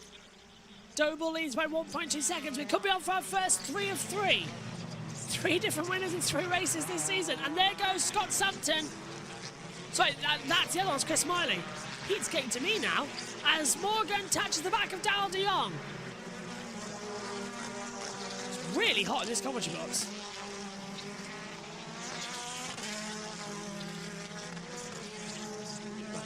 Black and white flag for car 16 for track limits as well. That is Aidan Moffat, who's lost more time. Okay, so... Is there lag, 5-second JT? penalty. Yeah, go on. Right, is there lag? The 5-second penalty for Watson has been rescinded, so okay. They might have got confused at what Toyota it was. Right, yeah. Huff has been given a 5-second time penalty and it's been rescinded. Yeah. Sutton using one of his 8 laps of hybrid and a 1:25.406 his fastest lap. Now he can use it. Rowbottom in there too. Sutton goes to the inside line, gets ahead of Josh Cook on the inside. That was a lovely move. Can Cook fight it back? No, he can't. Very good there from Ash Sutton. He's keeping that position in 8th. NASCAR up next. Myself, Josh T and Jack in the commentary box. Then it's IndyCar later on tonight as well. Jackson Lambo's trackside for us as well. How much we're going to have of NASCAR, I don't know. When does NASCAR start? Is it 6 or 7? It's 7, isn't it?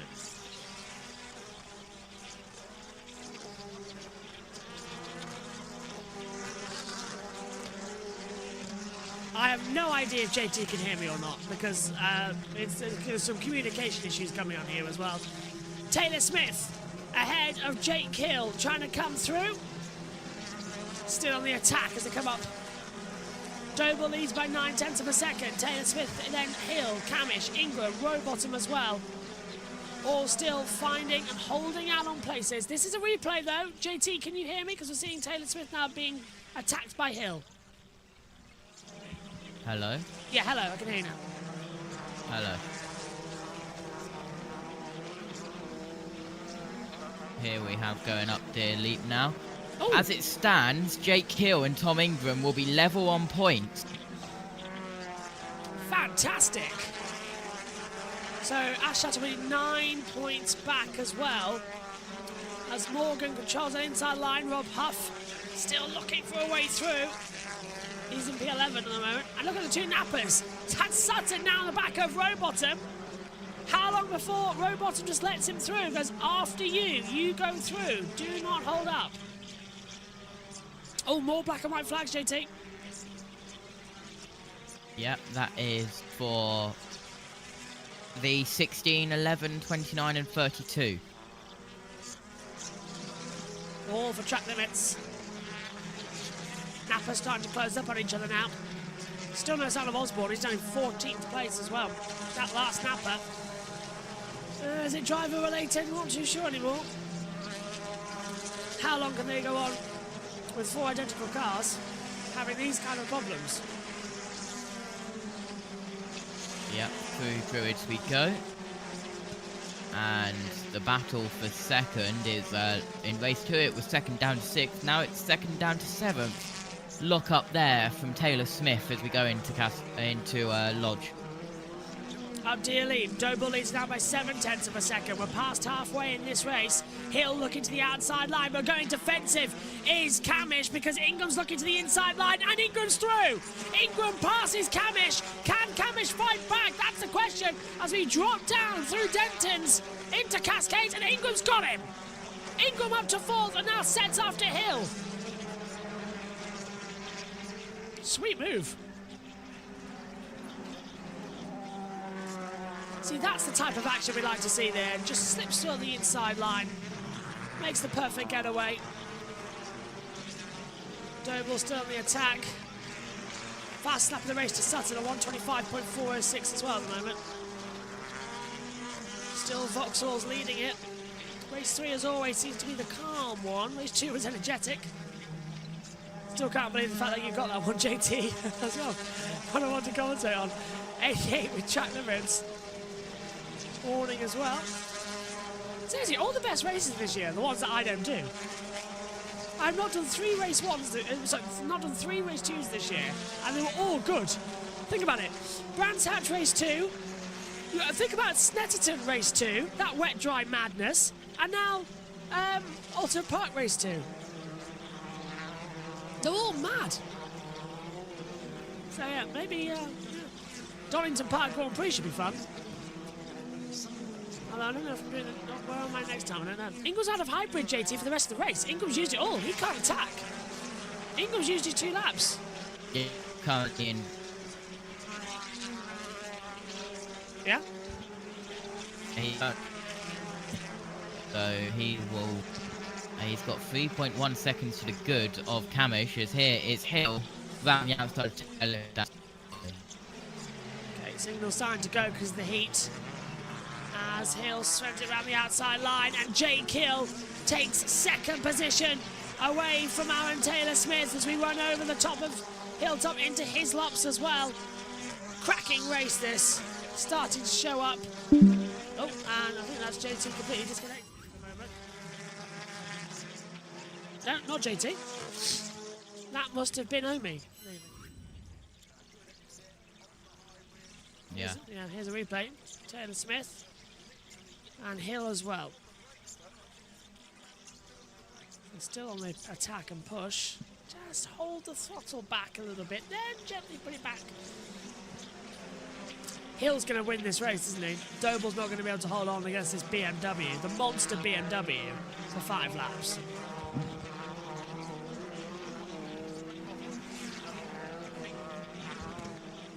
So, Hill's out of hybrid, but I think that car's faster than Vauxhall. He's used all 3 of his laps. Sutton on the back of Rowbottom. Rowbottom with 1 lap left. Sutton with 3 of hybrid. Riding on board with Jake Keel in the Laser Tools BMW squad. It's the Mark Blundell order of things as well. Down into their braking zone. Doble's all over the place. Oh! That's Sutton with more damage, JT. Sutton, has he got a puncture? Yes, he has! Sutton with a puncture! Oh, it's more drama, just like in race 2! For the man who is in the championship lead! What is going on? Oh, and he had the fast lap, so who's he hit or what's he hit? Oh no, hello. He failed, JT, just failed. Coming out of Cascades. Because there was no contact between Rowbottom and Sutton. Yeah. That just failed. Osborne. So, Osborne does go through finally. Oh, he's out. Yeah, sorry, Osborne's out too. Right. 2 of the 4 nappers dispatched. Camish and Rowbottom 5, 6 might be all that's left. They need manufacturer's points here as well. Here comes Ingram. Go on, GT. Yeah, they just need that. Pearson is out of hybrid for the rest of the race. And look at that debris. Safety car, surely. That's up at Clay Hill and right at the top of Clay Hill. Track limits to the 14, but black and white flag as well. But is that going to be safety car? Okay, it's the inner wheel arch. There's no puncture. It's just the wheel arch. Oh, okay. Yes. So another damage. That napper is falling to bits. How on earth that's happening? How is that car just not passing technical in terms of it just keeps on failing? Over the hill. Doble holding off hill quite nicely at the moment. That was close to the debris. Surprised there's no local yellow. Nothing showing up on our monitors. There is like a... Right. That'll do it then. Track adhesion, the slippery surface flag. Orange, the red and yellow flag together. There's this red and white stripes. Over the hill, lap 13 of 15. In an anticlimactic race 3, unless you Ash Sutton and Sam Osborne. And Colin Turkington, actually. Turkington somehow is going to manage a point. Is Ingram smoking there? Yeah, Ingram's smoking. What's going on with now? The other championship leader contender. He's smoking there. As Doble goes defensive against Jake Hill, who's trying to look around the outside at Island Bend. He'll get the cut back, coming through his lap. This is going to be it for Hill, isn't it? He'll have an attack here. But Doble's on hybrid power. But Doble's still got hybrid and Hill hasn't. Yeah, that's what's the only reason he's stopping it right now. Doble's got 1 more lap as well. He'll save that for the last lap, you can guarantee it. But Hill's pushing him into Knickerbrook. That's it, he's using now, using his final lap, yeah. Well, that's going to give it a bit of a level then into the last one, isn't it? And what's up with Ingram? Why is he smoking? It looks like the rear left. Dragging. Oh, everything's so confusing right now. Hill closing in the back of Doble. They are sliding around like crazy. Look, the smoke is becoming more and more prominent. There's a lack of adhesion flag at Lodge as well. This is it. PMR looking a bit like, oh, could we be on for a main win here? So Lodge is the last corner on this circuit for the D Elite, which is effectively a curve. Not sure there's any difference coming in. Penultimate lap of the race. Doble leads Hill, both out of hybrid power now, as JT said. Then watch.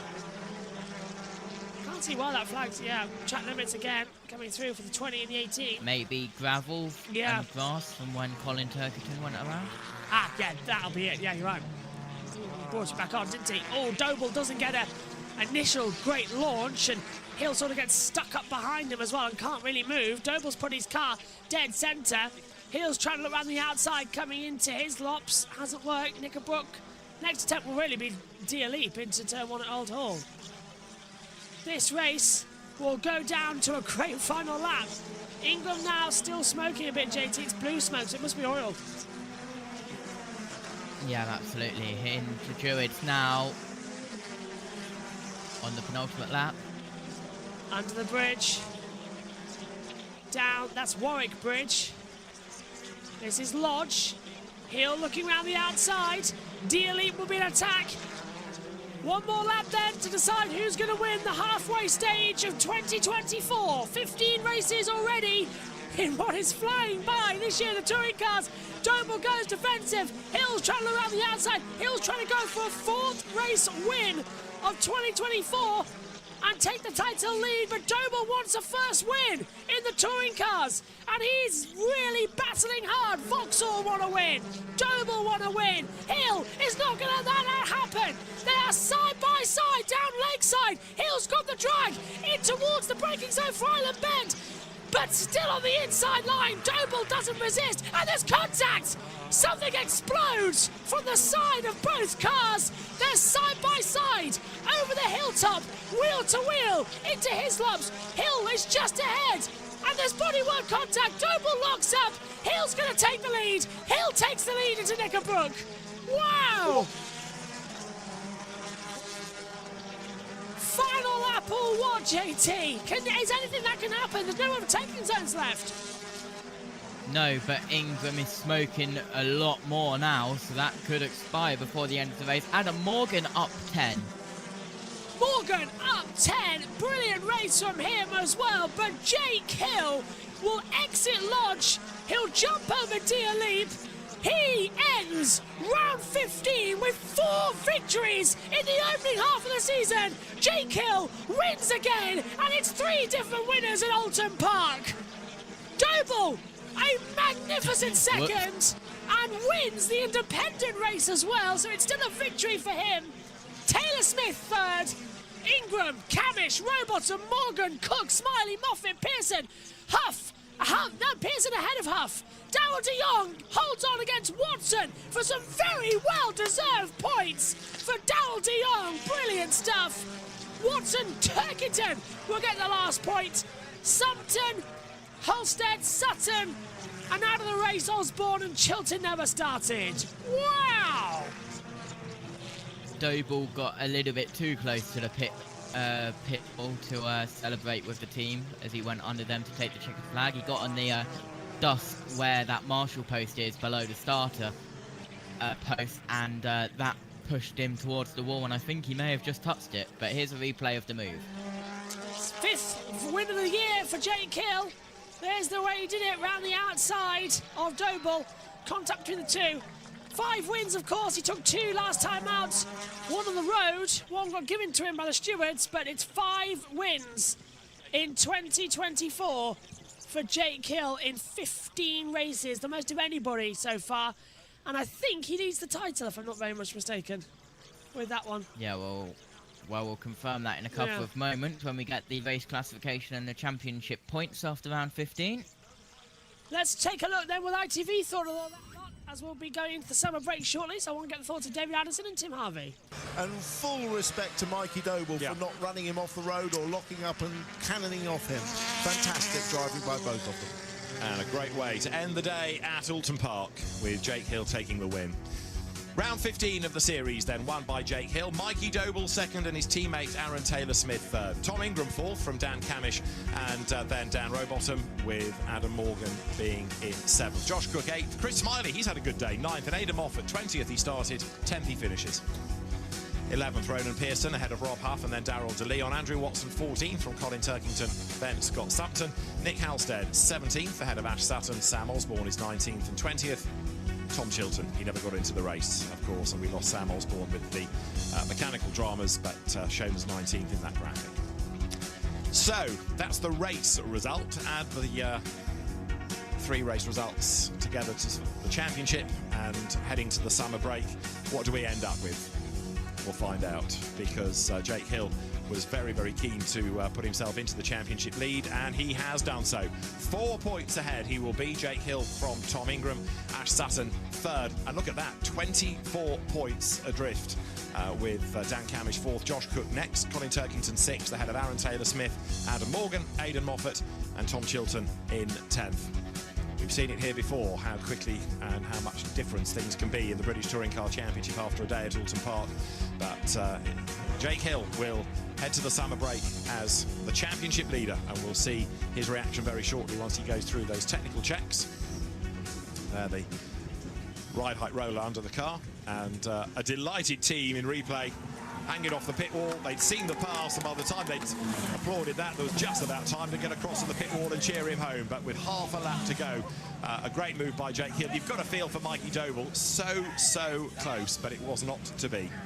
So Jake Hill's car through the technical checks, the other in the top three in the queue, ready to come forward. And Jake Hill with a really good, solid race. Knew when to push, when to bide his time, and he comes out on top. And a very happy Hill, no doubt. Have to rename Clay Hill Jake Hill after this, won't we? After a really good drive by Jake. He makes his way forward down towards the team. And brought into place. Stops where he's required to. So Jake Hill, anticipate he's going to be a very happy man when he gets out of the car. Jake gets better and better every season. We thought he was good at Snetterton. That's another fine drive. But every season he learns a bit, matures a bit. Speed was never in argument. But Jake, very much one of the top drivers within the British Touring Car Championship. And if you weren't sure about it, well, you should be after that, because that was a really impressive drive. Like I say, he knew when to fight, he knew when to sit and bide his time. And when it was time to push, he was able so to do. And that move around the outside at Hislops, a really classy one. His dad, Simon, delighted. And Jake, no doubt, will be able to, at length, reflect on his 5th win of the season after the break. Well, they'll have it after the break. We'll have it right now, I think. Here it is. That's superb to see. Jake applauds Mikey as he arrives. Are you in a break? I can go in and speak to Jake. Absolutely lovely stuff in Park Fair, mate, as Jake applauds. Okay, we're going to come to the win in a moment, because that was a lovely moment, you applauding Mikey. He deserves it, mate. Drove like a champion, you know. It was a great battle between you two, you know. Fantastic. And with Aaron, you know, it was just amazing. So, yeah, fair play to him. Mikey did a great job. Aaron drove really well, and it was just a brilliant touring car race. They really didn't make it easy for you, did they? No, mate, absolutely not. I mean, Aaron specifically, you know, I mean, he knew, you know, he's been doing it a long time. He knows where to place the car. Yeah, he knows where to place the car. He knows what to do. You know, he's a great driver. So, yeah, really fun race. And obviously, you know, as much as I like him, I've got a championship to try and win. So, you know, I had to just try and get it done. And we got it done with an amazing move around the outside. It was an amazing move, and you now lead the championship. Get in there. There you go, Jake. Absolutely brilliant. So he's going to go, as soon as I release him, he goes over to congratulate Mikey, who's still got his helmet on. You heard the roar in the background as the team welcomed him back. He's very, very happy. You can see it. And Aaron comes over and gives him a big hug as well. This is lovely stuff. Absolutely brilliant for the teammates, the Evans Halshaw PowerMax team. Mikey's getting his helmet off. I'm going to get straight in there and say, what a race, what a race. God, I hope you lot enjoyed it at home as much as we thoroughly enjoyed, and so did Jake. You saw him applauding you back. Yeah, I mean, I gave it everything I had, and this car, the team at Evans Halshaw PowerMax Racing have built an absolute rocket ship. I mean, since Aaron and I joined the team back in beginning of 2023, it's just been all leading up to this moment now. To get a double podium for the team, I can't be happy enough. The two of you work together well as a team as well.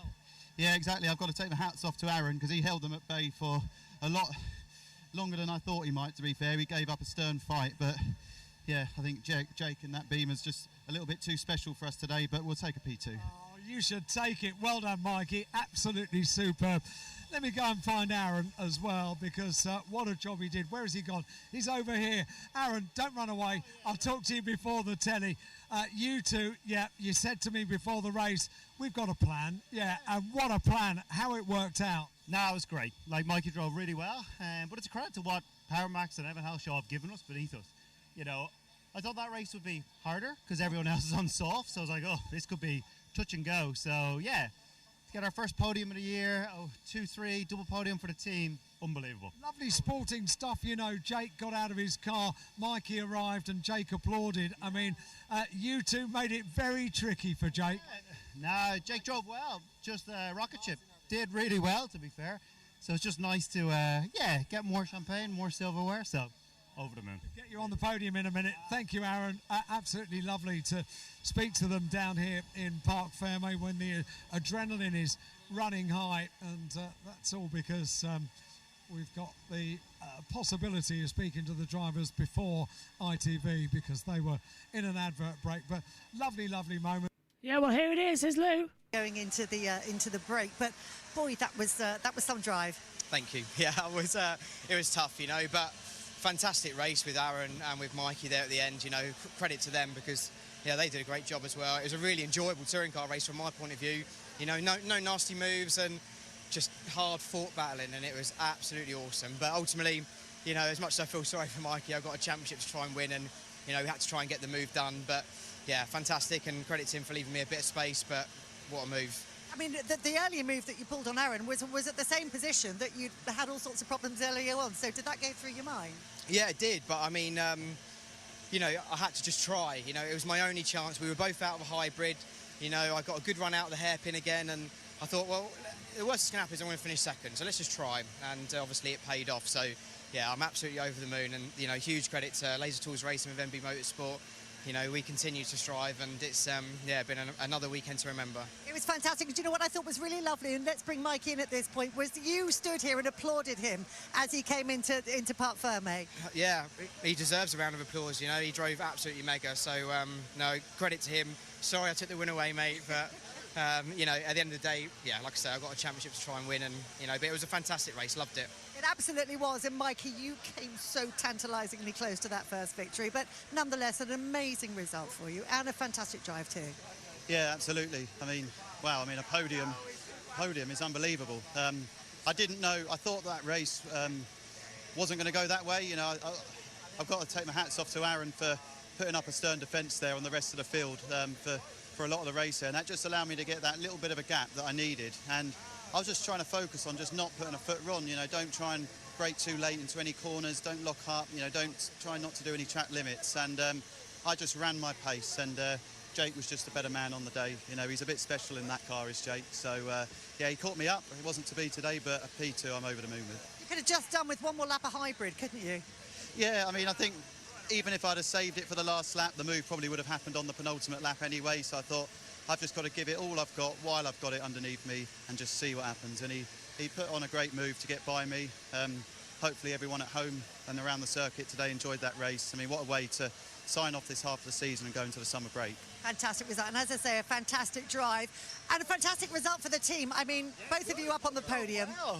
I was like, slow down, will you? You're making me look bad. Nah, it was really good. Like, to be fair, like, I thought that race would be hard because, you know, everyone's on sauce around us. Jake is a rocket ship this weekend. So, yeah, I think it's nice to go into the mid-season break, giving the team something that they deserve, because the hours that these guys and girls put in is unacceptable. So it's a credit to get the results from this car around here, which hasn't been historically a great Astro track. Bodes well for the rest of the year. Fantastic result. Well done, well done. Well done. Back to you, Steve.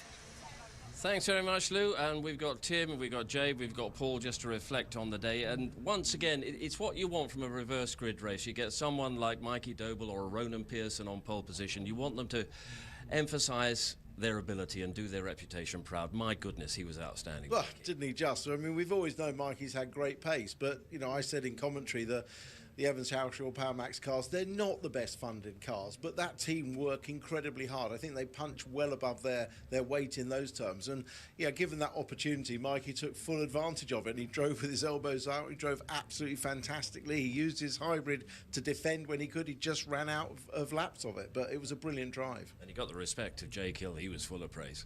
Yeah, I mean, I was cheering on Mikey then. I really wanted him to win, especially after how the pole position went last year and he missed out on fighting for that win. And he drove so well, really, really well, and he deserved that win. But Jake's just a cheeky monkey, isn't he? He went round the outside and he tried his luck. Like he said, the worst that was going to happen, he'd finish second. And credit to Mikey for giving him the room and the respect on that move. But, yeah, I'd have loved to see Mikey win. Yeah, and credit to Jake Hill as well, because there was a point in the weekend where he might have just settled for whatever points he could get. He was going for the victory in this reverse grid race, and the moves that he put together, Mikey Doble apart, were typical Jake. Yeah, typical Jake, and sometimes they don't work out for Jake. We've seen this a lot where he just flies off the circuit and he has a nightmare, but what he did on the first Astra move down here, you're in no man's land, mate. He's already had a lock-up, you know, his confidence will be shot, but he gets the move done, gets it round the outside. Aaron Taylor-Smith doesn't smash into him. This is a move that's not on as well. In my eyes, I'll be like, he's going to stick me in the door. Mikey Doble deserves a massive round of applause and a handshake off every single member of that laser team, because it's proper stuff, that. But the move was just class. And a reverse grid usually puts someone who's not au fait with being at the front, but Doble drove like he's been at the front most of his touring car career. I think it was one of the better, more acceptable race threes that we've seen. Great drivers and great skill.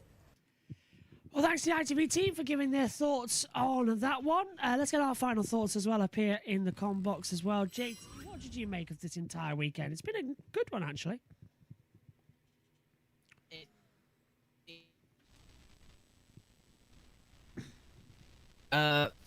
In one day, you come in looking really strong, and then you come out sixth in the championship after a hell of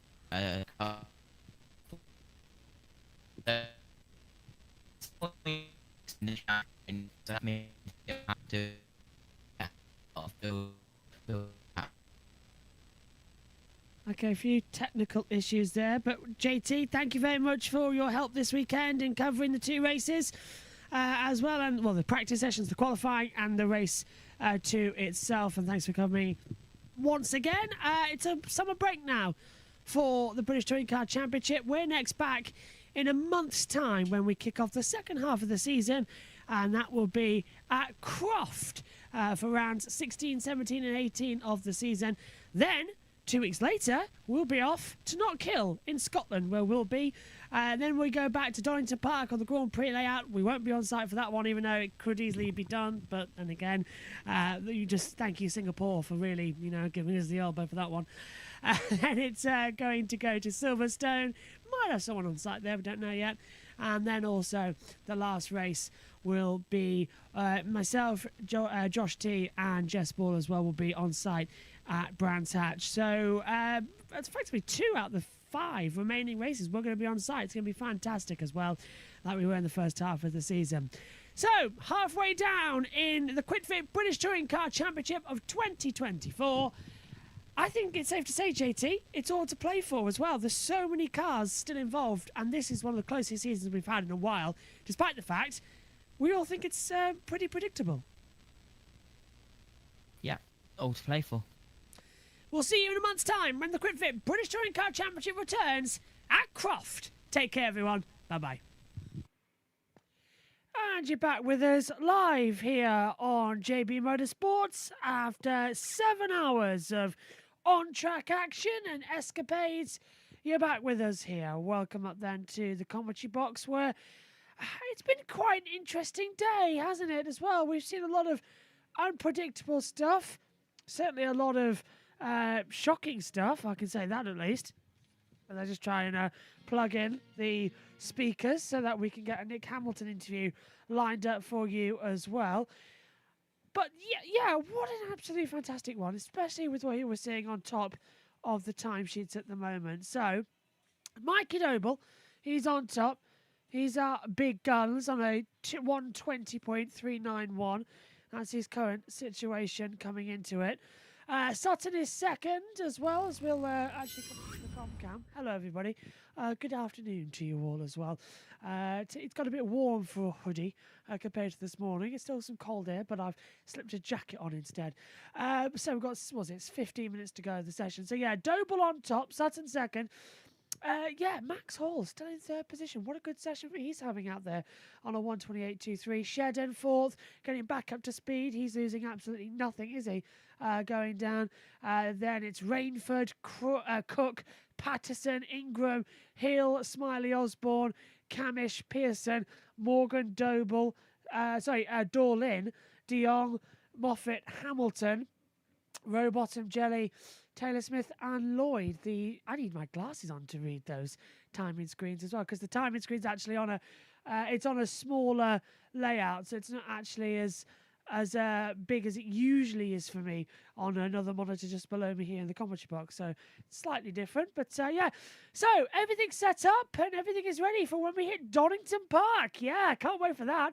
2 weeks' time, we're going to be live at Donington Park for the media day, so please do join us then. We will be trackside and live throughout the day like we have been, but actually trackside. We're going to go out, have a walk around the circuit on the exterior, give you all the views and opinions of what this track looks like, and then also we're going to have driver interviews, team interviews as well. We really are going to get into the heart of what the touring cars is going to be this year. Plus, we're going to have some pre-recorded stuff as well, and we're going to be filming some features, and hopefully we'll all end up on the starting grid as well, and we'll go through the day's proceedings. Then round 1 and 2, myself and Tom Cans will be trackside, the same hopefully at round 2 and we've just got a red flag, actually. The red flag's come out. So hopefully, yeah, the same at round 2 at Brands Hatch on the Indy circuit. We'll hopefully be back there. First 2 rounds of the championship plus media day, we hope to be trackside for you. Now, what's that? Okay.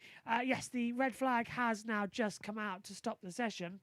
No information as to why as of yet. I can't see anybody stopped. It could be the 77 that's come to a cropper. That's Sam Osborne. He's seemed to have stopped somewhere in the second sector because you can see, can't you? The tracker's not showing anything on our system. Isn't moving. All we have information is a red flag with 12 minutes to go. Okay, well, let's just head back over then to the world feed, the backwards in time. There we go. Because what we're going to do now is listen to an interview. Back in the championship as well. Yes, he may be the brother of a 7-time Formula 1 world champion, but by no means is that how we think of him here in the British Touring Car Championship. Nick Hamilton is an inspiration and a story all of his own, and I'm delighted to say he is back in the touring cars for 2025. When we were at Brands Hatch for the unofficial test, he sat down with the BTCC media team.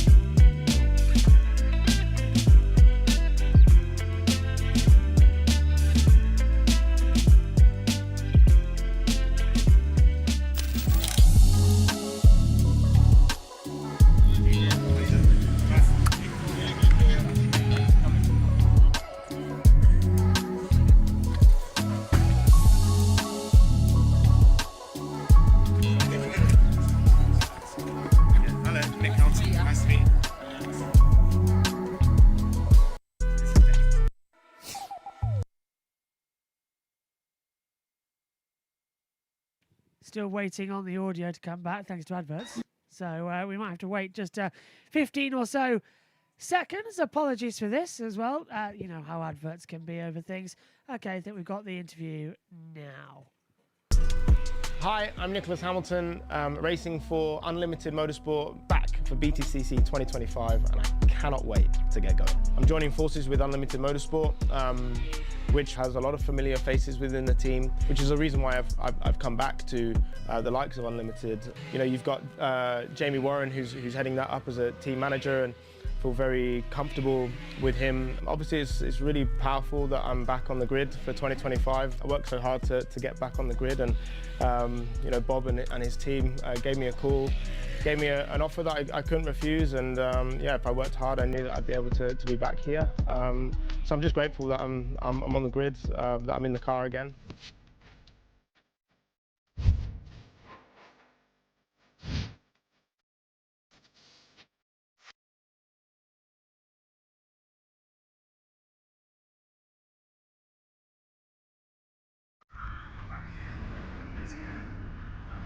It's going to be tough because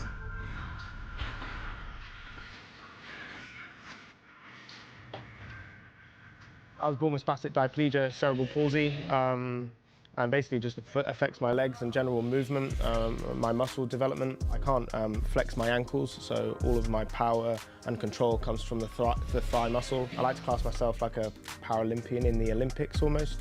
And so yeah, I'm just here flying the flag for disabled people, but also it's a very personal journey and a proud moment for me to come from disabled kid, bullied at school, didn't really have much direction in what he would ever do in his life, to now creating history in motorsport, and flying the flag for disabled people and racing in the British Touring Car Championship, which is the pinnacle of British motorsport. It's something I'm super proud of.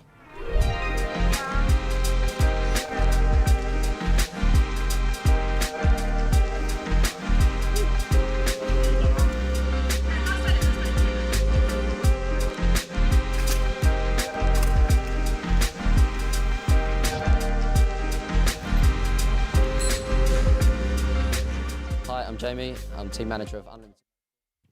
Great interview then with Nick Hamilton as we're under a red flag with 8 minutes and 40 seconds to go. Still waiting to see what's going to happen next, but one person who could possibly help us out here, who has joined the team, is JT. Hello JT, how are you doing? Is it 8 minutes to go? I thought it was 19 minutes to go. Okay. No, just 8 minutes to go. How are you doing? They must have shortened it by 10 minutes last time I checked. I'm doing all right. How are you? Not a bit more freer than having to stand still. So yeah, not doing too bad. Let me just show off. Let me just take this off so we can actually get in full screen for a second. Yes, there we go. Although you're going to see me twice because I haven't actually got that fixed yet for some reason. Can't seem to show my own camera. Turn that off. There we go. And fly that in by pressing that button. Hello, JT. How you doing? Hello. So, what's your big thoughts coming into 2025 then with touring cars? There's a lot going on. There's a lot certainly changing around, isn't there? Yeah, absolutely. A lot going in. And what I have noticed, I've got all of the times from both days and all sessions. What I have noticed at the top is that it is old names and new names at the top. It's a mix of both. And, well, we've got Doble currently leading at a 120.591. We have absolutely thrashed the qualifying record, by the way, from the previous years, which is insane to think about. So that's getting smashed later on in the year, quite possibly. But in the combined times, Hall was fastest yesterday with a 120.532. In the morning session, we had Hall in 4th, Patterson, who is returning in 5th, Stephen Jelly in 7th as well. But a lot of returning drivers getting involved. And, well, driver who we have known for a couple of years now, getting on a bit in the touring cars, being here quite a while, Daniel Rowbottom, and, well, he found himself in the gravel at Clerval a little bit earlier on in the afternoon session. Yeah, it hasn't really been a smooth sailing, has it, for many people returning to the championship, especially for Rowbottom, who is trying to pick himself up from a low year last year, isn't it? As the time has been extended, by the way, now to 11 minutes, so they are going to get this time back that we've spent under the red flag. We should be going green shortly. But yeah, Rowbottom really had a bad season last year, trying to get back up this year. But that Napa and that Ford, we were at the track a lot last year. They were unhappy right from the get-go at Donington, right round to the end of the season. And Sutton, literally right in front of us, in that weekend we tried so hard to forget that nearly killed me, and it was broadcast from hell. He crashed and lost the championship directly in front of us in the first race at Brands. So they're trying to pick up. And as you said yesterday in DMs, it's really weird seeing the 116 back, not the number 1. Yeah, absolutely. But it has been stronger for Sutton in the 116 car now in the Napa. He was first in the morning session yesterday, and he was 6th in the morning session this morning. Currently sitting second with a 120.801. Fastest lap that he has done by a couple tenths. But yeah, a little bit strange to see him back in the 116. We'll get used to it eventually. A little bit strange seeing the 99, not with Edwards, with the name next to it. That will take a lot of getting used to, I think. I said yesterday in the broadcast, it's strange not having Plato with that number either. It was Plato, Yeah. then it was Jade Edwards, and then obviously now it's changed hands again and gone down to Rainford. Media Day, 2 weeks' time. A lot of people from us going trackside. There's me, you, Owen, Tom, Lucy. Last lap, Lucy's going to be joining as well on Media Day. JT's got a new camera. We've gone wireless. But we're not going to have that all the time. Basically, what we're going to do is when we're out trackside, we're going to be wired up still because the batteries are not going to be great. But when we're in the paddock needing interviews, we're going to be wireless. So that means that JT or Tom or whoever, myself included, is holding the camera. We can just pop the camera down, or as you found out, JT, at Brands, you can dart down the end and be the complete opposite side to me. And yes, you could hear me last time out, but now we're going to be connected up to the same system. So hopefully going to be a bit easier. But it's going to be fun, isn't it, this year? We've got a lot planned. Yeah. Donington needs to watch out. Can't wait for this. That's a massive lens. Going to be a couple But yeah, next you're year, going to make me run, aren't you? A couple of times, yeah. So don't worry. I know you like being camera and producer more at the moment, then. But you're going to be able to still talk because you've got your microphone set up coming through. We've also got the wireless lav mics that we're going to connect up to a couple of people. So basically, we're all going to be early stage planning. We're going to have like one main camera, but everybody's going to be able to talk and have a mic, and we're going to dot them around certain places. And then basically we're going to be live for an hour, 2 hours, go to some pre-records so we can charge our equipment and film some other stuff that we need to do, i.e. features for the year, interviews for the year.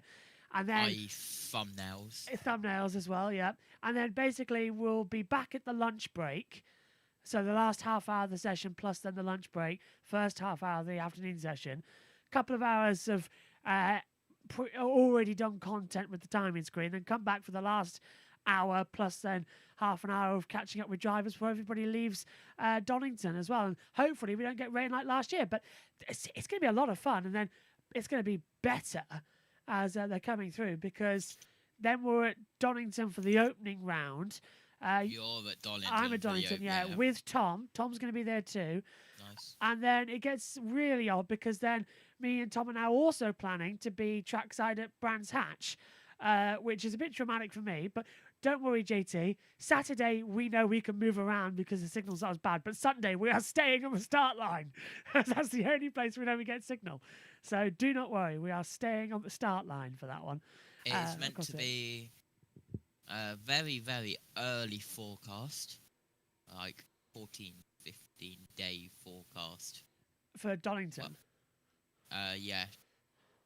Sunny intervals and light winds. Oh, that's fine. Higher 15 degrees, but as we know, British weather can change. But I don't know what's going on. Why is there so much sun everywhere? What is happening? I know, it's sunny here, but cold as well, so it's not too great. And I don't know why I am wearing a hoodie right now, because hold on.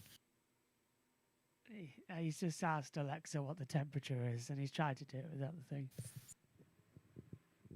Wait, hold on.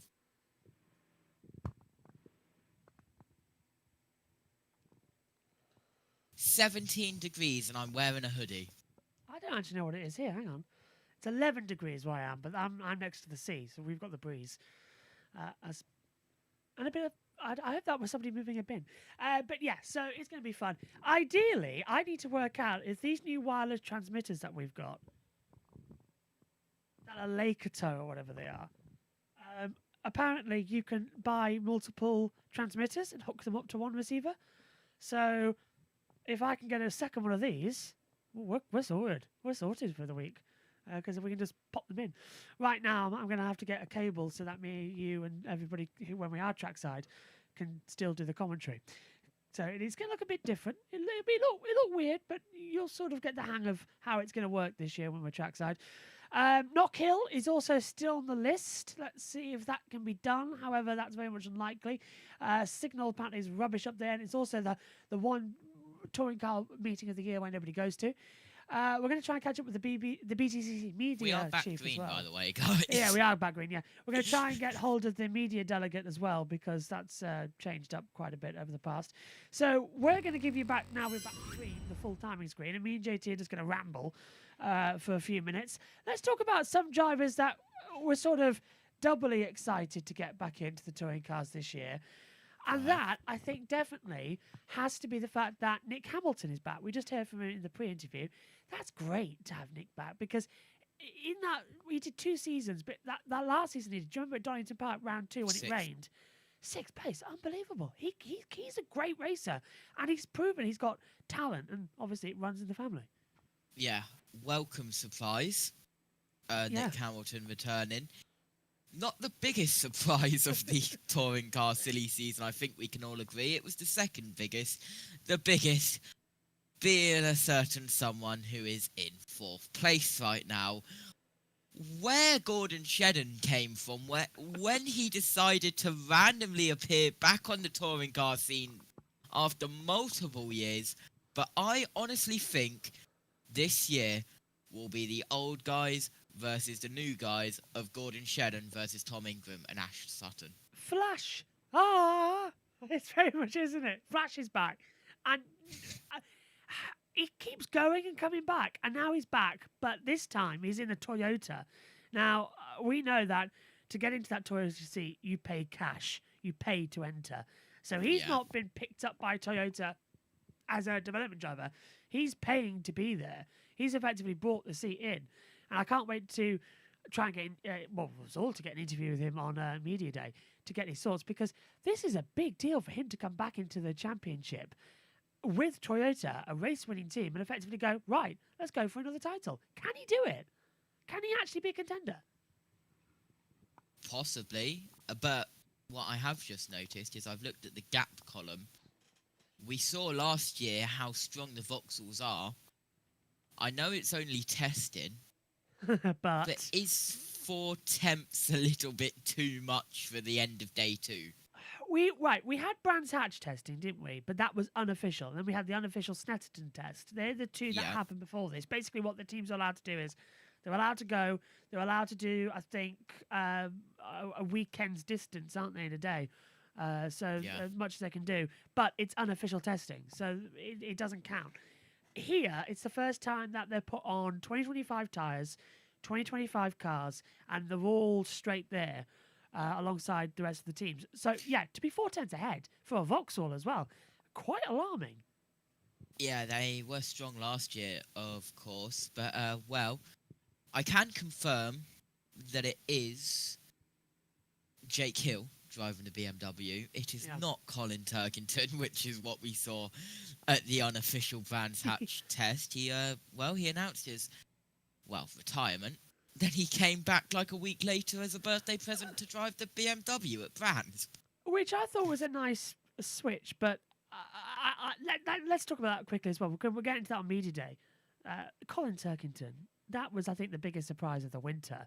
Him saying, no, that's it, I'm done, and leaving. Biggest departure, Colin Turkington. Biggest arrival, Gordon Shedden. One legend goes, one comes back, you could argue as well. Why do you think Colin left? He gave the thing that, I've done everything. It's goodbye. It might not be goodbye forever. But when he left in, 2011 to fight cancer, everybody expected him to come back. And he came back in style in 2013 with BMW, then won it in 2014. Then spent a couple of years up and down. Then he's a 4-time champion now? Yeah. He certainly still had the pace, and he was in title contention when we went to Brands last year. It was what, 4 drivers in contention. It was Ingram, it was Hill who ended up winning it. It was Sutton, and it was Turkington as an outsider.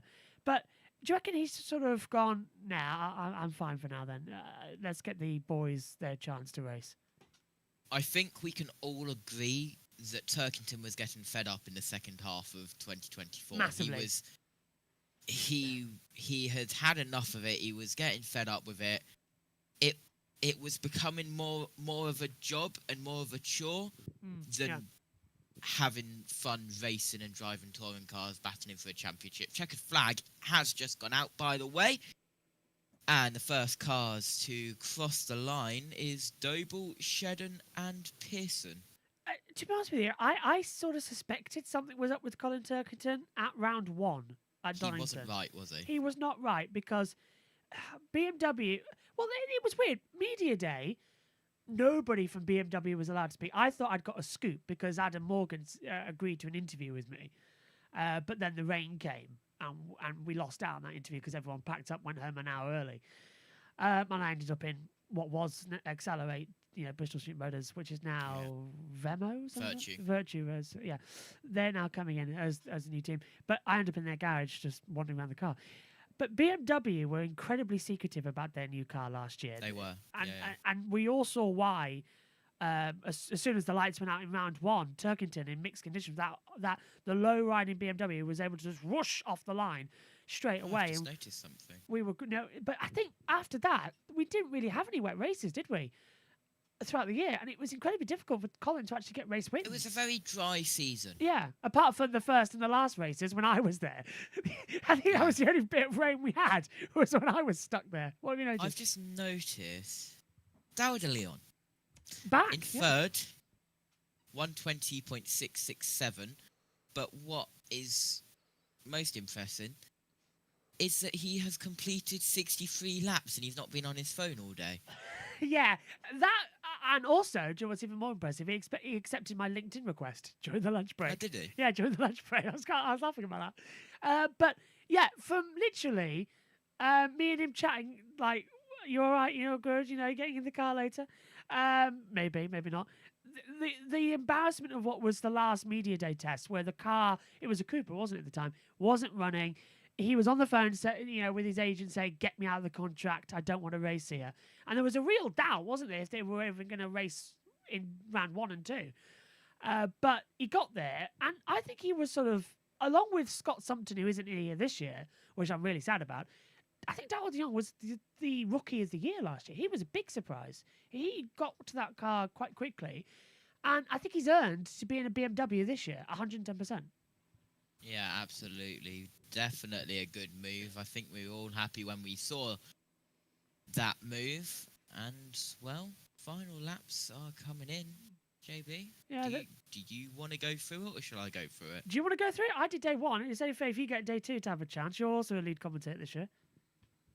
Oh, yeah, I forgot about that. Yeah, because I'm not here for round 3. I have nothing to do with round 3. That's Netterton. That's all yours. Yeah, JB's forgetting something. Yeah, I have just forgotten something, so that might be Jess then, who has round 3. But then again, it's probably not going to happen. I don't know. First... We'll worry about that in the month of May. Yeah. First is Doble with a 120.391. Second is Camish with a 120.622. Daoud de Leon is third with a 120.667. Ash Sutton in the 116 is a 120.801. In fifth is Hall in the Cupra with a 120.823, and then 100th back exactly is Shedden with a 120.833 in sixth. Seventh is Rainford, 120.856. Cook in 8th with a 120.873. Dexter Patterson, the detective, is a 120.956. He's in 9th. Tom Ingram rounds out the top 10 with a 121.168. 11th, Hill, 121.1 121.175. 12th, Smiley, 120. Wait, no, Hill, 121.175. Smiley, 121.177. Very close there, 2,000s in between them. Jelly, 13th, 121.294. Dorlin is a 121.298 in 14th. 15th, Osborne, 121.412. Pearson is 121.444. Nice. In 16th. 17th is Morgan with a 121.464. Moffat is a 121.646 in 18th. 19th is Nick Hamilton with a 122.275. Rowbottom 20th with a 122.466. And no time set was Aaron Taylor Smith in 21st. And also with no time set was Daniel Lloyd in the 1-2-3 car in 22nd and last. The qualifying lap record, by the way, JB, was last year. That was set by Tom Chilton with a 1 minute 21.058.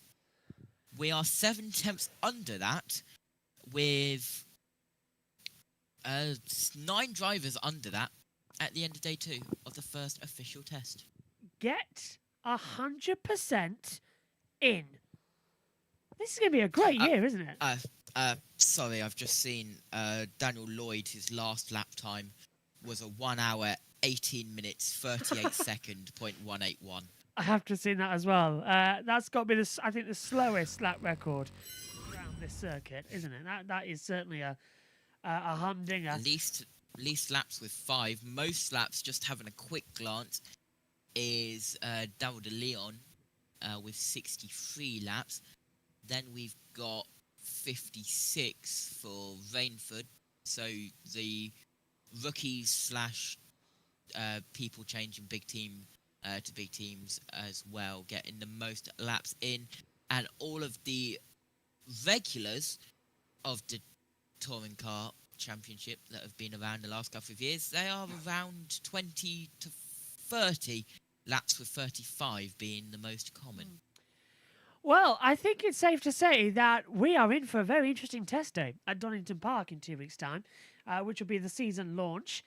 I am so excited for it, because last year it was very much I was a one-man band walking around and with Megan here controlling everything, and you popped in at the end in the last day. But for so many of the team to be trackside, it makes it, I'm not lonely. It's going to be great.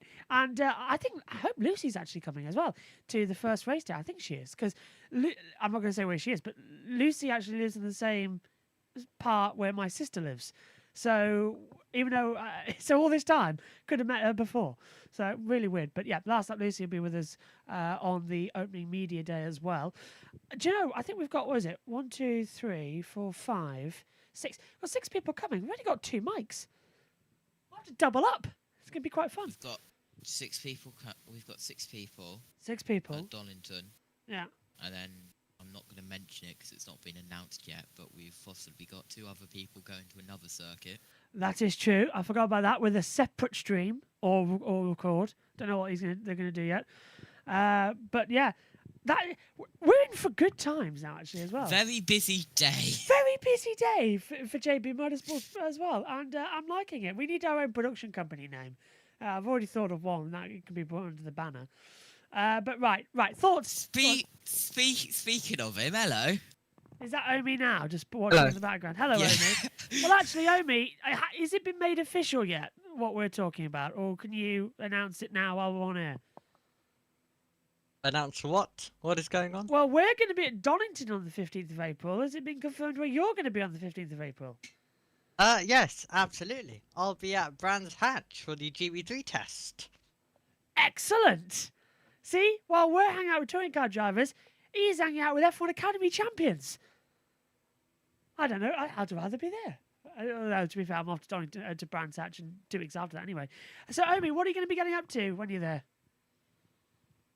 just filming content, getting driver interviews in, and luckily, as you told me, that Brands Hatch and also GB3 look very, very calm. We'll also be going out to different parts of the circuit with the cars going around and taking a look at how they will handle. Of course, we've got a new car for GB3 with DRS as well, so lots of new things. So it's a perfect time to be out there and looking at how the cars handle the Brands Hatch circuit. DRS around Brands Hatch sounds insane, but I am here for it. I'm jealous now. I will just say, stay away from Druids. You lose all signal there. It never works. Okay. Stay away from Druids. If you're going to be anywhere, just stay around the main grandstand area. That's where me and JT found it. Go to Druids because it'll be quiet, and when it's quiet, there's signal, but when it's busy, there's no signal. Okay, so you'll good. Be safe. Because we got there in practice too, didn't we, JT? But we couldn't get there in the race. Yeah. And we're not making that mistake again, but we now know it for the future. Go on. Well, what else? Don't go to the GP loop That's it. While live because it's dead. Yeah, there's no signal there. The signal basically is where there's no trees. That's what we found out the hard way. So yeah, basically when we do go back to Brands Hatch, myself and Tom, hopefully for round 2, with me sat here controlling everything. Yeah, a lot more than what he actually thinks, because he's going to be fully producing that, including mine and Tom's camera, because Megan is going to be doing MotoGP, the French Grand Prix weekend. Wait, hold on. Does that mean we'll have like a direct channel, separate channel For communication? Yes. Yeah, that's true. Yeah. We are literally doing a production meeting on air. We are. We've got to wrap up. Anyway, so on the 15th of April, me and the rest of the team will be at Donington. Omi, plus others, are going to be at Brands Hatch. So there's more to you to watch. Plus others possibly to be confirmed. Yes, that has to be confirmed. But I do know for a fact that it's me, you, Lucy, Tom, and Owen who are going to Donington for the season opener. That, well, the season launch in a couple of weeks. That's going to be fantastic. JT, thanks to you. Cheers, Amy, for stopping in. There we go then. First test of the new season is complete, and it is Doble who tops the times in the Vauxhall on the 120.391 with Hall yesterday as well. What are we going to get? 2 weeks, Tuesday, the 15th of April, we will be trackside live all day for the season launch of the 2025 Quick Fit British Touring Car Championship. Join us then. From us all here, though. Bye for now.